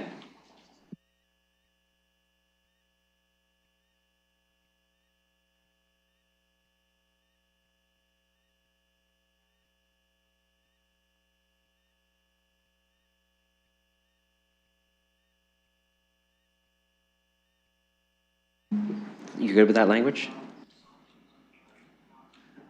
Okay. Moved and seconded? Okay. We'll have debate on this, just this piece, just the addition of this part of the Weather Canada alert. Do you want to debate that now, Councillor? Okay, go ahead.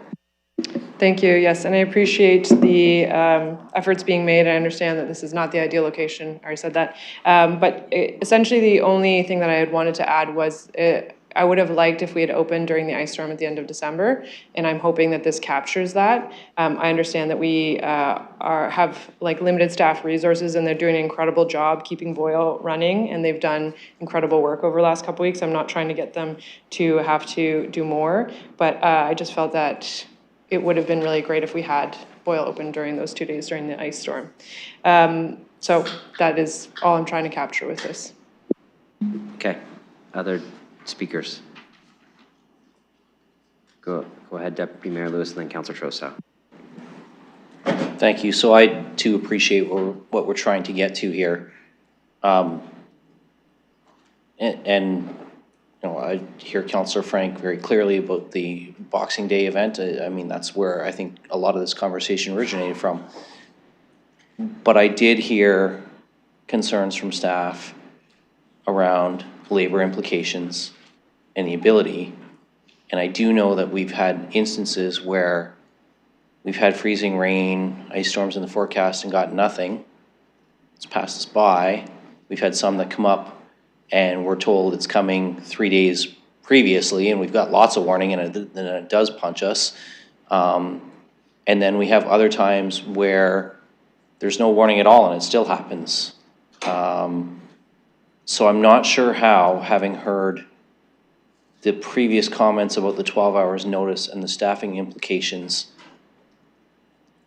staff would perceive activating this, particularly how we would deal with situations where we don't have warning or we don't have sufficient warning. If the alert comes at 7 p.m., we don't have time. And so I'm trying to understand, because I appreciate where Councillor Frank's trying to get us. This is why I think that the piece needed to be reviewed and reported back on. I guess I'm just looking through you, Chair, to see if staff have any more comments about how they would even conceive of operationalizing this in the short term, given, as the mayor's pointed out, practically, we realistically have 4 weeks or so to do this before we're kind of out of implementation anyway. And what I'm reluctant to do is start calling staff in and having them report for duty and then sit there and not activate because the weather misses us, or not being able to activate because we didn't have sufficient warning and sufficient staff. So I'm just looking to see if we can get any sort of comment, because I 100% understand the importance of having notice to bring staff in. They do have another job they have to do. Ms. Smith. So number one, Boyle Community Center, even when we've activated it for the last 21 days, we work our best with our contracted company to clean it and open it. We are very successful in opening it for afternoon and early programs. With yellow, orange, and red alerts, and looking and understanding what that means, if one of those alerts happens in the morning, I'm gonna have to shut the community center down. The staff who staff it at night, we have a team of 7 City of London staff, recreation supervisors in my area, some in Kevin's, and some of our human resources staff. They're working their day shift. We would then have to tell them, like we do now, that you finish your day shift and come on in at 8 p.m. I'm assuming we'd open, and we'd open overnight as we're doing now for all this. If it doesn't, we have to put on social media that we're open. We also now have St. John's Ambulance there, so with us to support us, and we also have police, 2 police officers there. So we'd have to make arrangements to bring all that staff in. We have our contracted security. We have to give them notice, and our corporate security staff. So we would staff that up as soon as we saw an alert, and we would have to make those to close the building. So we would probably, if we continued this until the end of March, we would probably look at some of the programs that we have now on an ongoing basis, and we try to move them to another community center, so we're not canceling people at the last minute over and over again. Go ahead. Okay, I appreciate that. It still would be a best case scenario and doesn't really address if we get a 5 p.m. alert, we just don't have people to come in at 8 p.m. at that point. So when we're providing direction that they can't operationalize, I don't know how I can get there on supporting that. It's a frustration because we can get long-range temperature forecasts. We can see 3 or 4 days out what the anticipation is, and generally reasonably close. But the actual precipitation piece, whatever that looks like, is a little bit harder and not always very consistent So, I don't know, I'm gonna listen to what other folks have to say. I really appreciate where Councillor Frank is trying to go.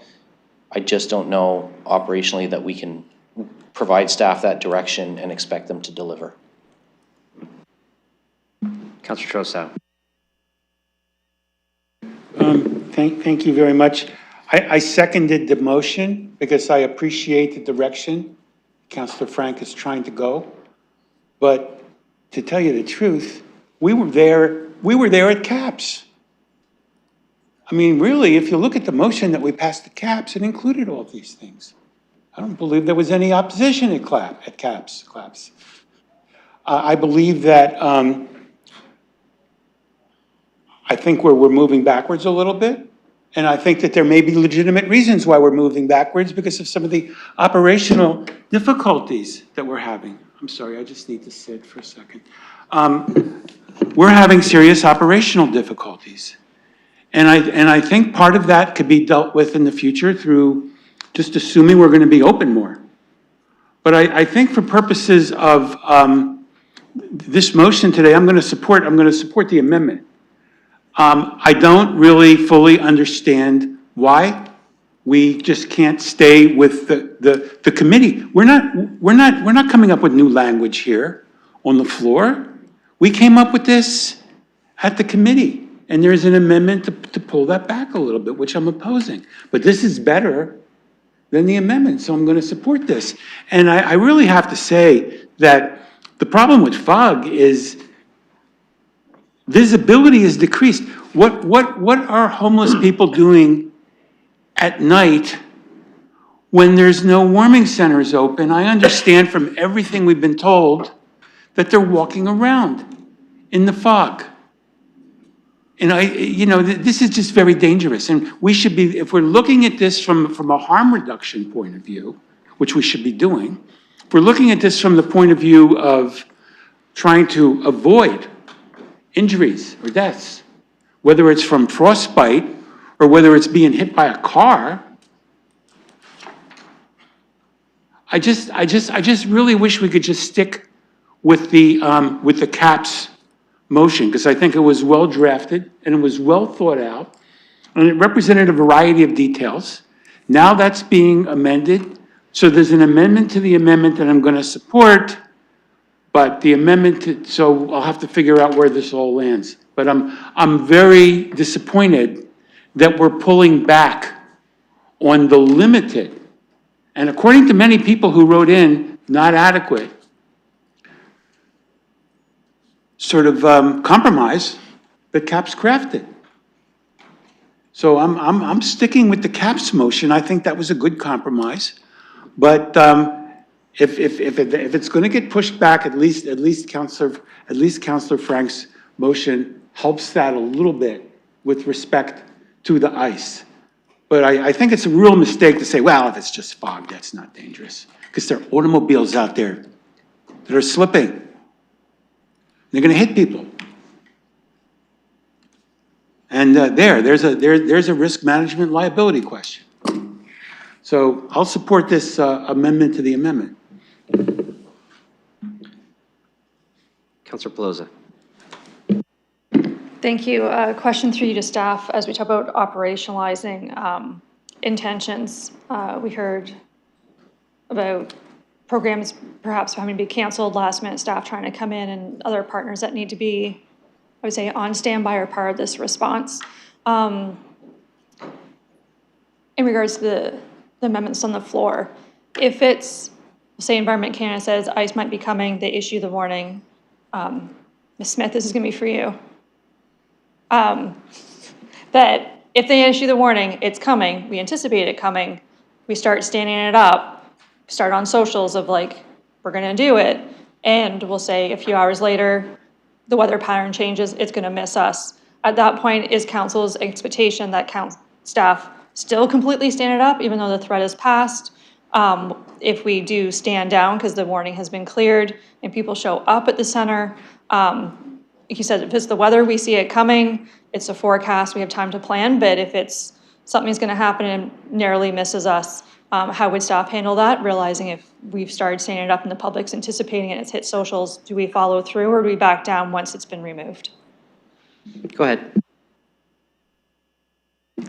Thank you, and through your worship, if we're letting our community partners know, and one of my first steps after I inform council is I inform all the community partners, including police and everyone. So if I'm informing them I'm opening up a warming center this evening, then I'm opening it up regardless because people will show up. Thank you. I had anticipated and hoped that would be our level of service of if we said we're out that we're going to do it, we're going to go through with it. Just concerned that if it's not needed, it was funds that was operationalized with good intention that didn't need to be used at the time and programs canceled. Any other speakers to the amendment to the amendment? Okay, Councillor Rahman. Thank you, through you. So I just want to, I would rather this go back to committee and we get more clarity on what we mean at this point, because I don't think just generally stating when there's ice and on any of those alert colors is at this point clear enough. I think we could have other extreme weather situations that would then fit better with that category, which is why we're asking for that report back. But I do understand addressing the fact that we had a significant weather event that prompted the discussion and why we're also having this discussion, trying to make sure that we cover off as many angles as possible. I guess what I want to understand is, could we not just have it where there's staff discretion on other circumstances where they would be inclined to do so in the interim? I think this leaves it a little bit too vague just to say ice at this point with any of those prompts. So I want to support it, but I'd rather find better language than do this time. And I think that better language is coming through a report. And so I'm just trying to find a way forward, but I'm not sure that I can get there with what's in front of us on the amendment to the amendment. Okay, thank you. All right, I have no other speakers on the amendment.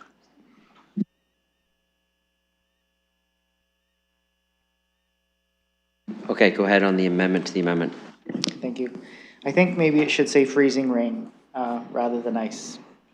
Because freezing rain is freezing precipitation, which is the issue. Like ice could obviously happen just with water on the ground or a thaw and it being cold. And I feel like that ice category is a little broad and might capture some conditions that we don't necessarily want to see. I think freezing rain might be better. I would note that, just a quick review, I remember the freezing rain storm that we had in December, but a quick Google review showed that there was only one significant event like that this year.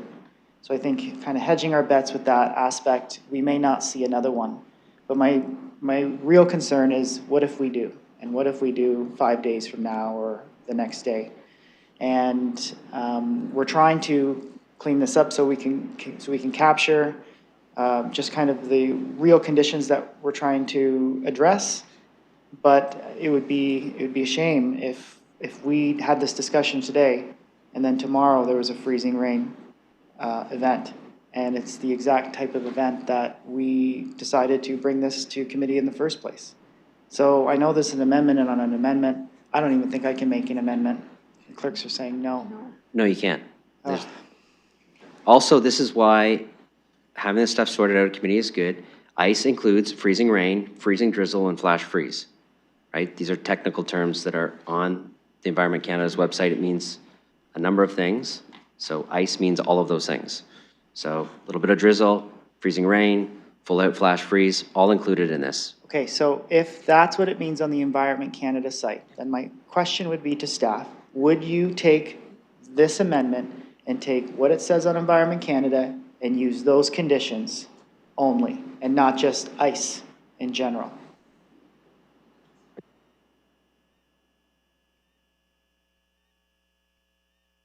I see you, Councillor Hillier. I'll put you on the list. Thank you, and through your worship, to be really clear, we would follow exactly what's up there. Environment Canada issues yellow, orange, and red with respect to ice. And as the mayor said, when you look at it, blizzard, freezing rain and ice pellets, ice fog, snow, windshield and cold temperatures, and winter storm. So we would look at all those yellow, orange, and red with respect to ice. And just to clear, this means that we would then open Tier 3, both of our community warming spaces at Arcade and Cares, and we would open Boyle for those extreme weather alerts as identified on the further amendment on the screen. Okay, so it seems like this is refined to the point that I would be satisfied if this ICE word would be captured the way Environment Canada dictates it from what staff have just described. And I guess I would also make the point that, like I said before, we've only seen one event that would be captured in this category as far as I can see. So I think just kind of hedging our bets, just to be safe, we should support this. And because, like I said, it would be a shame if this was the type of event that led to this, and then we didn't capture this type of event after we make this decision. Councillor Hillier. Yes, thank you. A question to staff. How would we transport staff or people to these shelters during ice events safely? It is my understanding that during ice events, we are asked to shelter in place.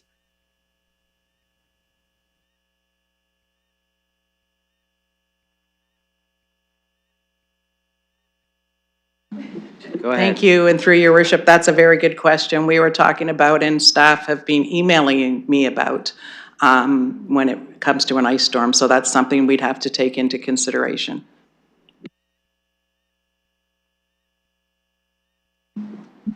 Go ahead, Councillor. Thank you. So am I to understand now that if we pass this, we might have to cancel because it's unsafe for staff to attend?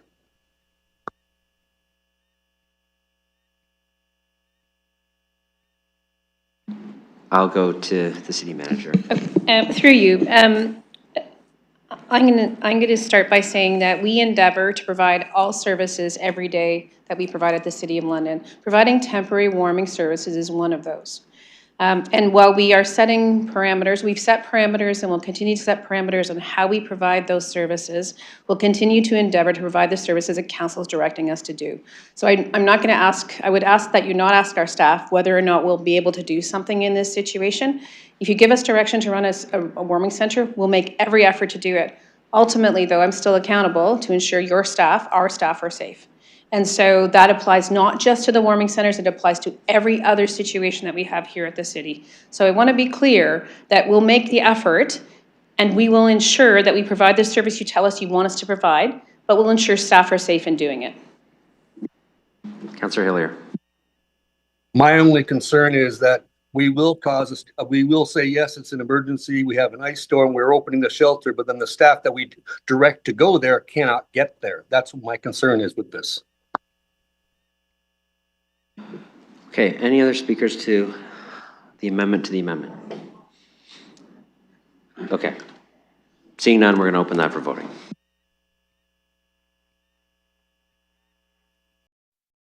No.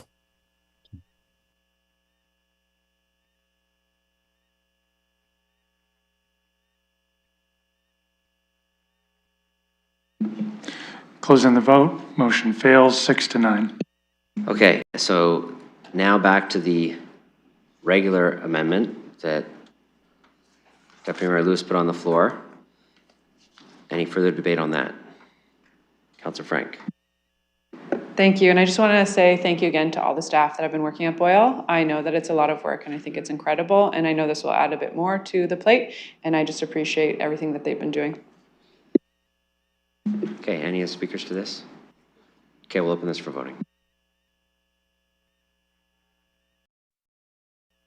Yes.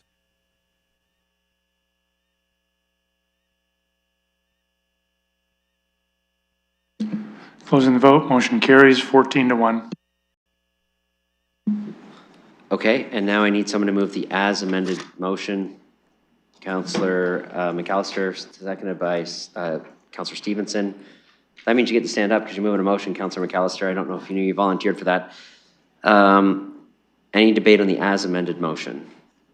Go ahead, Councillor Stevenson. Thank you. I just wanted to say again, it was a pleasure to be able to collaborate with my colleagues on this one. I had put a letter in, a couple of others had, and we were able to come together. And thank you for my colleagues for doing the work of collating them. Just a couple of little wording changes from me. It was probably one of the easiest things I've seen go through. I just want to acknowledge too that the request was made to, notwithstanding our policy to not have resting spaces on the main street of a BIA, that when that was brought forward, I was happy to support that because it is winter and people need to come inside, and consistent with past times I've said, even though it's not a good idea, that has to trump whatever else is going on the street. But we do need to still have that long-term vision of finding more appropriate places for people. The same is with the Boyle Community Center. You know, I do support us opening it more often because it's the right thing to do, despite the fact it has been an incredible burden on that neighborhood. And I'm getting increasing calls and messages and photos and despair. Now, I know it was exceptional. I don't think any of us expected to have it open for so many days for so long, but regardless, the way that we are operating that program, and I just want to say, like, kudos to staff, and I can't even imagine what everyone has done to do what has been done over the last little while and to open up spaces in this cold weather. But the way that we operated that warming center, even with staff operating it, has been not a good neighbor, you know? And when I think about that, if we can't even do temporary overnight staff supervised programs without horrible consequences to a family neighborhood, then we need to reevaluate what it is that we're doing. To have come and go privileges all night long, I don't know if that happens at shelters and resting spaces, but we've got people doing drugs on people's porches throughout the night. We've got tons of garbage, just open drug use everywhere in a family neighborhood. People are, they're driving around, they're walking, they can't go out they don't feel safe going out at night to walk their dog at 10 o'clock at night. It's unacceptable. So I still support it. I'm still going to vote yes because people need to come inside this winter. But if we're going, and I love the idea that we're going to look at new options and what we can do for next winter. I really support that. I support it being in other neighborhoods, but I don't want this in other neighborhoods. I don't want 2 to 4 neighborhoods suffering the way Old East Village suffers. So we need to relook at what it is we can do. Where and how can we provide the supports that are needed without putting families, children, seniors, pets, everybody else at risk? It's illegal activity. It's dangerous. There are vulnerable people who are housed, and what they needs and their mental health needs are important too. I'm going to fully support this. I support everything staff has done, but it's not working. So for next year, for 26-27, I'm not moving an amendment, but I am talking about it, and I'm asking that at the time that we bring forward new models for next year on how we can do it and how we can provide it in other areas of the city where it's needed as well, how can we do it in a way that is a good neighbor?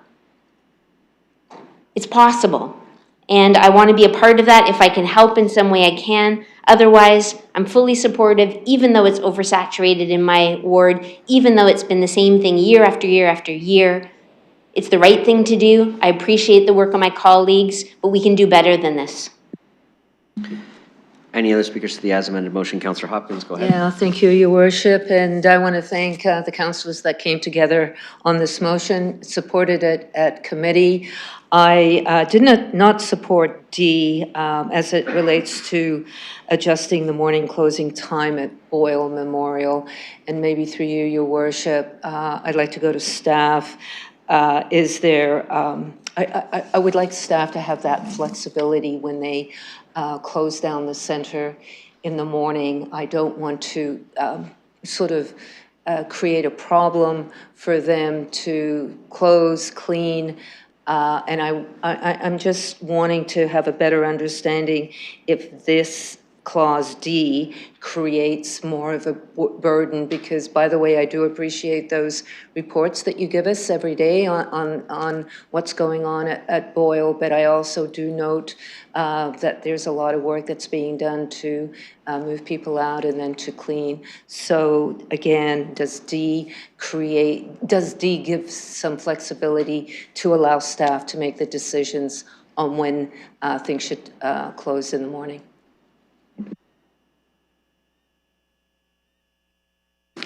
Through your worship, since the CAPS meeting in the last couple of weeks when I've been back, we have been working hard to clear the area with our colleagues at police and with CIR and with myself and my team to clear the area by the time the bus picks up right near Boyle. We're doing the best we can. We're getting people on their way. Programs start to work.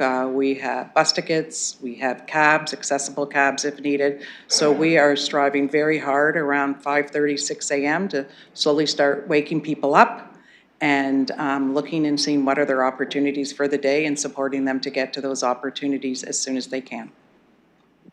Councillor Hopkins. Yeah, thanks for that. So there is a little bit of flexibility. And again, thank you for all, to staff for all the work that you do there. Okay, that's all the speakers I have. So the as amended motion, I'm going to open that for voting. Petty votes yes. Closing the vote, motion carries 15-0. Councillor Pelosi. Thank you. That concludes the CAPS report, and I'm willing to remove, Willing to we're going move past the motion 6. to I'm go moving past it. 6. Great. Thank you. I second it. We're just going to vote on that. Okay, open. The motion to go votes past yes. 6? Well, the meeting ends if we don't pass the motion, so.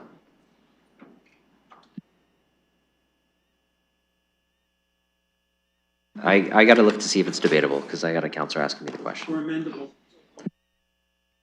This is the motion to extend the meeting past 6, Counselor. It's a procedural motion. The meeting ends at 6 if we don't pass a motion to allow the meeting to go past 6. It's not. Okay, yes, that's a yes, Your Worship. Thank you. Okay, it's not debatable, so we're just going to vote. Okay. Yeah, no, sorry, not you. I was talking to Counselor Trosa. We appreciate you voting online there, Counselor Cuddy. We got your vote registered. Closing the vote, motion carries 14-1. Thank you. Yes. I'd like to move that break. You said there was dinner. You want 1 hour? It has to be an hour. Okay, That's what it's 1 going hour. to take. Well, there's food. Yeah.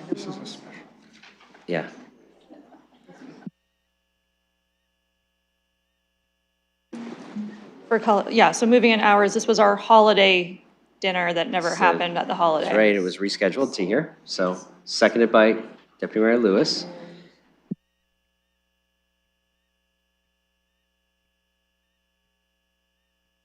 Okay, I'm going to open that for voting.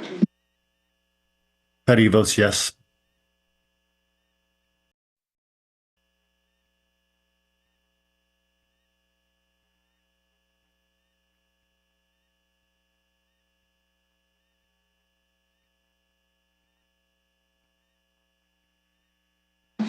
Closing the vote, motion carries 15-0. All right, we'll see you in an hour. Well, I'll see you now, but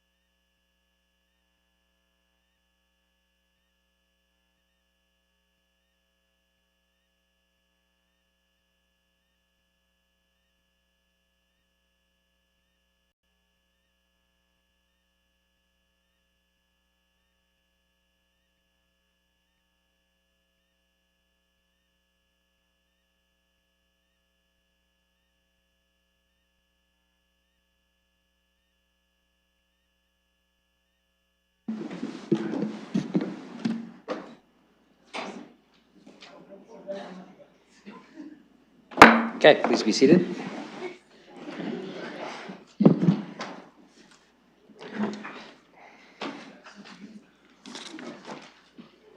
Okay, we are on the third report of the Planning and Environment Committee. I'll have Councillor Lehman take over. Thank you, Mayor. Third report of the Planning and Environment Committee.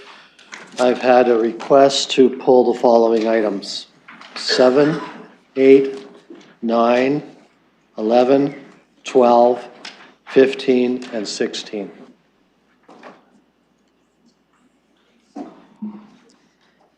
Okay, does anybody want anything else pulled? Councillor Ferreira?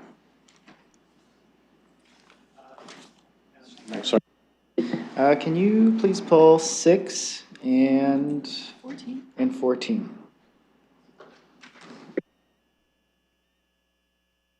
Okay. So there's 1 through 5, 10, 13, 17, and 18 left. Can we deal with those together? I will move those. Okay, that's moved by the chair. Any discussion on those items?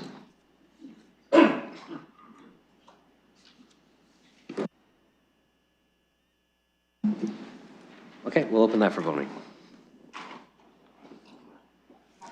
How do you?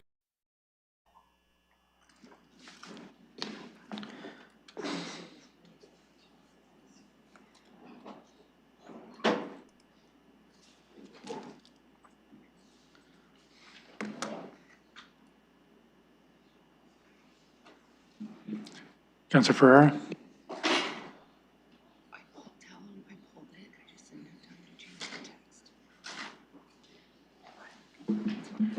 Thank you. Closing the vote. Motion carries 15-0.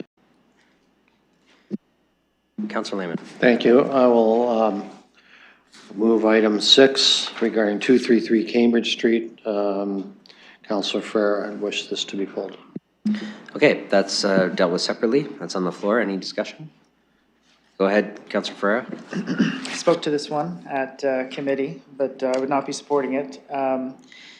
This is a property that they're dividing into 2, and they're looking to make a double unit there. It's in a near-campus neighborhood. I'm worried about just the potential amount of vehicles that would be associated per bedroom, because this area does see a lot of student rentals, and we already have a lot of issues when it comes to parking on the street in the neighborhood. I had a few residents reach out in the area with the same concerns. I live in the area as well, so I know it. I see it firsthand every single day. So I'm not going to be supporting this. I hope that council would not support this either. Okay, any other speakers? Seeing none, we'll open this for voting.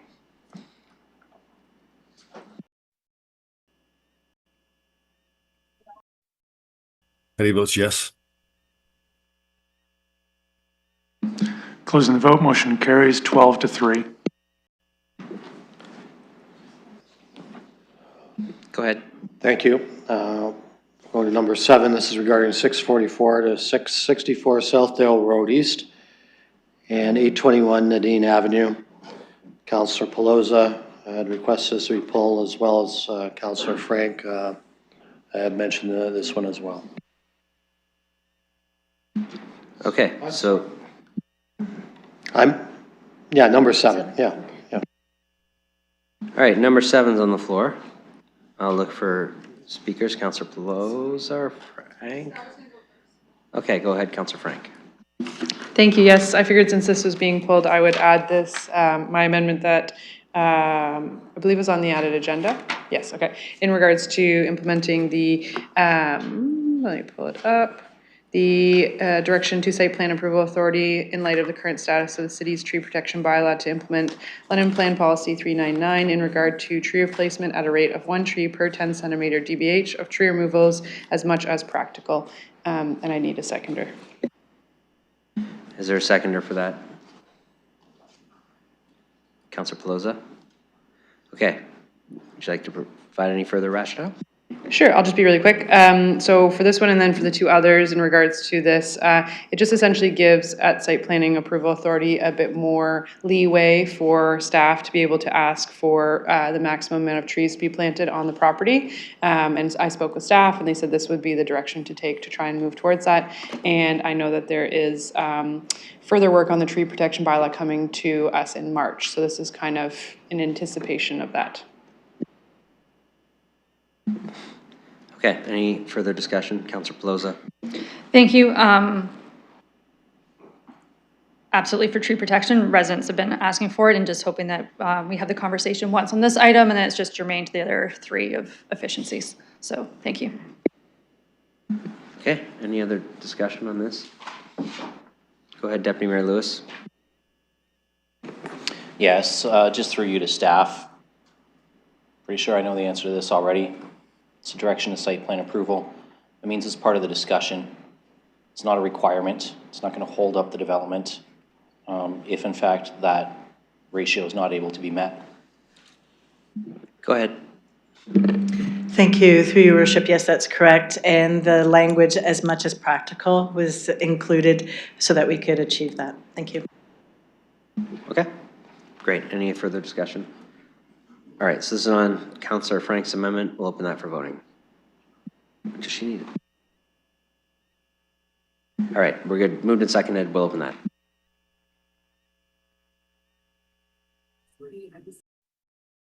He votes yes. Motion carries 15-0. Councillor Pelosa. Thank you. Mine was circulated on the agenda. It is just an amendment for under site plan to be considered. Residents had requested perhaps a higher fence. Staff indicated, I worked with staff on this language.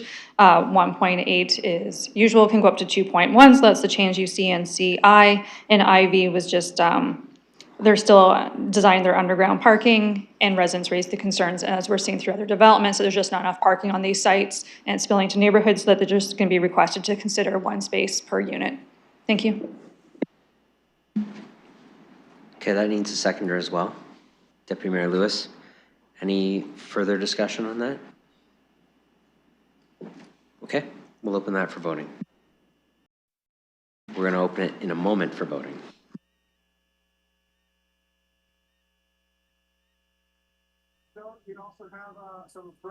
He votes yes.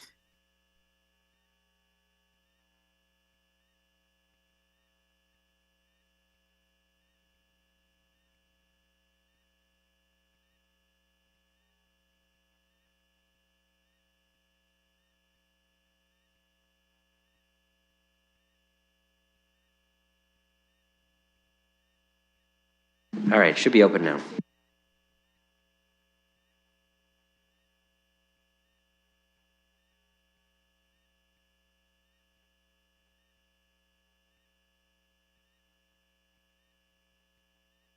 Closing the vote, motion carries 15-0. As amended, I need a mover for the as amended. Are you willing to do that, Councillor Lehman? Yes? Okay. I need a seconder for the as amended motion. Councillor Frank, any discussion on the as amended? Okay, we'll open that for voting.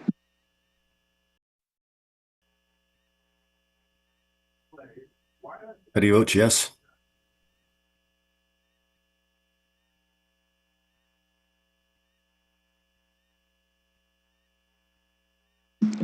Motion carries 13-2.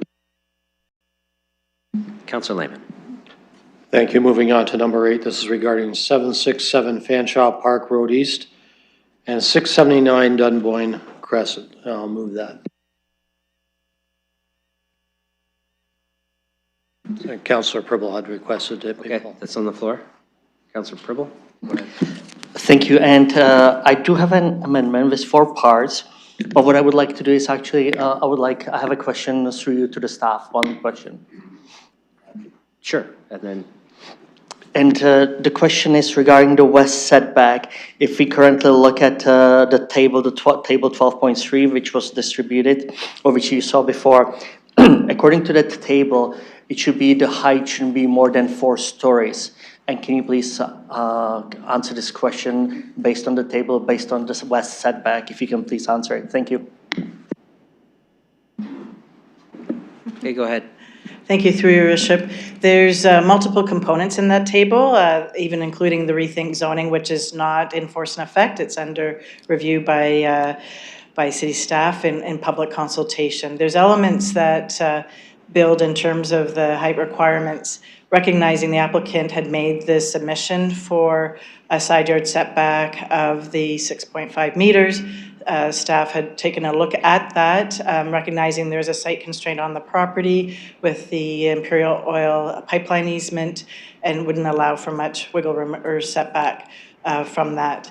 Having said that, as part of the review, staff looked at the incremental height in relation to the side yard setback, also allowing for sufficient setback for tree preservation, enhancements, fencing and such, in terms of that mitigation measure.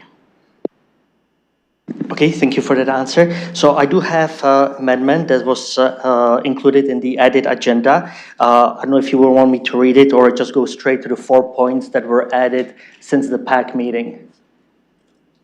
If it's in the added agenda, you don't need to read it out. Okay. Is that a seconder? Okay, perfect. Okay, so just a couple of, there are 4 parts that I have added, and I'm gonna read them now, and then I'm gonna add some rationale. So rooftop amenities shall be prohibited. Then the sidewalk and access on or through 679 Dunboyne Crescent from the apartment complex development at 677 Fanshawe East to Dunboyne Crescent shall be prohibited. And I don't know if you had a chance, but there are 2 parcels. There's the one adjacent attached to kind of Fanshawe, and then one to the south, to the southeast corner of it. The applicant owns both parcels, and the residents, they were worried, so there is no sidewalk or any pathway coming from 677 Fanshawe to Dunboyne, so the people don't park in those streets around. So that was the reasoning for that one. And the civic administration be directed hold a public participation meeting with respect to the site plan process. This parcel does have the Imperial Oil pipeline going through it, and some of you have reached out to me, and I just want to let you know that yes, it is the same one as along Sunningdale, but even though we were talking about moving the part of the Sunningdale Road, this part will not be moved, because some of you asked me, is this going to be moved? So no, it is not. It's going to stay the same way, and there is a minimum requirement of 20 meters to the west that the building cannot be on. So if you look at the parcel, the building is really in the northeast, in the northwest part of the land. There are quite a few concerns from the residents, and a lot of them have to do with the submissions that will be done through site plan, and therefore that's why a lot of residents reach out to me if there could be public participation. And the last one, the 4th one, is the building height, which was in the staff recommendation 28 meters. In my amendment, it's 24.5. And the only rationale behind is this: if I look at the level of Fanshawe and then the grading going down to the 3 streets where the homes are, which is on Dalkeith, Dunboyne, and McLeod, then there is a grading, and this grading is, so the residents are stating accurately that if they look at the building, it's more 9 stories than 8 stories. So those were the rationale for these four amendments. If you have any questions, we'll be more than happy to answer.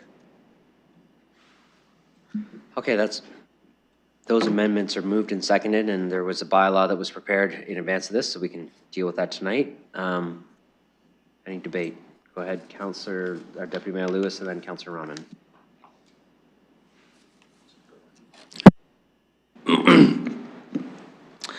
So first, I guess, a question with respect to the bylaw, because 2 of the components are site plan, with the sidewalk access being prohibited from Dunboyne and the prohibition on the rooftop amenity. I'm assuming that either bylaw that's been prepared would capture those 2 things. And so we could vote on a bylaw that would approve those 2 site plan things without supporting the height adjustment. Just need to confirm with staff if a bylaw exists to do that.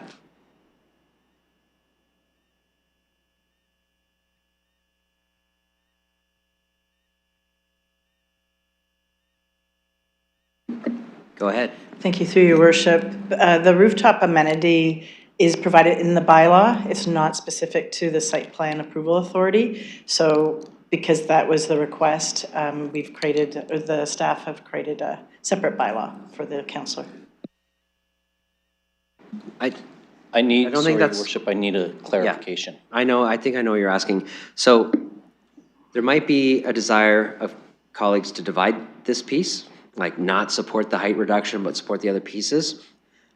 I'm very clear, like, we can move forward with those sorts of things if we have proper bylaws at the meeting.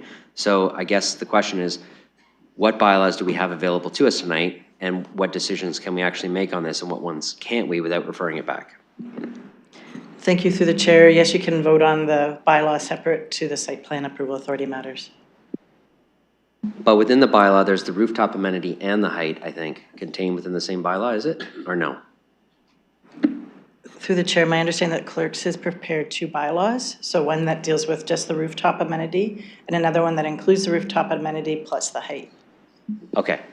So that means you could vote against the height, and we Yes. could use that bylaw. Okay, thank you, Your Worship. So I'm going to need clerks to figure out how to separate this, because I can't support reducing the height 28 meters to 24.5 meters with no planning rationale. And I say that with all due respect, Councillor, but the effect of your amendment is to restrict the height to 6 stories rather than 8, where 8 is as of right. So all your amendment is going to do is land us at the OLT. It's as of right 8. To restrict below that without a planning rationale recommended by our staff, absolutely not something I can support. But I can absolutely support the prohibition on the sidewalk from Dunboyne. It's perfectly reasonable, and it's a concern we heard during the PPM. So I can support that. I can support the prohibition on the rooftop amenity. Because I think when we're talking about a rooftop amenity, that should be specifically limited in the bylaw as well, so that it doesn't get converted into residential. So to see this, okay, I'm fine with that. But to just unilaterally lower the height without any communication from the applicant, without any support in the staff report for a justification of that, the slope, the topography of the land is not something that we can use to justify lowering the height, despite the fact that the OPA says 8 stories is as of right. So absolutely, I just cannot get to supporting that. It's just going to land us in an appeal. And one that our staff won't be able to defend because it's contrary to their recommendation. So that to me is a significant piece. I know this is in site plan, but I'm also not supportive of holding a public participation meeting with respect to the site plan. And normally it's not a public participation, normally it's a public site plan meeting, because site plan is not subject to back and forth between the public and staff negotiating what the public thinks that is a better fit there. A lot of site plan is very technical, geohydrological, those kind of things. I know there was concerns about the stormwater, but that's what we have water, wastewater engineers to look at in the site plan process, going back and forth with the applicant's engineers. And I know that some of your residents cited 10 Marley Place as, well, we did a public site plan meeting there, so why not here? There's a very clear difference between 10 Marley Place and this property, in that at 10 Marley, given the issues with the boundary trees, there is actually the potential for how the building sits on the property to move. And in fact, we saw a presentation from a member, a planner from the public in the gallery, suggesting that rather than 2 separates, that they be combined, and he explained the reasons with the boundary tree, and that made sense. So the fact that the actual design of the building could change at Marley Place and where it's located on the land, that's a valid reason for a public site plan process. Because it's not going to be what they saw in the renders, potentially. It could be something fairly significantly different. The density would remain the same on Marley, but the actual physical design of the building might change.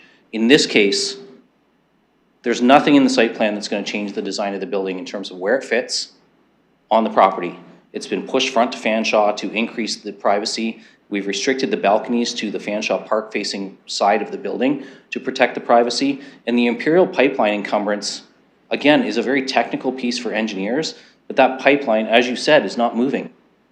So there's not a negotiation with the public as to whether or not that building should move. The 20-meter encumbrance for the Imperial Oil pipeline has to remain. So the building is not moving.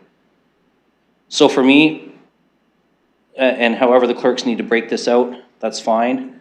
I can support the 2 additions of the site plan authority request to prohibit the walkway and to prohibit the rooftop amenity.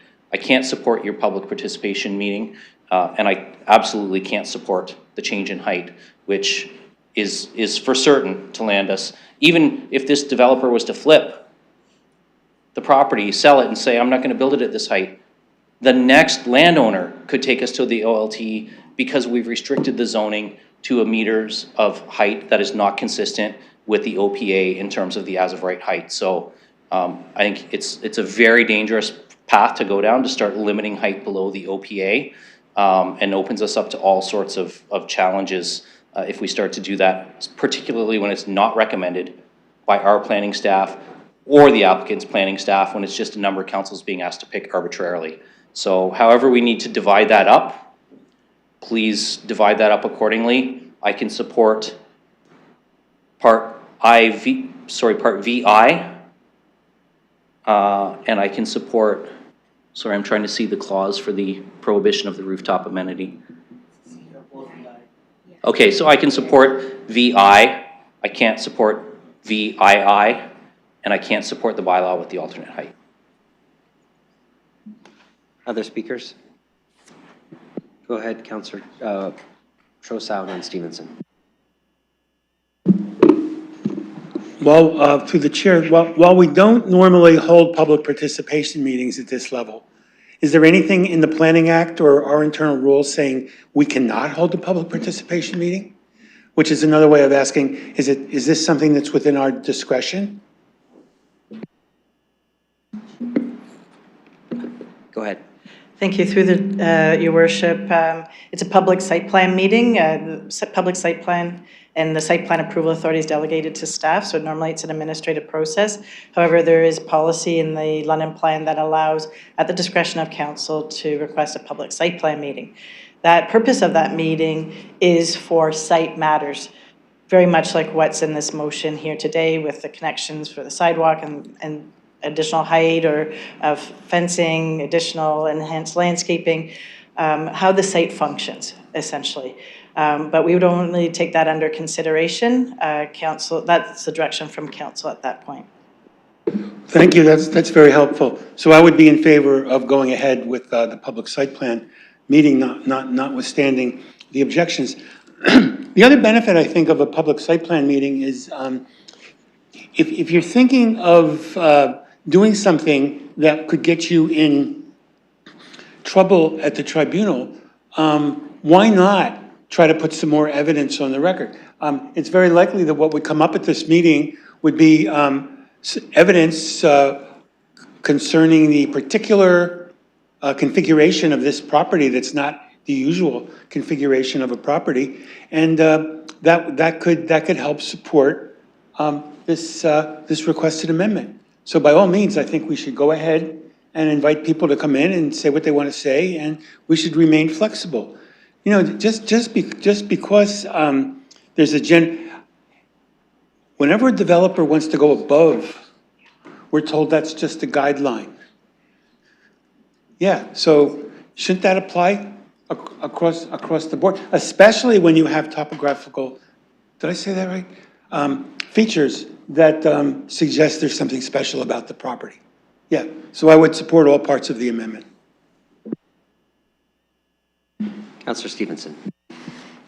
Thank you. Through you to staff, I just wanted to confirm when it says the sidewalk and or access would be prohibited, I received some emails about people concerned during the construction process that would be opened up and there would be construction equipment in the street and then people cutting through. Is there a way to address that concern?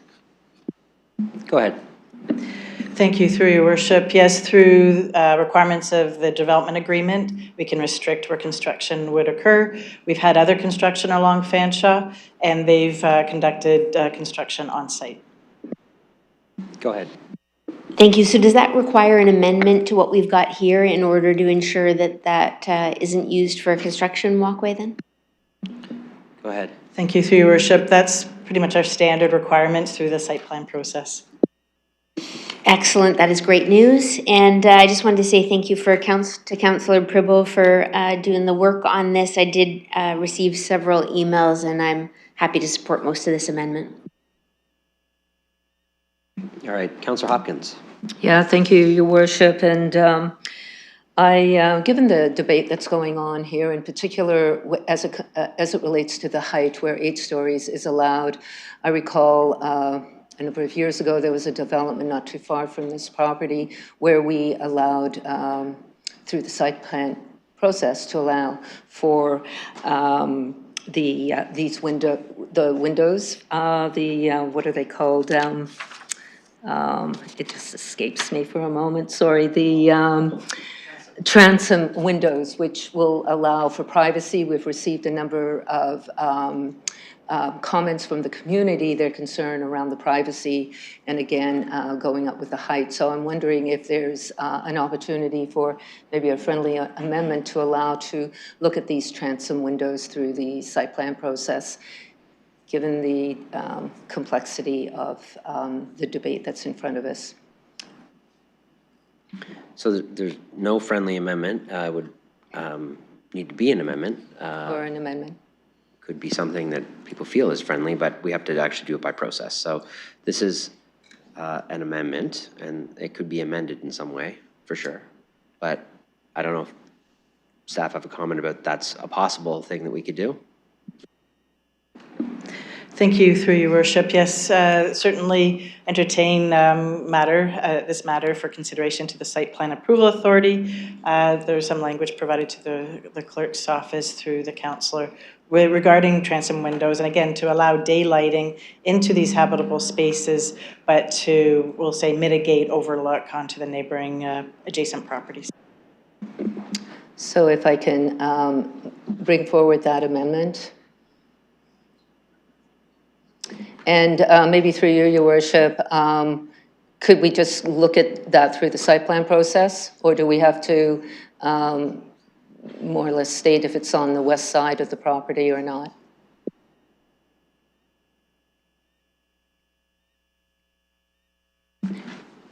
I don't know if we have the amendment up here or not. I have not passed anything on, but I can do something very quickly. Okay, well, maybe we'll just see. Give me 1 sec.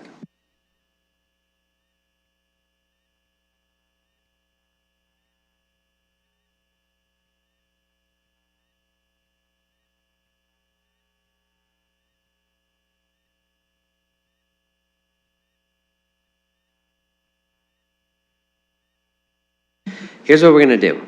I just want to make the meeting as efficient as possible.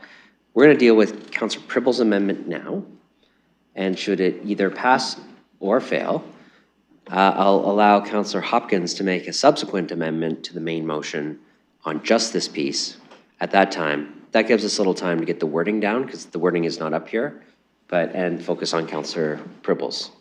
So we'll deal with the window amendment after we deal with this particular amendment. Sound good? Okay.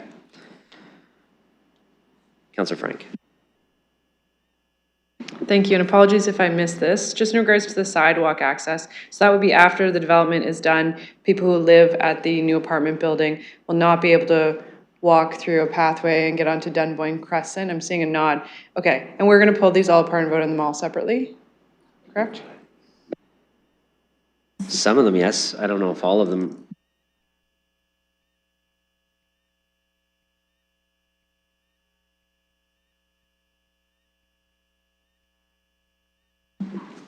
Yes, we're going to do a lot of it separately, including the sidewalk connection completely separate.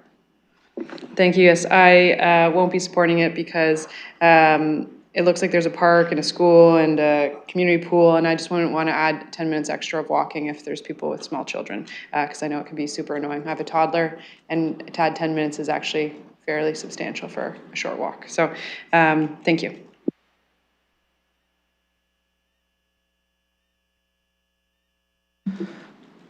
Okay, others, speakers? Yeah.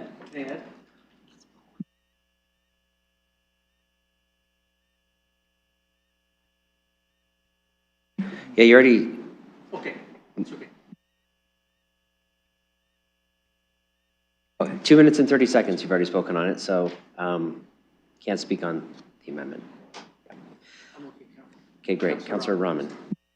Thank you, and through you. So I just wanted to ask a couple questions just regarding the change in height that the councillor has put forward. I heard my council colleagues say that it was as of right for 8 stories. I just want to confirm, because the way that I read the report, I understood it that it was also related to context, because we were dealing with the Imperial Line on the property and making some changes to allow more density because of the way that it had to be configured on this site. So I just want to clarify how much of this is the configuration to fit this into the place with the density we're allowing, which then affects the height we're allowing, et cetera. I'm just wondering if you could help us fill in that context a little bit more.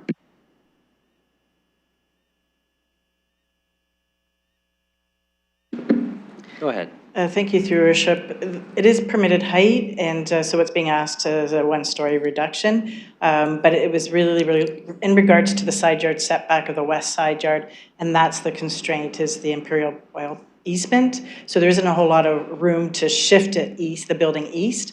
Effectively, if with reduction, let's say of the side yard setback, then that would effectively constrain the building and losing units on part of that one end of the building. Go ahead. Thank you, that's helpful. I understand the concerns that residents have had at this height, especially in what I find challenging with some of the developments that are coming forward, where there is a, primary transit area, Main Street address, but there is also another property that's being contemplated in this as well, which is the 679 Dunboyne Crescent, where you have the 2 properties making up the assembly of the land. It feels like it should have different policies associated with the Dunboyne property versus the Fanshawe property.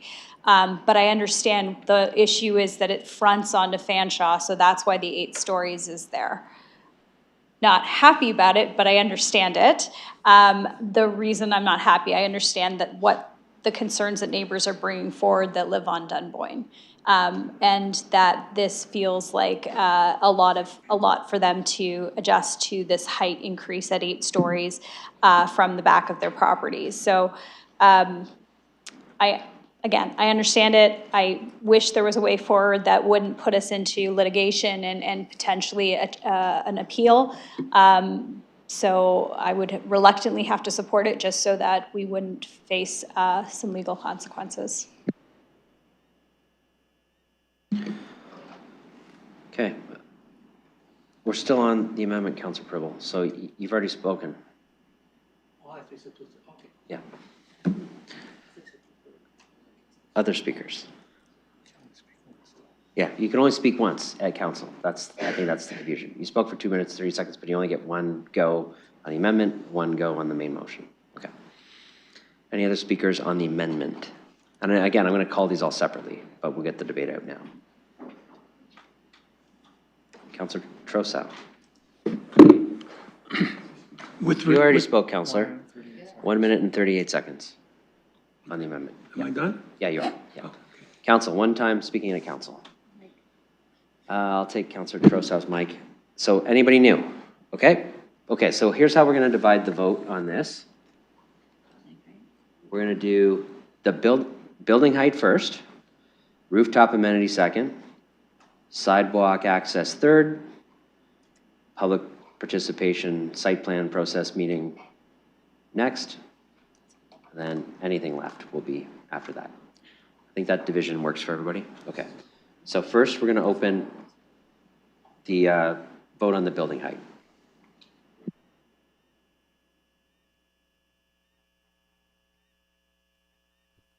Petty votes no.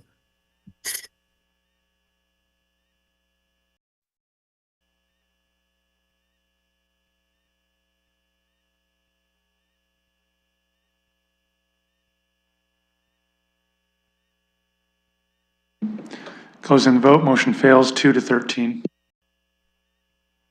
Okay, and next we're going to do the change regarding the rooftop amenity being prohibited.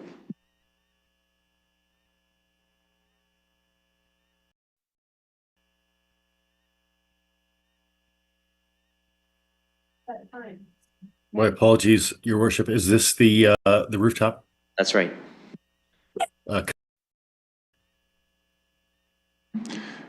Closing the vote, motion carries 11-4. This one's the sidewalk access change. We'll open that for voting.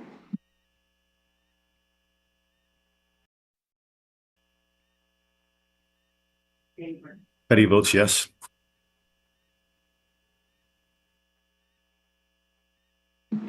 Motion carries 10-5.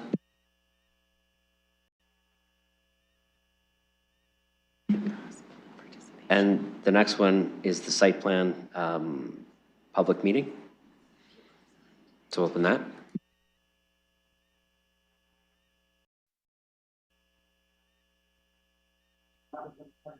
Petty votes no.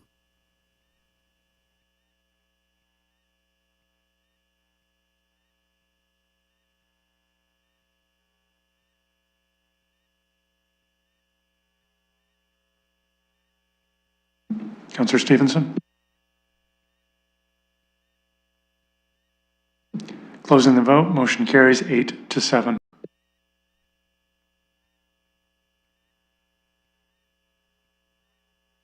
Now we can go to Councillor Hopkins, who wanted to make an amendment. Yes, and my apologies for being late to the game, but we have just approved an 8-story building. And again, how do we create more privacy, more light for people living in the building? I would like to make an amendment that, and maybe it could be a fee to be the site plan approval authority be requested to consider the looking at transom windows through the site plan process. Okay. And again, we have done that in other developments. And again, it creates that bit of privacy and Right. I just need to check to make sure there's a seconder for that. Yeah, okay, there is. Councillor Pribble. Okay, now you can continue your. Thank you. Yep. And I'm hoping you can support the amendment. Thank you. Okay, and I'm going to read it because no one's actually seen the language. That a Part B of the motion be amended to include the following wording: incorporate transom-style window treatments for all habitable units on the west side yard of the apartment building designed with a narrow vertical dimension to allow daylight while minimizing potential privacy impacts on adjacent low-rise residential properties. Good with that language? Good? Okay. All right, that's amendments on the floor for discussion. Councillor Hopkins has spoke to it. Anybody else? No? Okay, we're going to open that for voting. Petty votes yes.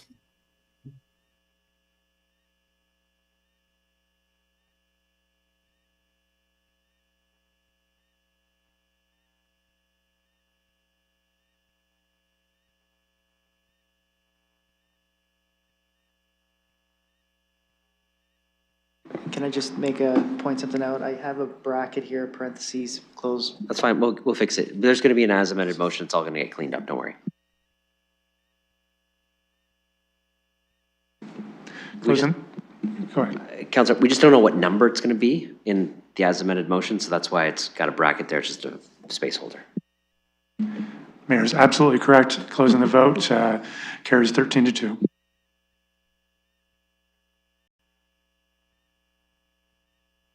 Okay, now I need a mover for the as amended, all the changes we made piece. Councillor Pribble, are you willing to move the as amended? Okay. Councillor Stevenson willing to second. Any debate on the as amended motion? Councillor Lehman.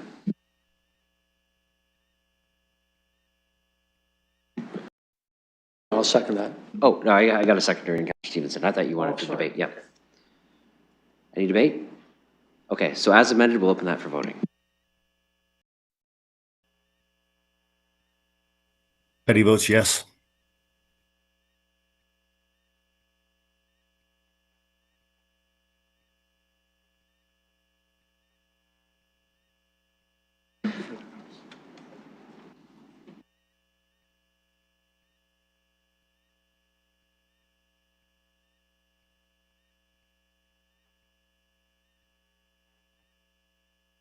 Closing the vote, motion carries 14-1.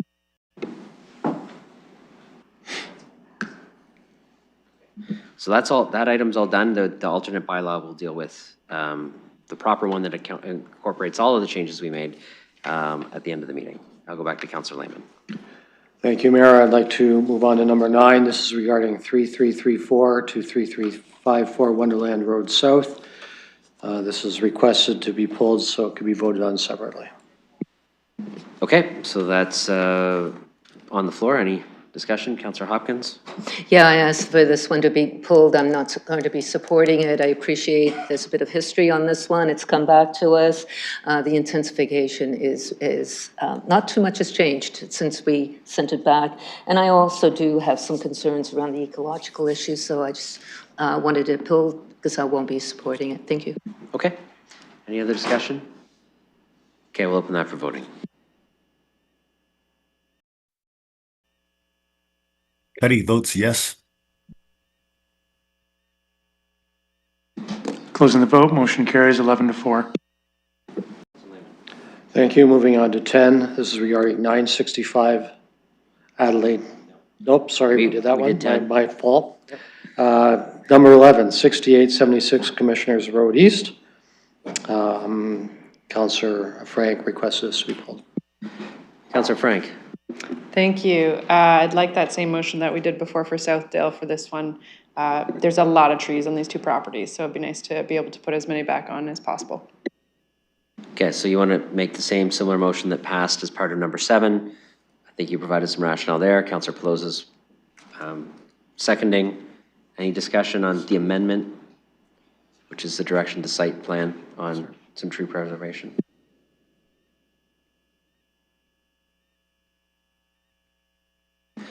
Okay, we're going to open the amendment for voting.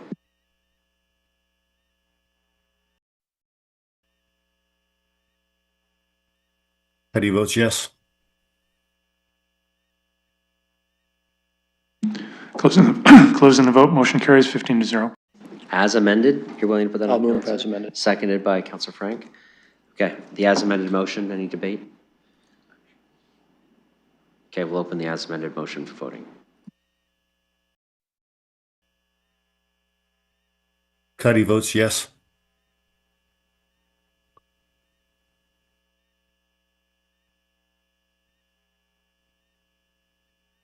Motion carries 15-0.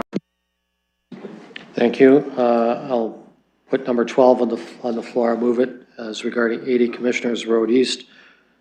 Councillor Frank, who is eager to stand up, I see her out of my purple, would like to speak to this. Councillor Frank? Thank you, same thing. All right, so just for clarity for the public, Councillor Frank is moving an amendment to provide some direction on essentially tree preservation to the site plan authority. Seconded by Councillor Pelosa. Any debate on that? On the amendment, we'll open that for voting.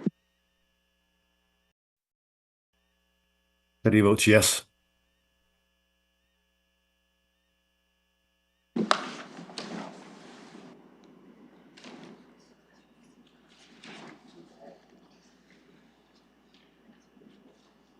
Councillor Van Meerwaard? Oh, I need to write. Councillor Van Meerwaard? Yep. Motion carries 15-0. Okay, as amended, Councillor Lehman, you're willing I'll to move move that, as amended? Seconded by Councillor Frank. Any discussion on the as amended motion? Seeing none, we'll open that for voting.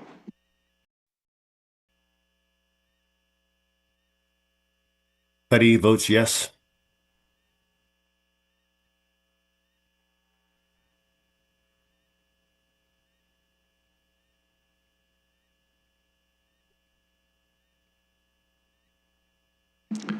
Motion carries 15-0. Councillor Lehman. Thank you. Moving on to number 14. This is regarding 732 Wellington Street and 282 Piccadilly. Councillor Ferreira requests this be pulled. Okay, on the floor by the chair. Any discussion? Councillor Ferreira. Thank you. I spoke to this one at committee, but a lot of the residents and specifically the businesses as well, they're not in favor of this application. Parking issues like before, and I guess I'll just leave it at that. So I'm not going to be supporting it. Okay, any further discussion? Okay, seeing none, we'll open that for voting. Petty votes yes.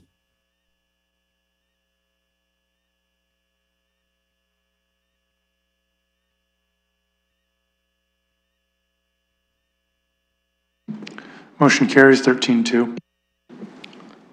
Councillor Lehman. Thank you, Mayor. Moving on to 15, this is regarding 5150 Wellington Road South. Councillor Hopkins requested this be pulled.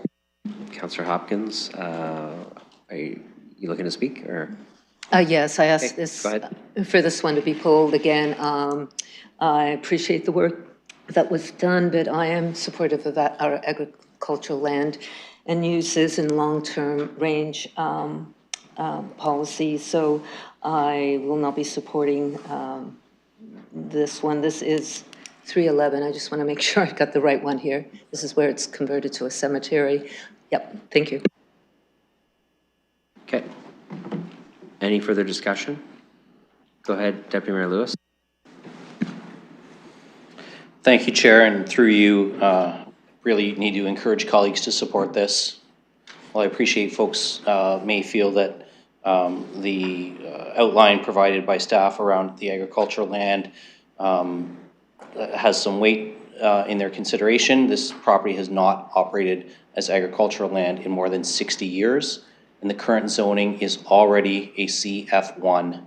The requested change is to a CF4. It's a community facility zone piece of land now. They're just looking to change the community facility zone use so that the Roman Catholic Diocese can create a new cemetery there. And of course, I'm sure we all heard, those of us who stuck around for planning that long, heard how there actually is no long-term planning right now in the PPS for future cemetery lands. There are issues obviously to be dealt with there by the province, but again, this is a CF1 to a CF4.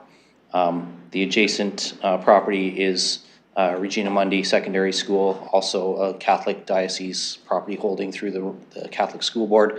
And so for those reasons, this is a good use of land, and particularly when we're talking about all the discussion we've had over the last year about the urban growth boundary.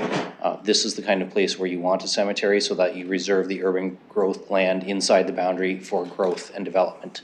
So I encourage colleagues to please support this. Any other speakers? Okay, we'll open that for voting.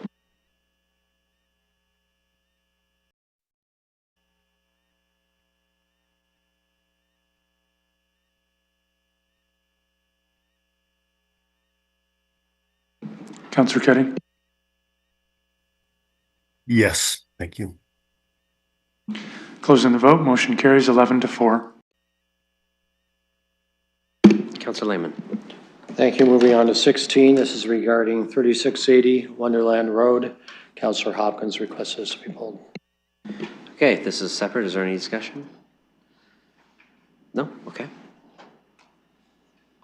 All right, we'll open that for voting.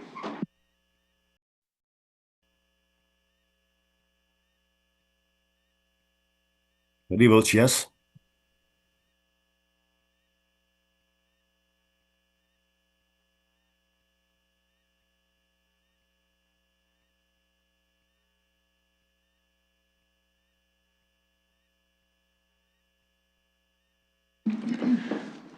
Councillor McAllister. Closing the vote, motion carries 13-2. I fixed it myself. I'm good.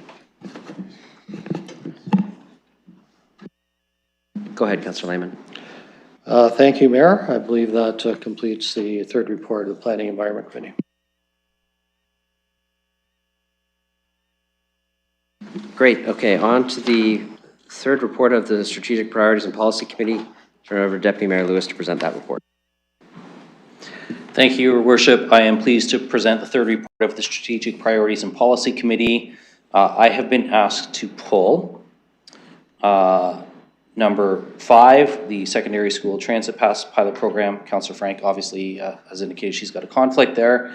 Item 6, the mayoral direction on the creation of an affordable home ownership program. I'm not aware of other items that colleagues wish dealt with separately at this time. Would anybody like anything else dealt with separately? Okay, go ahead. All right, so I'm prepared to move 1 through 4, as well as 7 and 8. And noting that the micro-modular shelter site update, we did receive a verbal at committee to update the report, which was already dated at the time of publication. Okay, any discussion on these items? Okay, seeing none, we're going to open them for voting. Cuddy votes yes.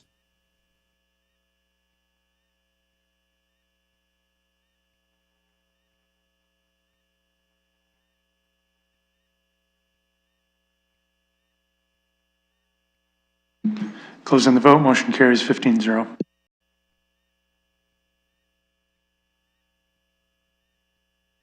Go ahead. Okay, I'm now prepared to put item 5. This is the secondary school transit pass program item on the floor. Okay, that's on the floor. I'll look to speakers on this one. Go ahead, Councillor Brahman. Thank you, and through you, I'd like to move an amendment to Part C. Right now, the civic administration be directed to apply the required finance to a limit of 1.04 million. Based on what we passed at committee, the amount would actually be closer to 880,000. So I'd like to make that amendment since it's already in what we agreed to. I got multiple people seconding. I saw the deputy mayor first, so you got a seconder in that. We'll move right to the amendment then. The amendment is to change to reflect the value since the committee basically removed the summer piece, so that value is high, so the upset limit can be lower. Any debate on that? Good? Okay, we'll open the amendment for voting.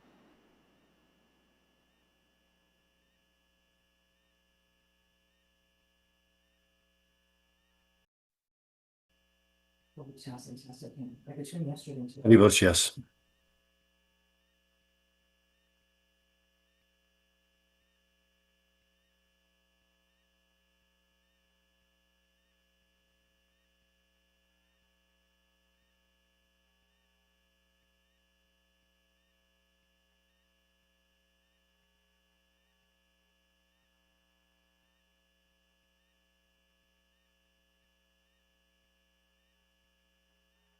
Okay, that should be open now.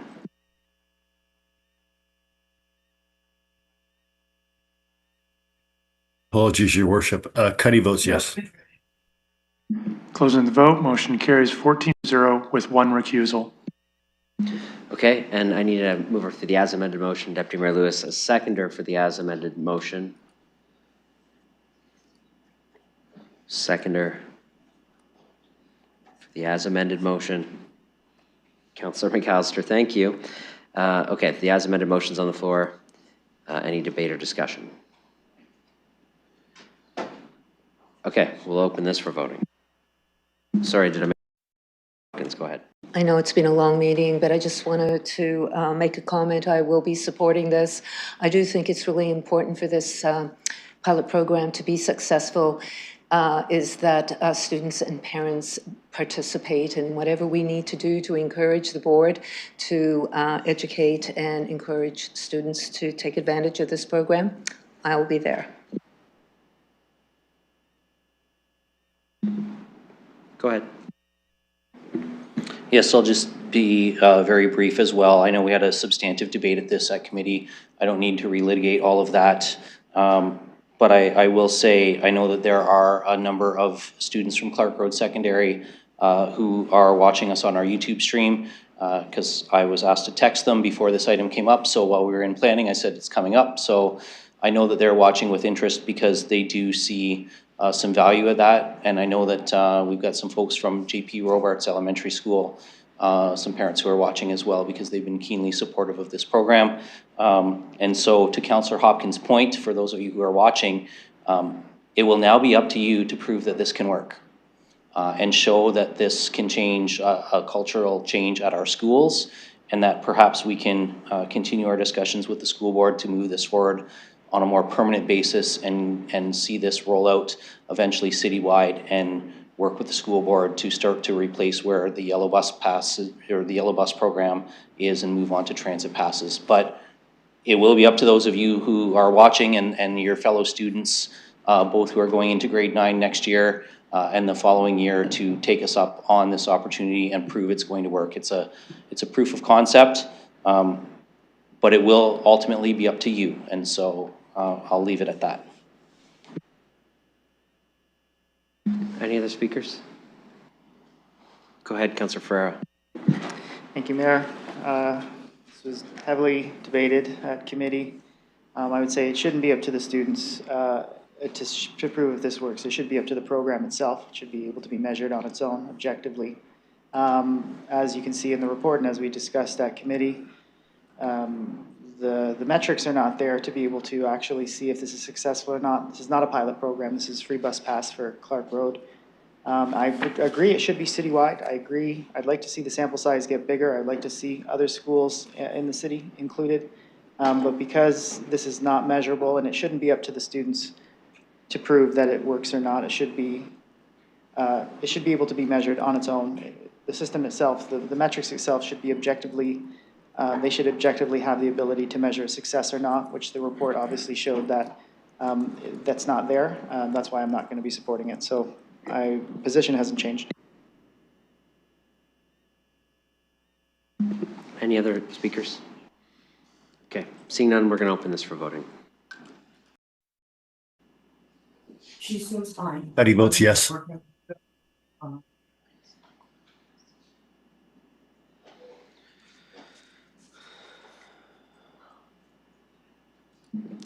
Closing the vote, motion carries 9-5 with 1 recusal.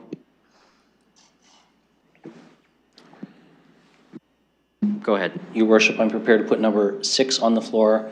This is the mayoral direction, creation of an affordable home ownership incentive program. Okay, well, I wanted it pulled, so I'm going to hand over the chair, put myself on the speakers list. How about Councillor Rahman? Can you chair this? Thank you. I have the chair. Go ahead. Okay, I'd like to put an amendment on the floor to change the timeframe from 10 years back to 5 years for the program. I have that prepared, and I believe I have a seconder in Councillor Lehman. Thank you. I will confirm, Councillor Lehman, that you are willing to second. I am, thanks. Thank you. So just making sure that the clerk has the language, that's just changing from 10 years back to what was originally proposed, which is 5 years. I have a mover and a seconder. I will be in debate. Would you like to begin, Mayor Morgan? Go ahead. Yeah, I'll just go off the top so I can provide the rationale. So first off, I appreciate that this came before council for council's input and discussion and amendments and changes. I think council made a number of changes that I can be supportive of. Ultimately, an incentive program is meant to incentivize, and the feedback, the wide feedback that I've heard is moving it to a 10-year period is not going to incentivize anybody to actually move in and have uptake on the program. And I don't think it's worth moving forward with an unviable program. I'll give you a couple of examples. You know, really, given the changes council's made about focusing on new homeowners and Londoners, we're really talking about getting people into entry-level homes where they're probably moving from renting to buying something for the first time. It's not going to apply to single-family homes. The price point isn't high enough for that. It's going to be something smaller and more focused.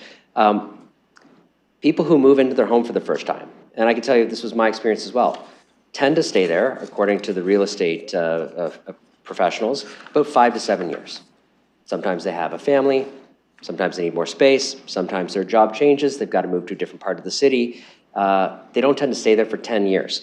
As well, the way that council structured this through the amendments, moving it to 10 years means on the city side, which if you left before that time frame, you'd have to essentially pay back the city's portion of the loan, not the money we're leveraging for the building community, but the city's portion.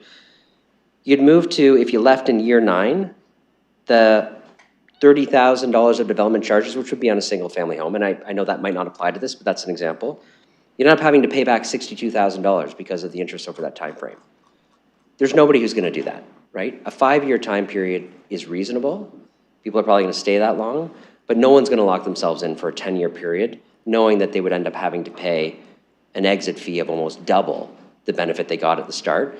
And you can see from the correspondence that we've got from those who work in the building and development community, they don't anticipate that they would have buyers at this level. So I'm asking council to change it back to 5. I'll be pretty clear, and I take no offense to this. If we keep it at 10, I intend to flip my vote and vote against the overall program because I just don't see it as a viable program, and I'd much rather release money back into the Housing Accelerator Fund for infrastructure, which is the other thing it could be spent on at that point. So if we want to actually give this a go, I think we need to do it at 5. And if we don't, that's fine, but it's just not viable at 10. So I'm moving the amendment to make it a viable program so that we could actually proceed with it. But my intent would be not to support it if we don't move it to 5. I just don't, and I would encourage others not to, because it's just not viable at the 10 years. There just will not be the uptake, and I would anticipate an update in July that said there's not a lot of uptake on this program. So if you want to see if it works, I think we have to make this change. So that's why I'm suggesting we make this amendment. Thank you. I will look for speakers on the amendment. Councillor Stevenson. Thank you. I'm the one that moved the amendment to 10 years. And I guess through you to staff, we have home buyer down payment loan program where people have to stay in for 20 years. They have to own that home for 20 years before they get the forgivable taxpayer money. So I don't know if it's a reasonable question, but through you to staff, like, can you, I'm not gonna put staff in that spot, but we have an ownership program where people stay for 20 years before they get that free taxpayer money. And I believe the reason that works is because we were meeting an affordability issue such that people were able to grasp home ownership that maybe felt out of reach previously. And so just to be able to own a home was fulfilling the objective, and therefore keeping it for 20 years is a dream come true. I didn't support that program for other reasons, but at least it meets that need. It helps somebody achieve something that they treasure so much they'd stay 20 years and then they get that taxpayer money. Don't have a huge problem with that. This one, if the objective of this is to get the money out the door, then we can lower it from 10 years to 5 years. If that's what we want to do, is hand money out so that people can buy a house and then move up to a bigger house in 5 years, that's not an affordability program. Now we are selling inventory.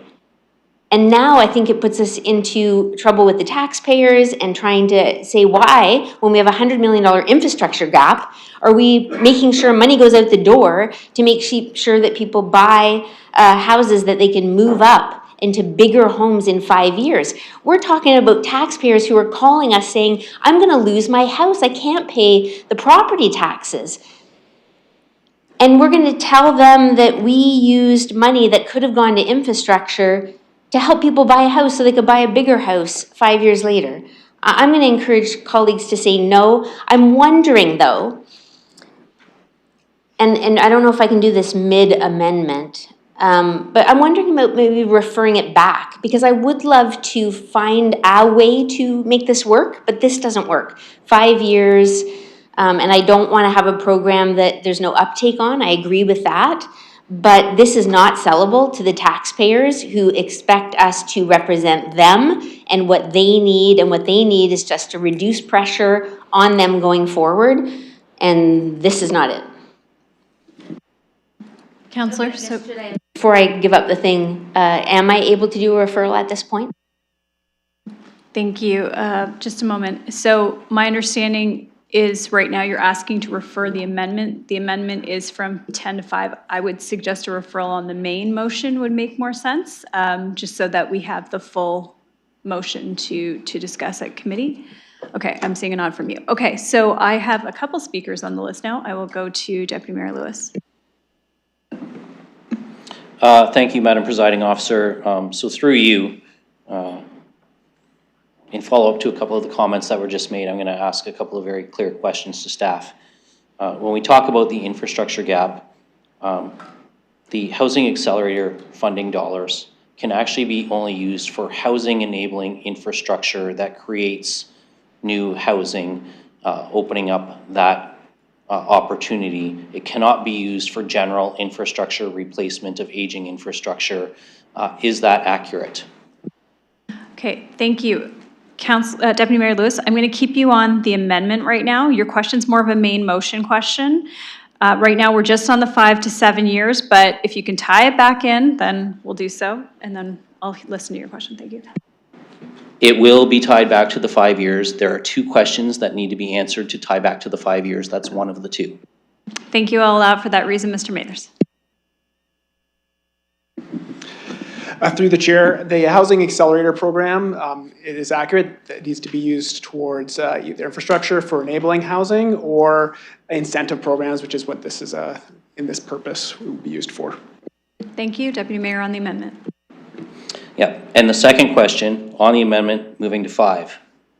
This program, because it was raised that we already have a program that incentivizes homebuyer through the first-time home buyers down payment assistance program, and the reference to the 20 years, which is where this ties back to the 5.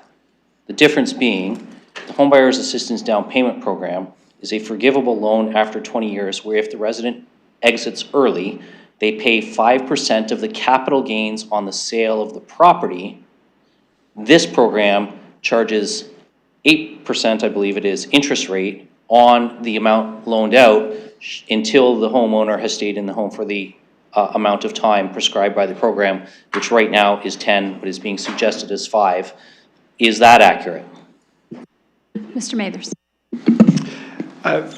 Through the chair, so that is accurate. They also can repay the entire amount and not pay any interest on it. So it's either that 5% amount or the entire amount with no interest.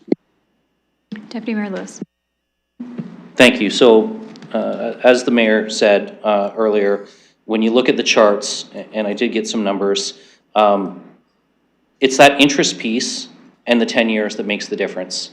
That doesn't make the difference, the same difference at 5 years. When you're looking at the 5-year amount, you're essentially at 45,000, but when you're looking at the 9-year amount, you're at 62,000 because of the compounding interest that's involved. So it is actually a problem to get people into their first home when we're basing a program where there's an interest rate before the period expires versus a capital gains penalty when the period expires. So one provides some very low entry point ownership with a capital gains increase over 20 years, or that early exit with the capital gains, and that can be used for resale homes.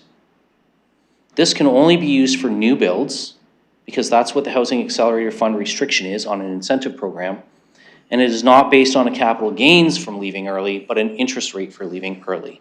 So factoring those things in, I actually reject that it's selling inventory. I do think that it is getting people into housing. And when I've talked to residents about this, they understand that it's about getting people into housing. It's not the soundbite from the 6 o'clock news. Oh, the 6 o'clock news isn't here anymore, so no disrespect to the 6 o'clock news.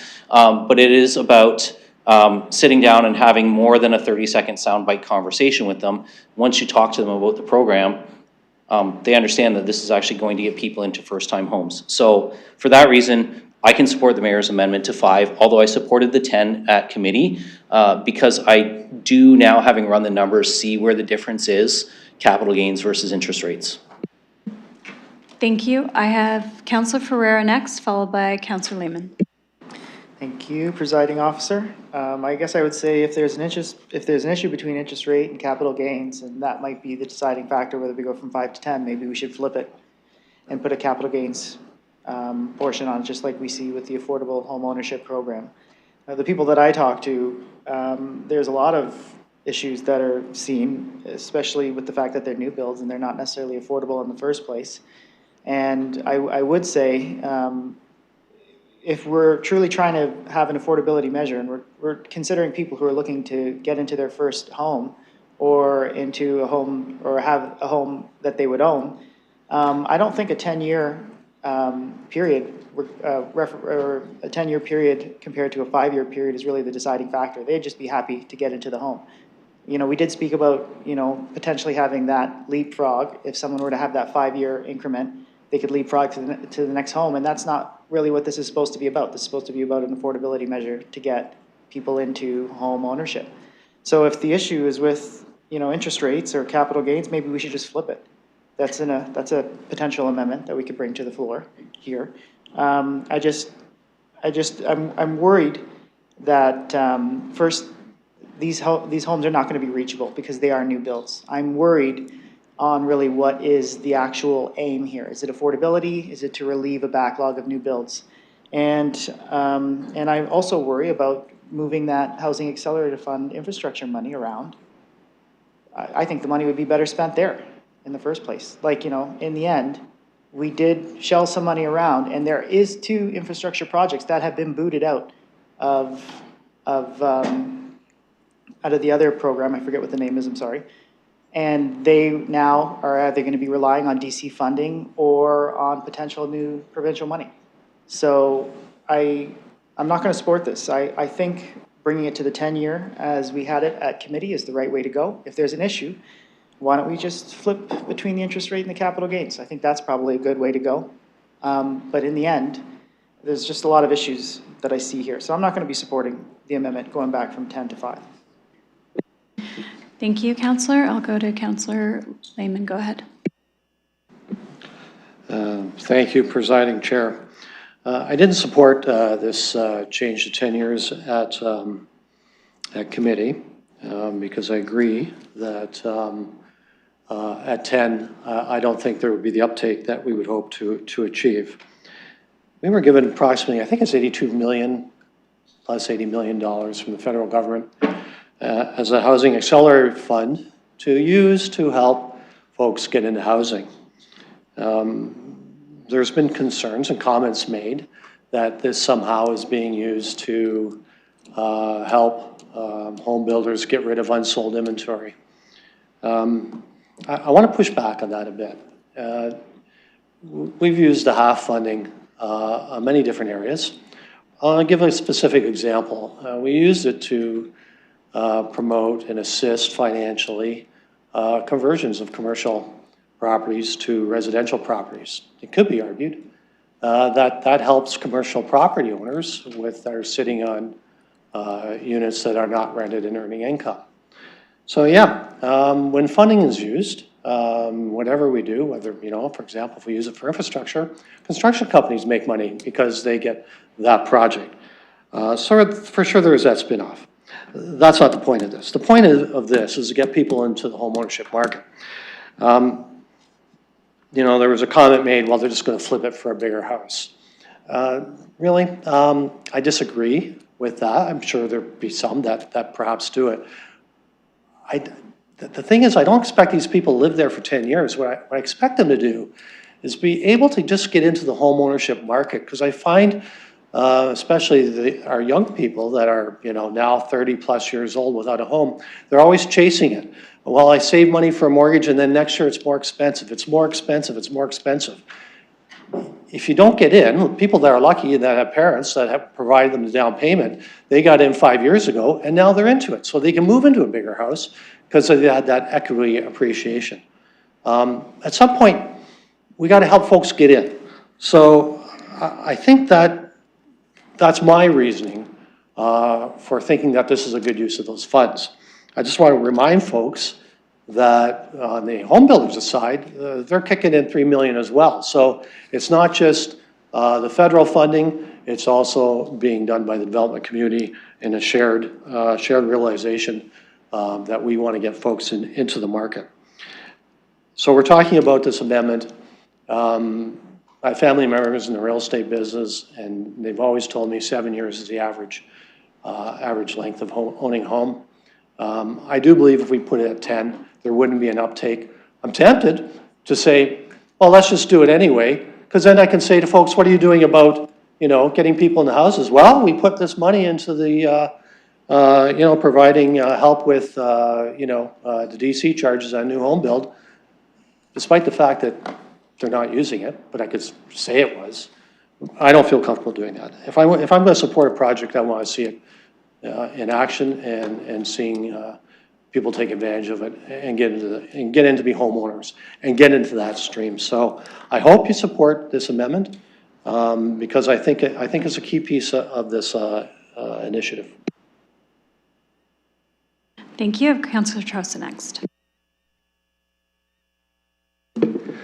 Thank you very much to the presiding officer. I feel as if we're rehashing a lot of the arguments we made last time, which is fine. I'll do it too. I'm not going to be supporting this amendment. Everybody's surprised. I'm not going to be supporting this amendment. I think the program is fundamentally flawed. And at the committee meeting, we made some marginal improvements to it. I really think if the goal here is to get people that are not able to make the leap into home ownership, we need to take a different approach. And I think the approach that's being put forward in this program is fundamentally flawed. Now, having said that, being the kind and flexible man that I am, I'm wondering if you would consider an amendment that would say, instead of it being all or nothing, that after 5 years, 10% comes off every year. So it's sort of on after 5 years, it's a sliding scale. Now that is a mix between what Councillor Stevenson is talking about, who I fundamentally agree with on this, and what the mayor is talking about. And I should say, even if this passes, I'd be inclined to vote against the whole program. But I think that this at least provides a little bit of flexibility. There's no reason why it has to be all or nothing. We could say do 5 years and then 10% of it will come off every year for the next 10 years. And I would not even think of how to put that into a proper motion. So I think that would need either some quick wordsmithing here or a referral. But I just don't like the general approach that we're using. I think this is fundamentally about helping developers move their inventory, which is happening at the same time that they're coming in here every meeting asking to create more inventory. I just don't see it. Thank you. Thank you, Councillor.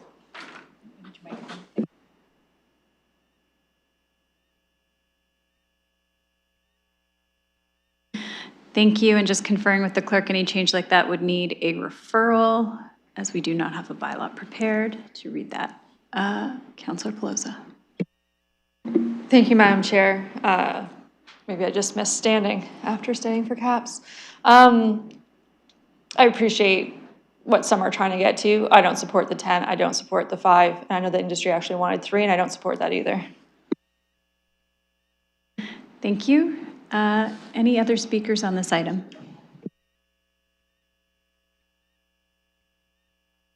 Thank you. I will look to pass the chair to Councillor Pelosa, so I can speak on this. Thank you.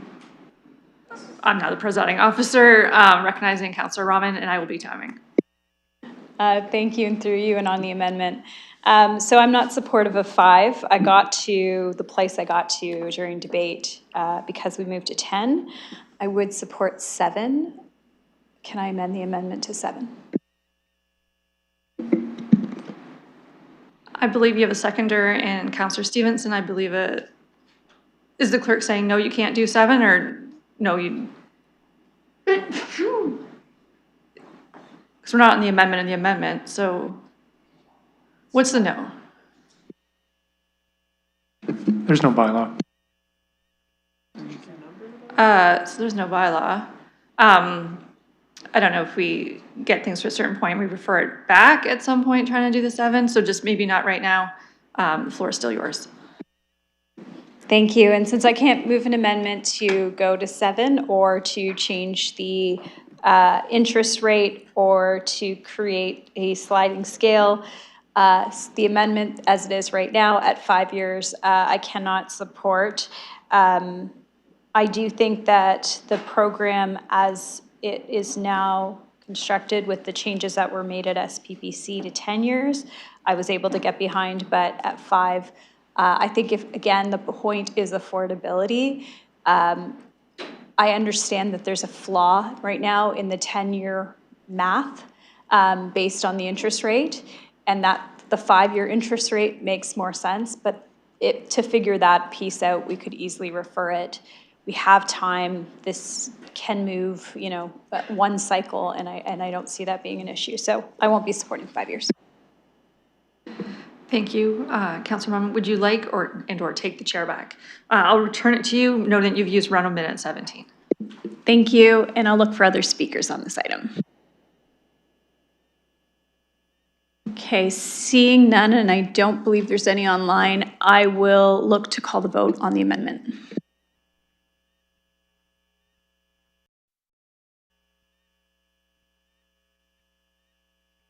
Might say no. This is the mayor's and But you know what? Councillor Lehman's amendment. Is that right? Thank you. Yes, this is the amendment to move it from 10 years back to 5 years. I'll vote yes. I'll let you know when the vote is open. The vote is open.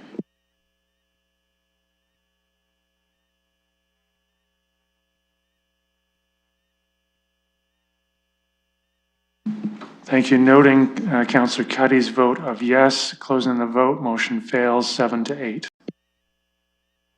Thank you. I will return the chair to the mayor. Thank you. Okay, any debate on this? Go ahead, Councillor Stevenson, and then Councillor McAllister. Thank you. I'd like to move a referral if I have a second. To work out the details of the financial workings of this plan. Okay, I'll look to see if there's a seconder for the referral. Councillor Rahman. Okay, so on the referral, I don't know if you want to speak to the referral first, and then we can get a speaker's. Yeah, sure. I'll speak to it. I really would like to support something like this. And I do, you know, it was acknowledged in the staff report that it was rushed, and I appreciate the urgency of it, but staff had said they didn't have a lot of time. I also spoke with the London Home Builders Association, and I ran a few things past them that I could possibly get behind. And so certain things have come up, you know, maybe the interest rate is too high, maybe it should be a capital gains thing. Is there a way to take this incentive and have it increase a person's down payment so that it actually does increase affordability, rather than it be they have to qualify for a property, get a loan, and then they apply for this incentive and they get $19,000 to $50,000 that they could go to Cuba on or do, you know, something else. I would rather have it, Cuba might not have been a good example. I would rather it help affordability. And I do think that with just one more cycle and a little bit of input and some changes, we could come up with something that would get more support here, that would be more appealing to taxpayers and actually really help people. I also think if we were able to apply it to the down payment, maybe there's a way to not even track the loan and just allow us to incentivize. So to me, there's lots of different options that we could have if we had one more cycle to explore, get input, and really bring forward something that will meet the objectives here.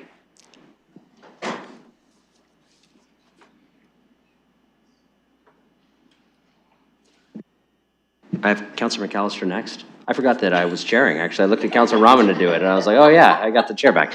Councillor McAllister, then Deputy Mayor Lewis.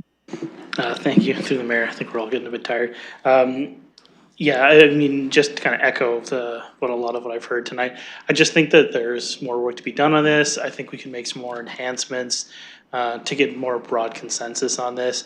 I don't think we're that far away. I think a lot of good things have already been said tonight. I do think one more cycle gives the opportunity for members around the Horseshoe to maybe add some ideas they have specific to this program, and yeah, really try to address some of the affordability issues for the program that we've already identified. I appreciate the mayor bringing this forward. I think, you know, got to get creative with ideas. I said this the last committee cycle, you know, we've got a lot of tools in a big chest that we're all trying to use. Cities are coming up with different ideas. But I do think we have to afford ourselves some time to work through some of the issues we've identified, because it's not that the first crack is going to be perfect, but I think there's an opportunity here, and I still see value in it. But I do think we can definitely enhance this program to make it more appealable to both other members of council and to the public more broadly to address those issues we've all heard. Thanks. Deputy Mayor Lewis and then myself. Thank you, Your Worship. So through you, my challenge with the referral is a bit of the vagueness around the financial parameters piece. I don't love the language. I think we heard some ideas tonight that I actually am open to considering. Maybe we do switch from an interest rate to a capital gains percentage. I'm very open to looking at that as an option.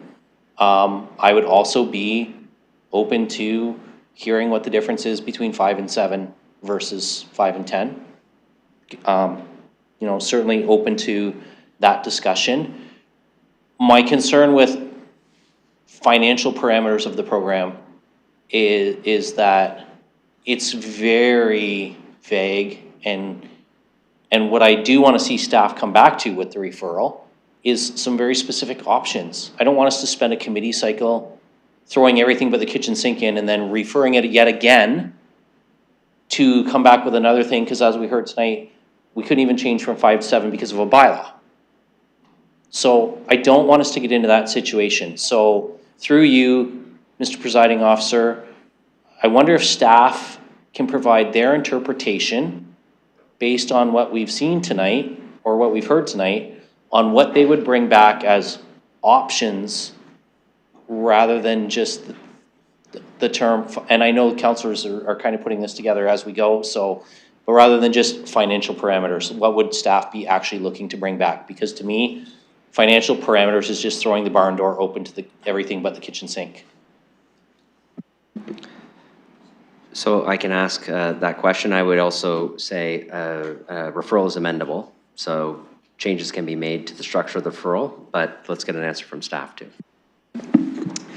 Through your worship, so what we could do is bring back, like we've heard discussion, I've got my team members online as well, like listening right now to give a very good sense of what you're looking for here. So what we can do is provide a report, list out some of those significant items that you've listed. We can make a recommendation based on what we've heard and what we think would be a program that would be viable and still have all of those requirements that you're looking for as well, and be something that we can actually administer, and then bring that back for your consideration. And then you'll have your pick list that if there's items that you want to add or remove at committee, that you'll have that opportunity.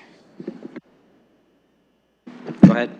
Okay, I think that's helpful, because I think the other thing that we have to keep in mind here is that this program doesn't work if we put in conditions that the private sector decides they're not going to contribute their 40% of, and then they walk away from the table, which is a very real possibility if we get too far down into the weeds here without having a chance to hear what the people who are putting in the 40% think about the eligibility parameters. So I'm a little more comfortable with what I've heard from Mr. Mathers. I guess I just need to know through you, Chair, from staff, do they feel like we need to be more specific in our language, or is what's there sufficient for them to work from? And I only ask that because I know the mayor said earlier, gods know how long we're going to keep staff here tonight, and that goes for your team online as well. But I'd like them to be able to start thinking about that. So if you need some specifics, can you kind of indicate that to us now, or whether that's sufficient? So give me 1 sec.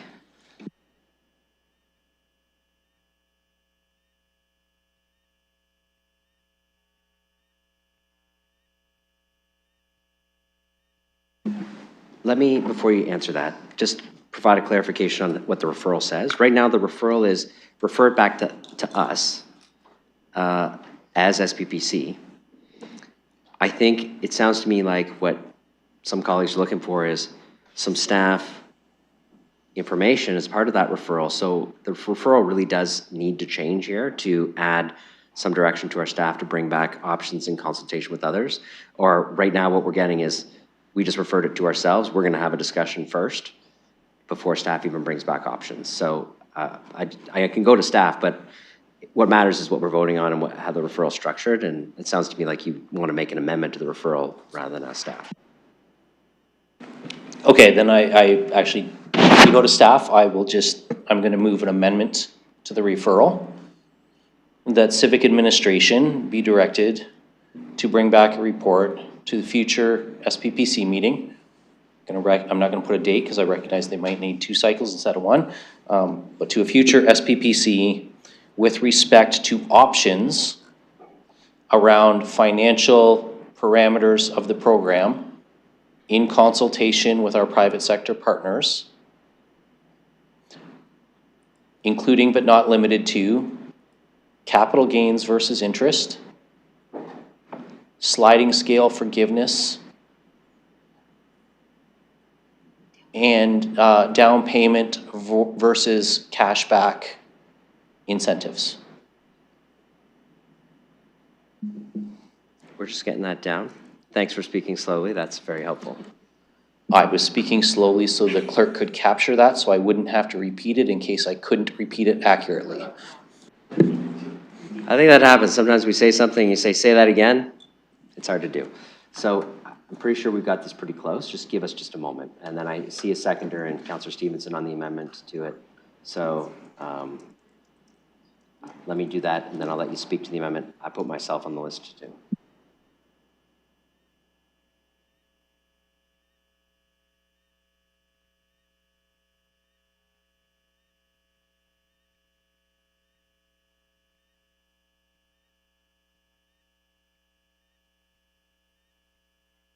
Cuddy votes yes to the amendment for the referral. Cuddy, Councillor Cuddy, I love that you're moving things along. I'm so sorry. We're not as quick as you on this, right? Okay, I'm so sorry. No apologies. You're keeping us going. We're still getting the wording down. But I think we're all feeling like you're feeling. We'd love to vote, but we've got to wait just a moment.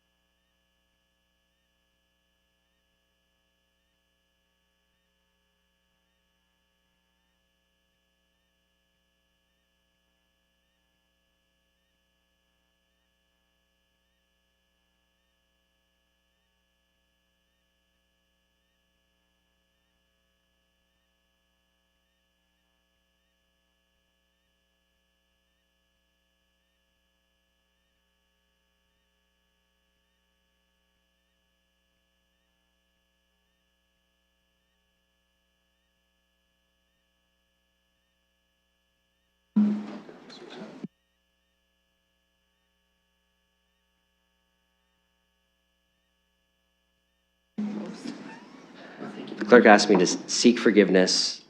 We threw some language together. Can you just check it and see if it's close enough?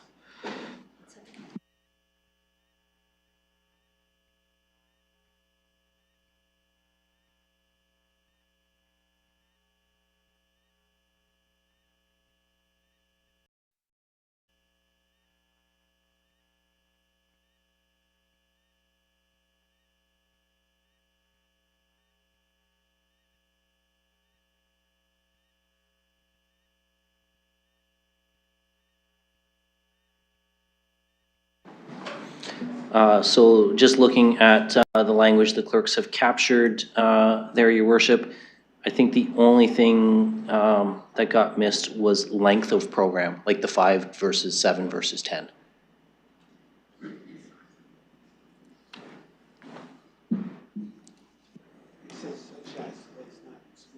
But yeah, it does say such as, so if they come back with a variety of things, that's, I guess I We're just going to add that in because that was part of the debate that people actually care about a lot, so. The such as is giving you some flexibility, Mr. Mathers, to. Okay, good, okay. All right, so this is amending the referral. On the amendment to the referral, we'll have discussion now. I don't know if you want to speak again or if you're good. I want to speak, so I'm going to turn the chair over to Councillor Rahman. Thank you. I have the chair. Go ahead. Okay, so I'm going to support the amendment to the referral and the referral. I'll get it all out of the way at the same time here. I like the parameters on the amendment of the referral. I like the consultation with the community. I think it's really important for us not to leave $3 million on the table because I think there's something here that we can come to an agreement on, and what we've got to do is find that pathway to where those dollars can be deployed and leveraged in something that council can widely support. And I will say, you know me, I always like to go for as wide a support as possible on some things. So I appreciate my colleagues who are willing to take a look at what might work. I would say in the referral back, I like the flexibility of it. And I also think that we may get some other feedback back from the development community. We've only just made up our definition of what a new homeowner is. I actually think that there's some pieces missing from that based on the federal program of time since you've owned a house and that sort of thing. So I think if there's flexibility here, some improvements can be made. All of those things together are what's going to get the money on the table. And so as long as colleagues are open to that, in addition to the things in the referral, I'm very open to having a discussion on what might work, what might have the wide consensus of council, and ultimately what more we could do on the home ownership side of things, which is really where we're lagging in the city and where people have not found a great solution to modify. And I also want colleagues to know the reason why I support keeping the referral and changing it and keeping it alive is even when I went to Ottawa, people are interested in what we're doing. It's already gotten some attention, and it's because other people are trying to think about how to tackle this problem. So, we can try something here. We can find the right path with the right risk level, and I think we can work with other communities at the end of the day too. So I'm supportive of the language change in the referral and the referral. Thank you. Returning the chair to Councillor Lehman. Speakers list. Councillor Lehman. Yeah, I want to say thank you to my colleagues. It's, I think maybe because we've had time to kind of digest this from SPPC. As I said earlier, I truly believe in that first home, getting into that market, which keeps moving away from people. The easy thing would have just been said, no, we'll vote this down and move on. So hats off to everyone here for maybe finding a way that works for them and addresses their concerns, that we can find a way to help first-time home buyers. It's tricky with the property tax, because if this is funded by property tax, then I wouldn't be supporting this because I don't think this is proper for property tax. This is a federal government program, which I can get behind it.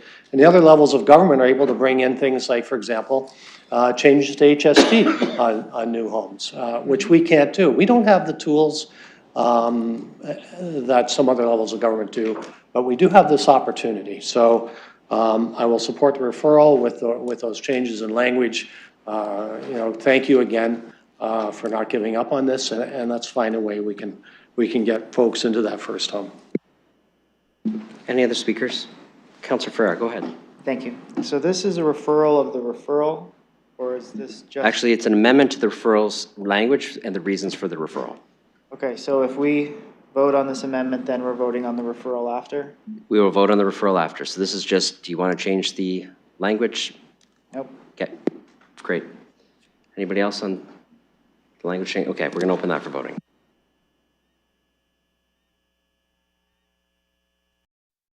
Eddie votes yes.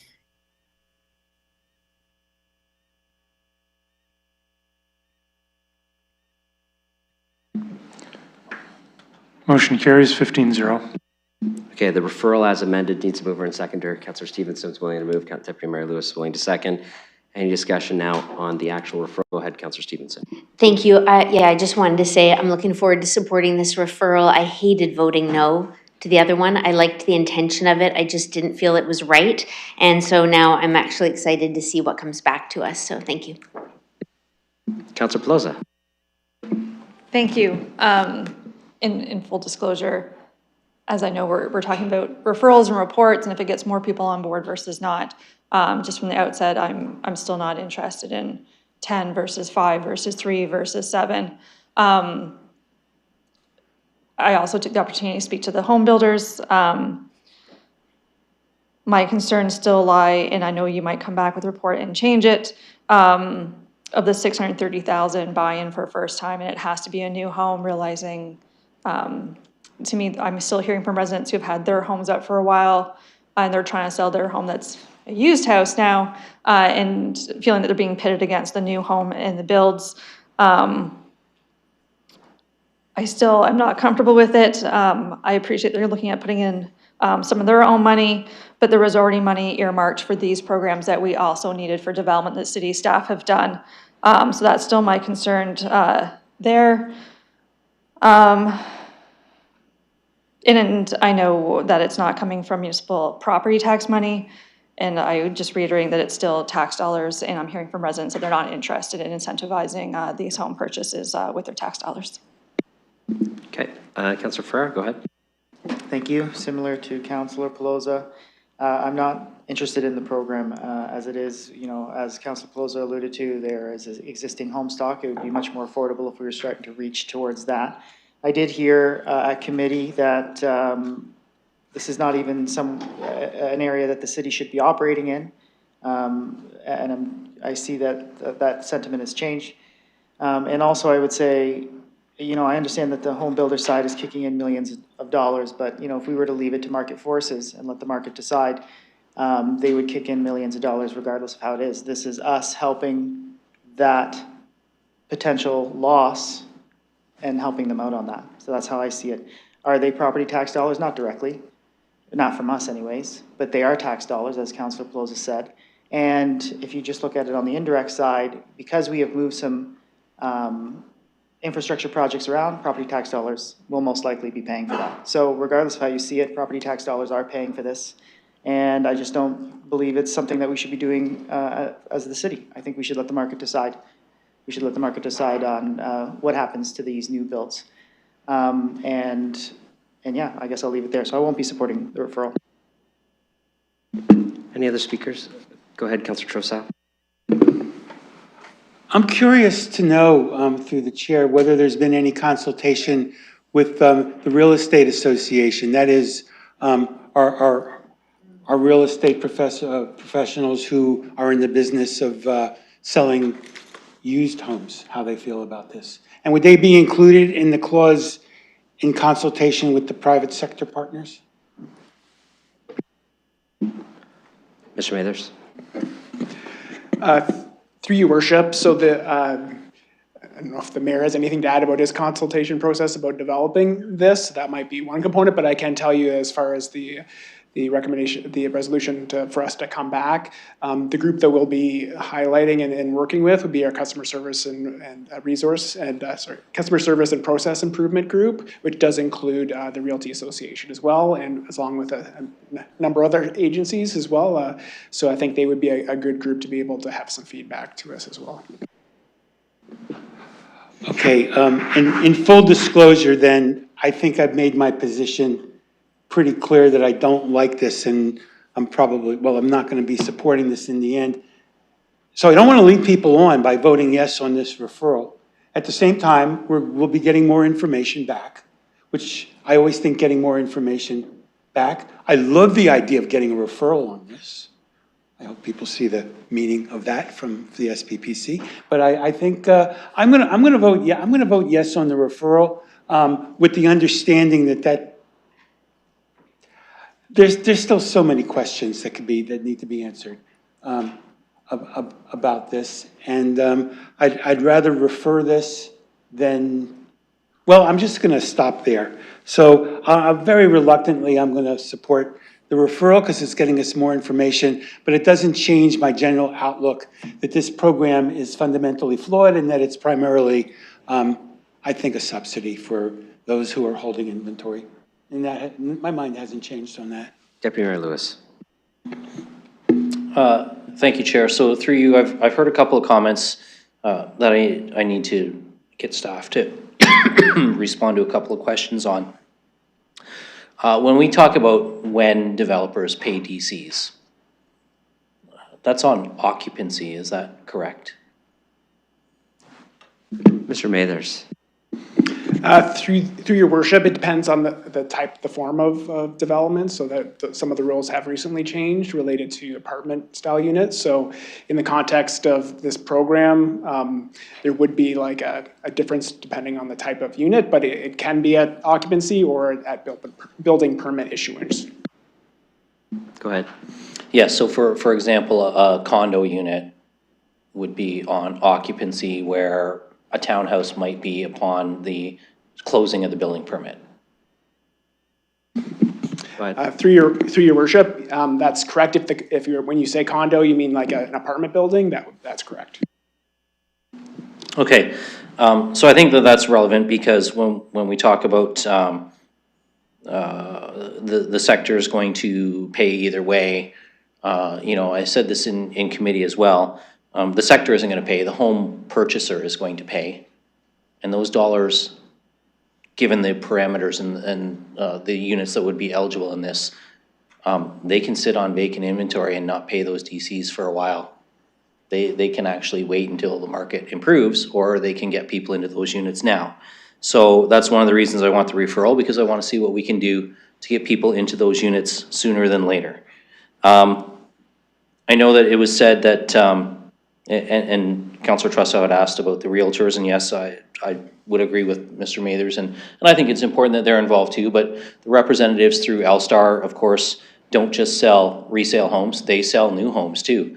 Not every builder is directly into sales. They often use LSTAR members to sell those homes once they're built, and they are at the table, so that's an important component to capture.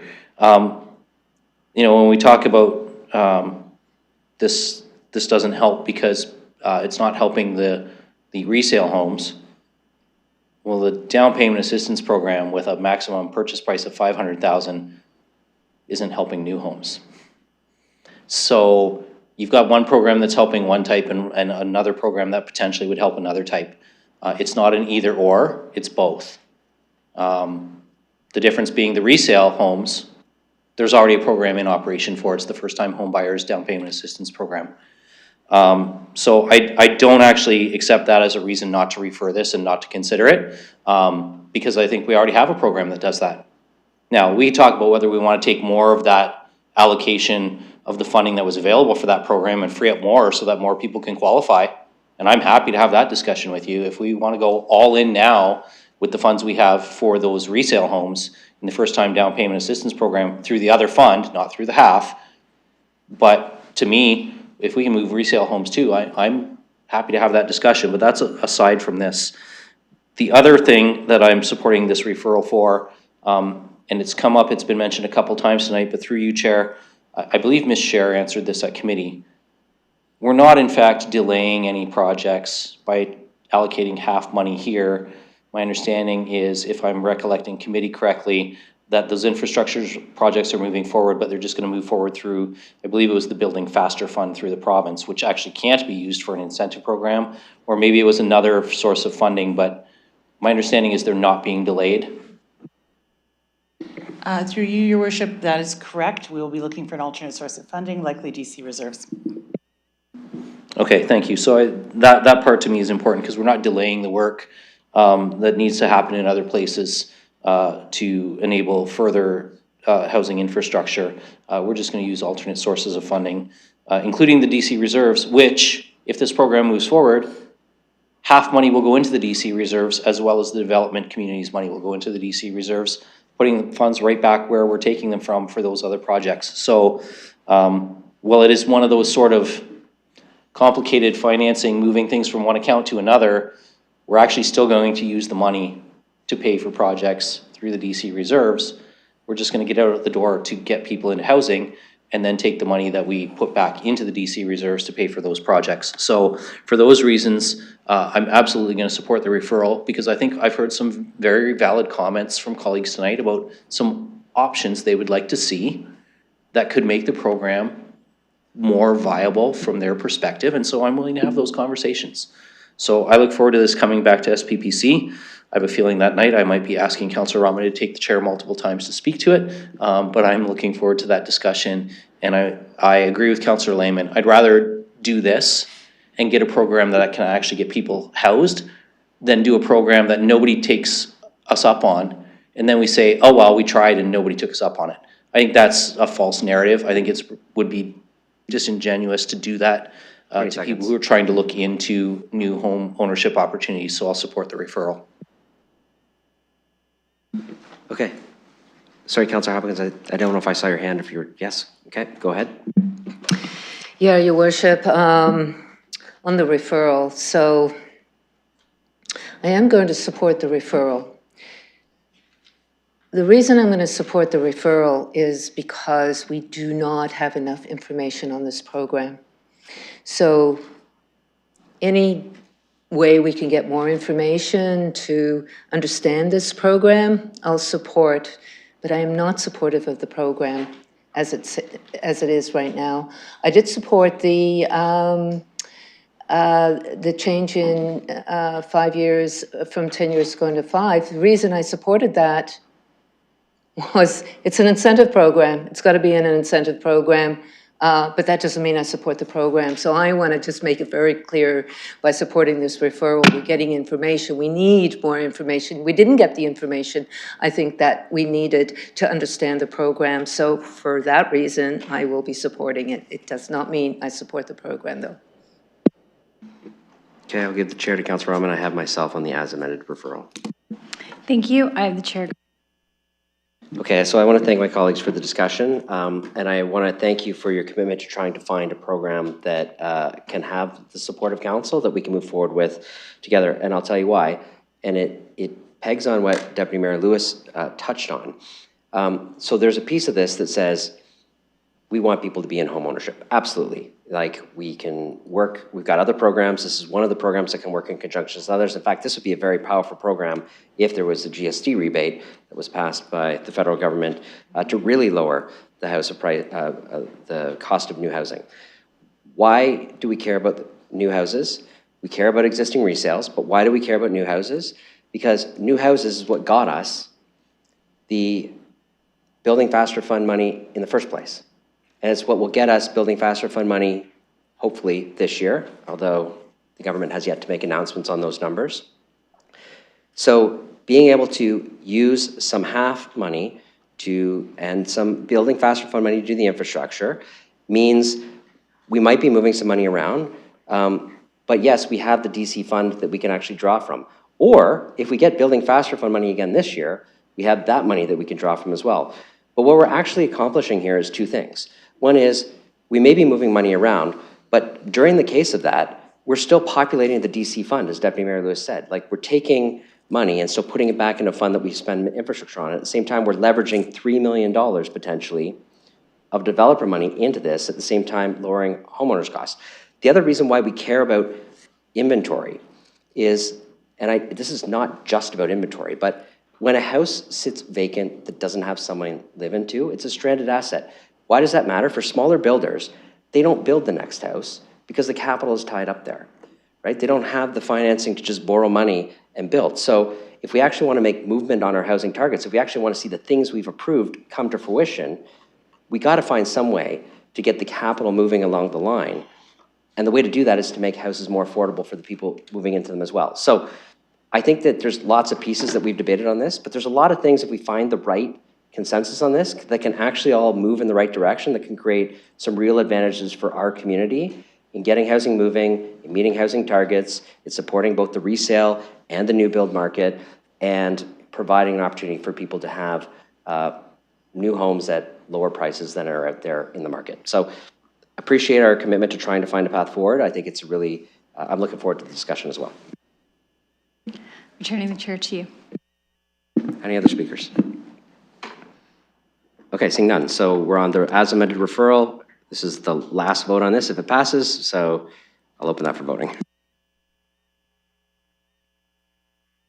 Petty votes yes.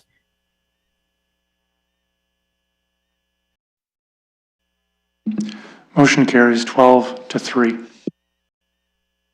Okay, back to Deputy Mayor Lewis. And that will complete the third report of the Strategic Priorities and Policy Committee. I know we have added and deferred matters first, but in the interest of time, I will say I'm happy to put my name as a mover for all the bylaws. If you want to find a seconder and do it that way, I'm happy to help tonight. Sounds great. We got a couple of things to do first, and that's added reports, of which Councillor Rahman has an added report to read out. Thank you. Your third report of the council in closed session, your council in closed session report. Item 1, lease amendment and extension agreement 177-179 Dundas Street, Dundas Place Fieldhouse, that on the recommendation of Deputy City Manager, Finance supports with the review and concurrence of Director, Community Developments and Grants, Neighborhoods and Community-Wide Services on the advice of the Director, Realty Services with respect to the lease of commercial space known as Dundas Place Fieldhouse, located at 177-179 Dundas Street. The following actions be taken. A, the lease extension and amending agreement, the lease as Appendix A between the Corporation, the City of London, and Westang Home Services under number company 2162538 Ontario Inc. for a further period of 5 years, commencing on March 1st, 2026 and expiring on February 28, 2031. The first extended term be approved. There shall be 2 further rights of extension beyond the expiration of the first extension of the terms granted herein. B, the mayor and the city clerk be authorized to execute the lease extension and amending agreement. And C, the civic administration be authorized to undertake all administrative steps necessary in connection with this lease extension. 2, Hydro One Network Inc. option agreement easement St. Thomas Line project, that on the recommendation of the Deputy City Manager, Finance supports on the advice of the Director, Realty Services with respect to the city-owned land containing approximately 0.12 acres, more or less, over a portion of lands legally described as original road allowance between Town of Westminster, County Middlesex, and Township of Yarmouth, County of Elgin, to the center line, now known as Wilsley Bourne, by bylaw 870207, abutting lots 6 to 7, concession 8, Town of Westminster designated Part 1 in 33R, -7544, closed by bylaw 795345, as amended by 798677 in the City of London, County of Middlesex, subject property, and further shown outlined in Appendix A. The following action be taken. A, the option agreement easement, the agreement as Appendix B, submitted by Hydro One Networks, Inc., the transferee to acquire an easement over 0.12 acres of the subject property from the city at the purchase price of $3,150, and further subject to the conditions and terms as set out in the agreement be accepted. B, the mayor and the city clerk be authorized to execute the options agreement easement, and C, the civic administration be authorized to undertake all administrative steps necessary in connection with the option agreement easement. That progress was made with respect to items 4.3, 6.33 ICSC, 4.4, 6.43 ICSC, 4.5, 6.13 as PPC, as noted on the public agenda. Okay, that's moved by the presenter. Any discussion on any of those items? Okay, seeing none, we'll open that for voting.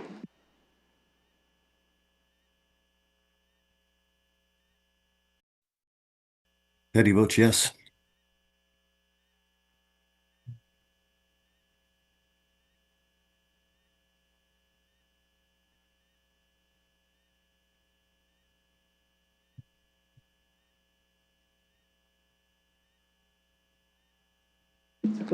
Motion carries 15-0. Okay, we're on to deferred matters. I have none. Inquiries, are there any inquiries? I see none. Emergent motions, there are none. Bylaws, okay, good news, we're at bylaws. Bad news, we have 30 bylaw votes to do. So Deputy Mayor and I will move and second all of them. And we'll go through them in a row, and I'm gonna tell you what they all are. I'm not even gonna tell you the plan because frankly, it's a lot to read through. So I'm just gonna tell you what we're voting on, and then we'll move through them. First vote is gonna be on the pipeline decommissioning.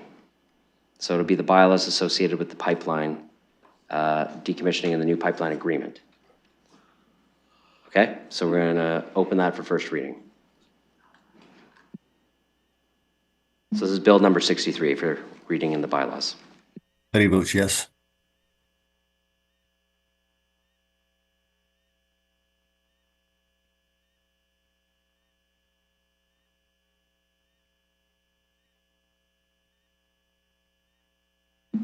Motion carries 10-5. Okay, second reading, any debate? Seeing none, we'll open that for voting.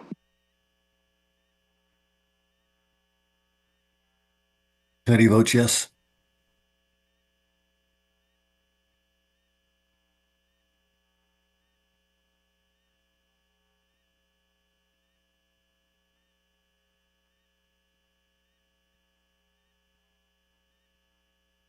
Councillor Lewis. Motion carries 10-5. Third reading of the same bylaw, we'll open that for voting. Petty votes yes. Motion carries 10-5. Okay, the next one we're going to do is Bill 64. This is the TV, DSB, LTC, and City of London agreement related to the transit program. Yeah. Okay, we'll open first reading for voting. Petty votes yes. So sorry, this is the secondary school transit? That's right, yeah. So technically the bylaws, but the agreements that we've authorized to be done. Motion carries 9-5 with one recusal. Okay, second reading. Any debate? Seeing none, we'll open that for voting. Petty votes yes. Motion carries 9-5 with one recusal. And third and final reading, we'll open that for voting. Petty votes yes. Motion carries 10-4 with one recusal. Okay, the next one is 233 Cambridge Street, which is bill number 80. 233 Cambridge Street. We'll open first reading for voting.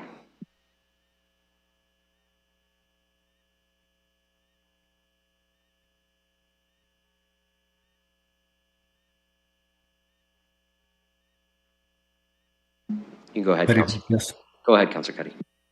Petty votes. Motion carries 13-2.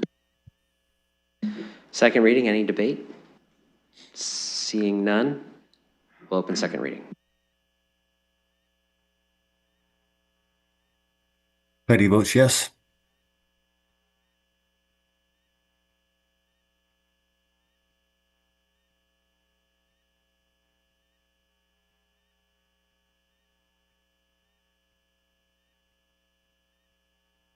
Councillor Trasso. Motion carries 13-2. Okay, third and final reading of this, we'll open that for voting. Petty votes yes.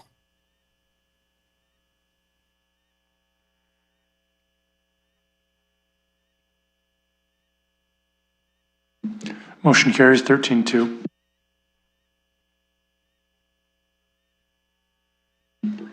The next one's Bill 81, which is 644 to 664 Southdale Road East and 221 Nadine Ave.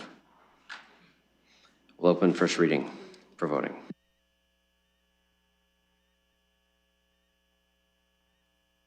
Petty votes yes.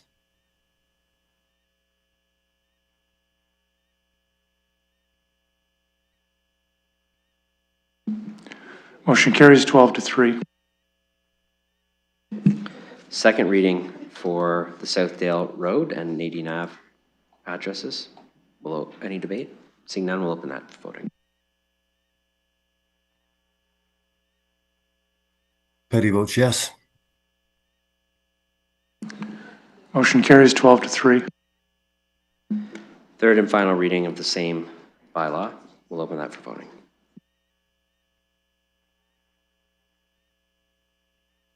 Petty votes yes.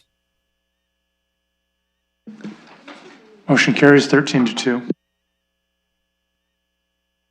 All right, next will be Bill number 82, which is 767 Fanshawe Park Road East and 679 Dunboyne Crescent. And it's the revised bylaw after we made the changes. So just a heads up that it's slightly different than the one in your package, but it's the one recognizing the changes that we authorized earlier in the meeting. So we'll open first reading for voting. Petty votes yes.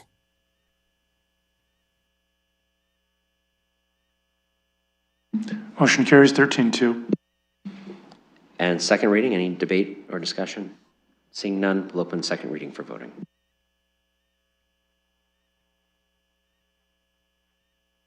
Petty votes yes. Motion carries 13-2. Third and final reading, we'll open that for voting. Petty votes yes.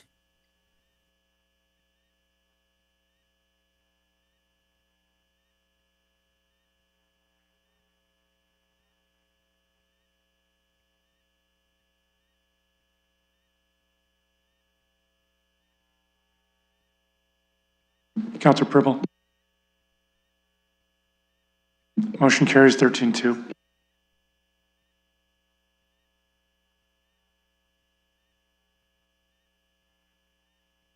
Okay, next is Bill 88, which is 732 Wellington Street and Piccadilly Street. Okay, we're going to open first reading on that bill for voting. Petty votes yes.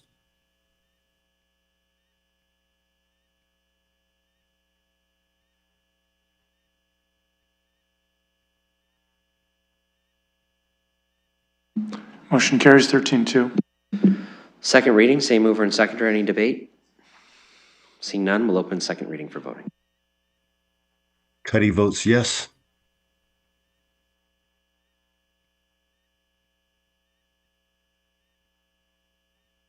Motion carries 13-2.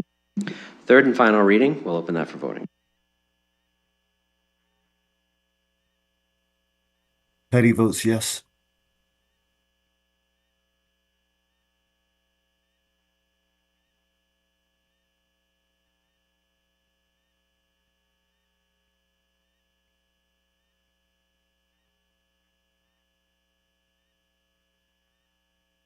Motion carries 13-2.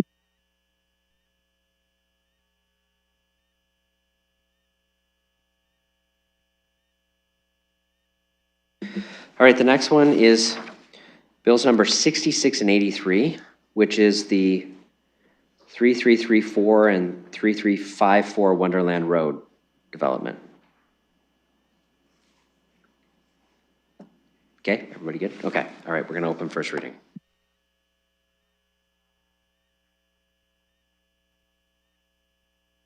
Petty votes yes.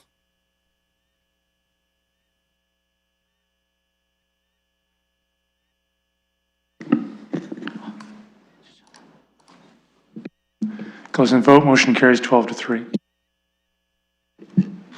Second reading of these two bills. Any discussion? Seeing none, we'll open that for voting.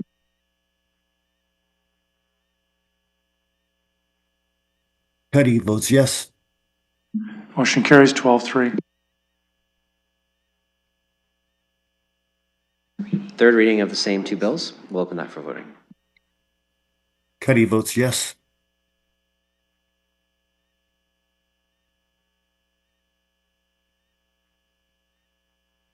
Motion carries 12-3.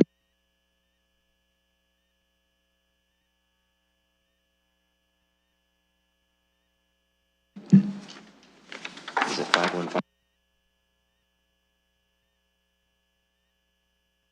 Okay, so the next one is Bill number 89, which is 5150 Wellington Road South. 5150 Wellington Road South. We'll open first reading for voting.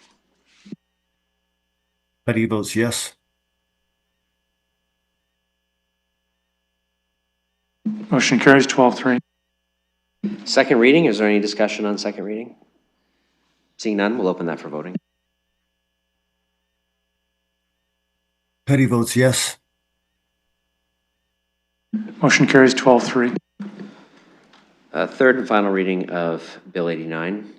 We'll open that for voting.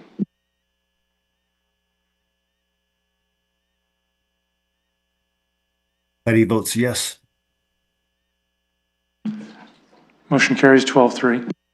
All right, next is Bill number 90, which is 3680 Wonderland Road South. We'll open first reading for voting.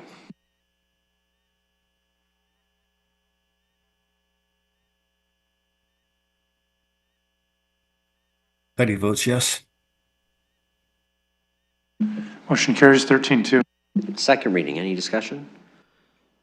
Seeing none, we'll open this for voting. Petty votes yes. Motion carries 13-2. And third and final reading of Bill 90. We'll open that for voting. Petty votes yes.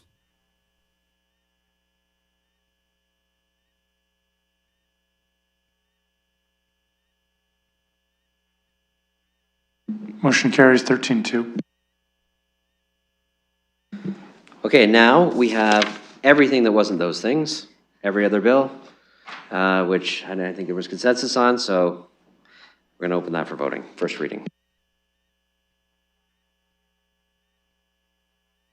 Petty votes yes. Motion carries 15-0.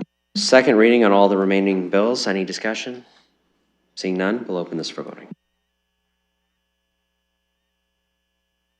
Petty votes yes.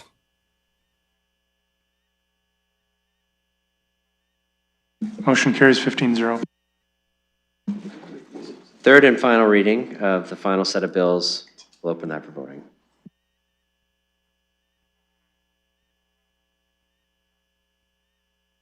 Petty votes yes. Motion carries 15-0. Okay, that wraps up the old bylaws, so we're good there. It was nice to hear Councillor Cuddy say that 30 times in a row. I'll dream about that tonight. With that, though, we can have a motion to adjourn. I'll look for a motion to adjourn. Councillor Stevenson, seconded by Councillor Van Meerbergen. We do this one by hand. All those in favor of adjournment? Yes. Motion carries. We are adjourned. All right, thank you very much.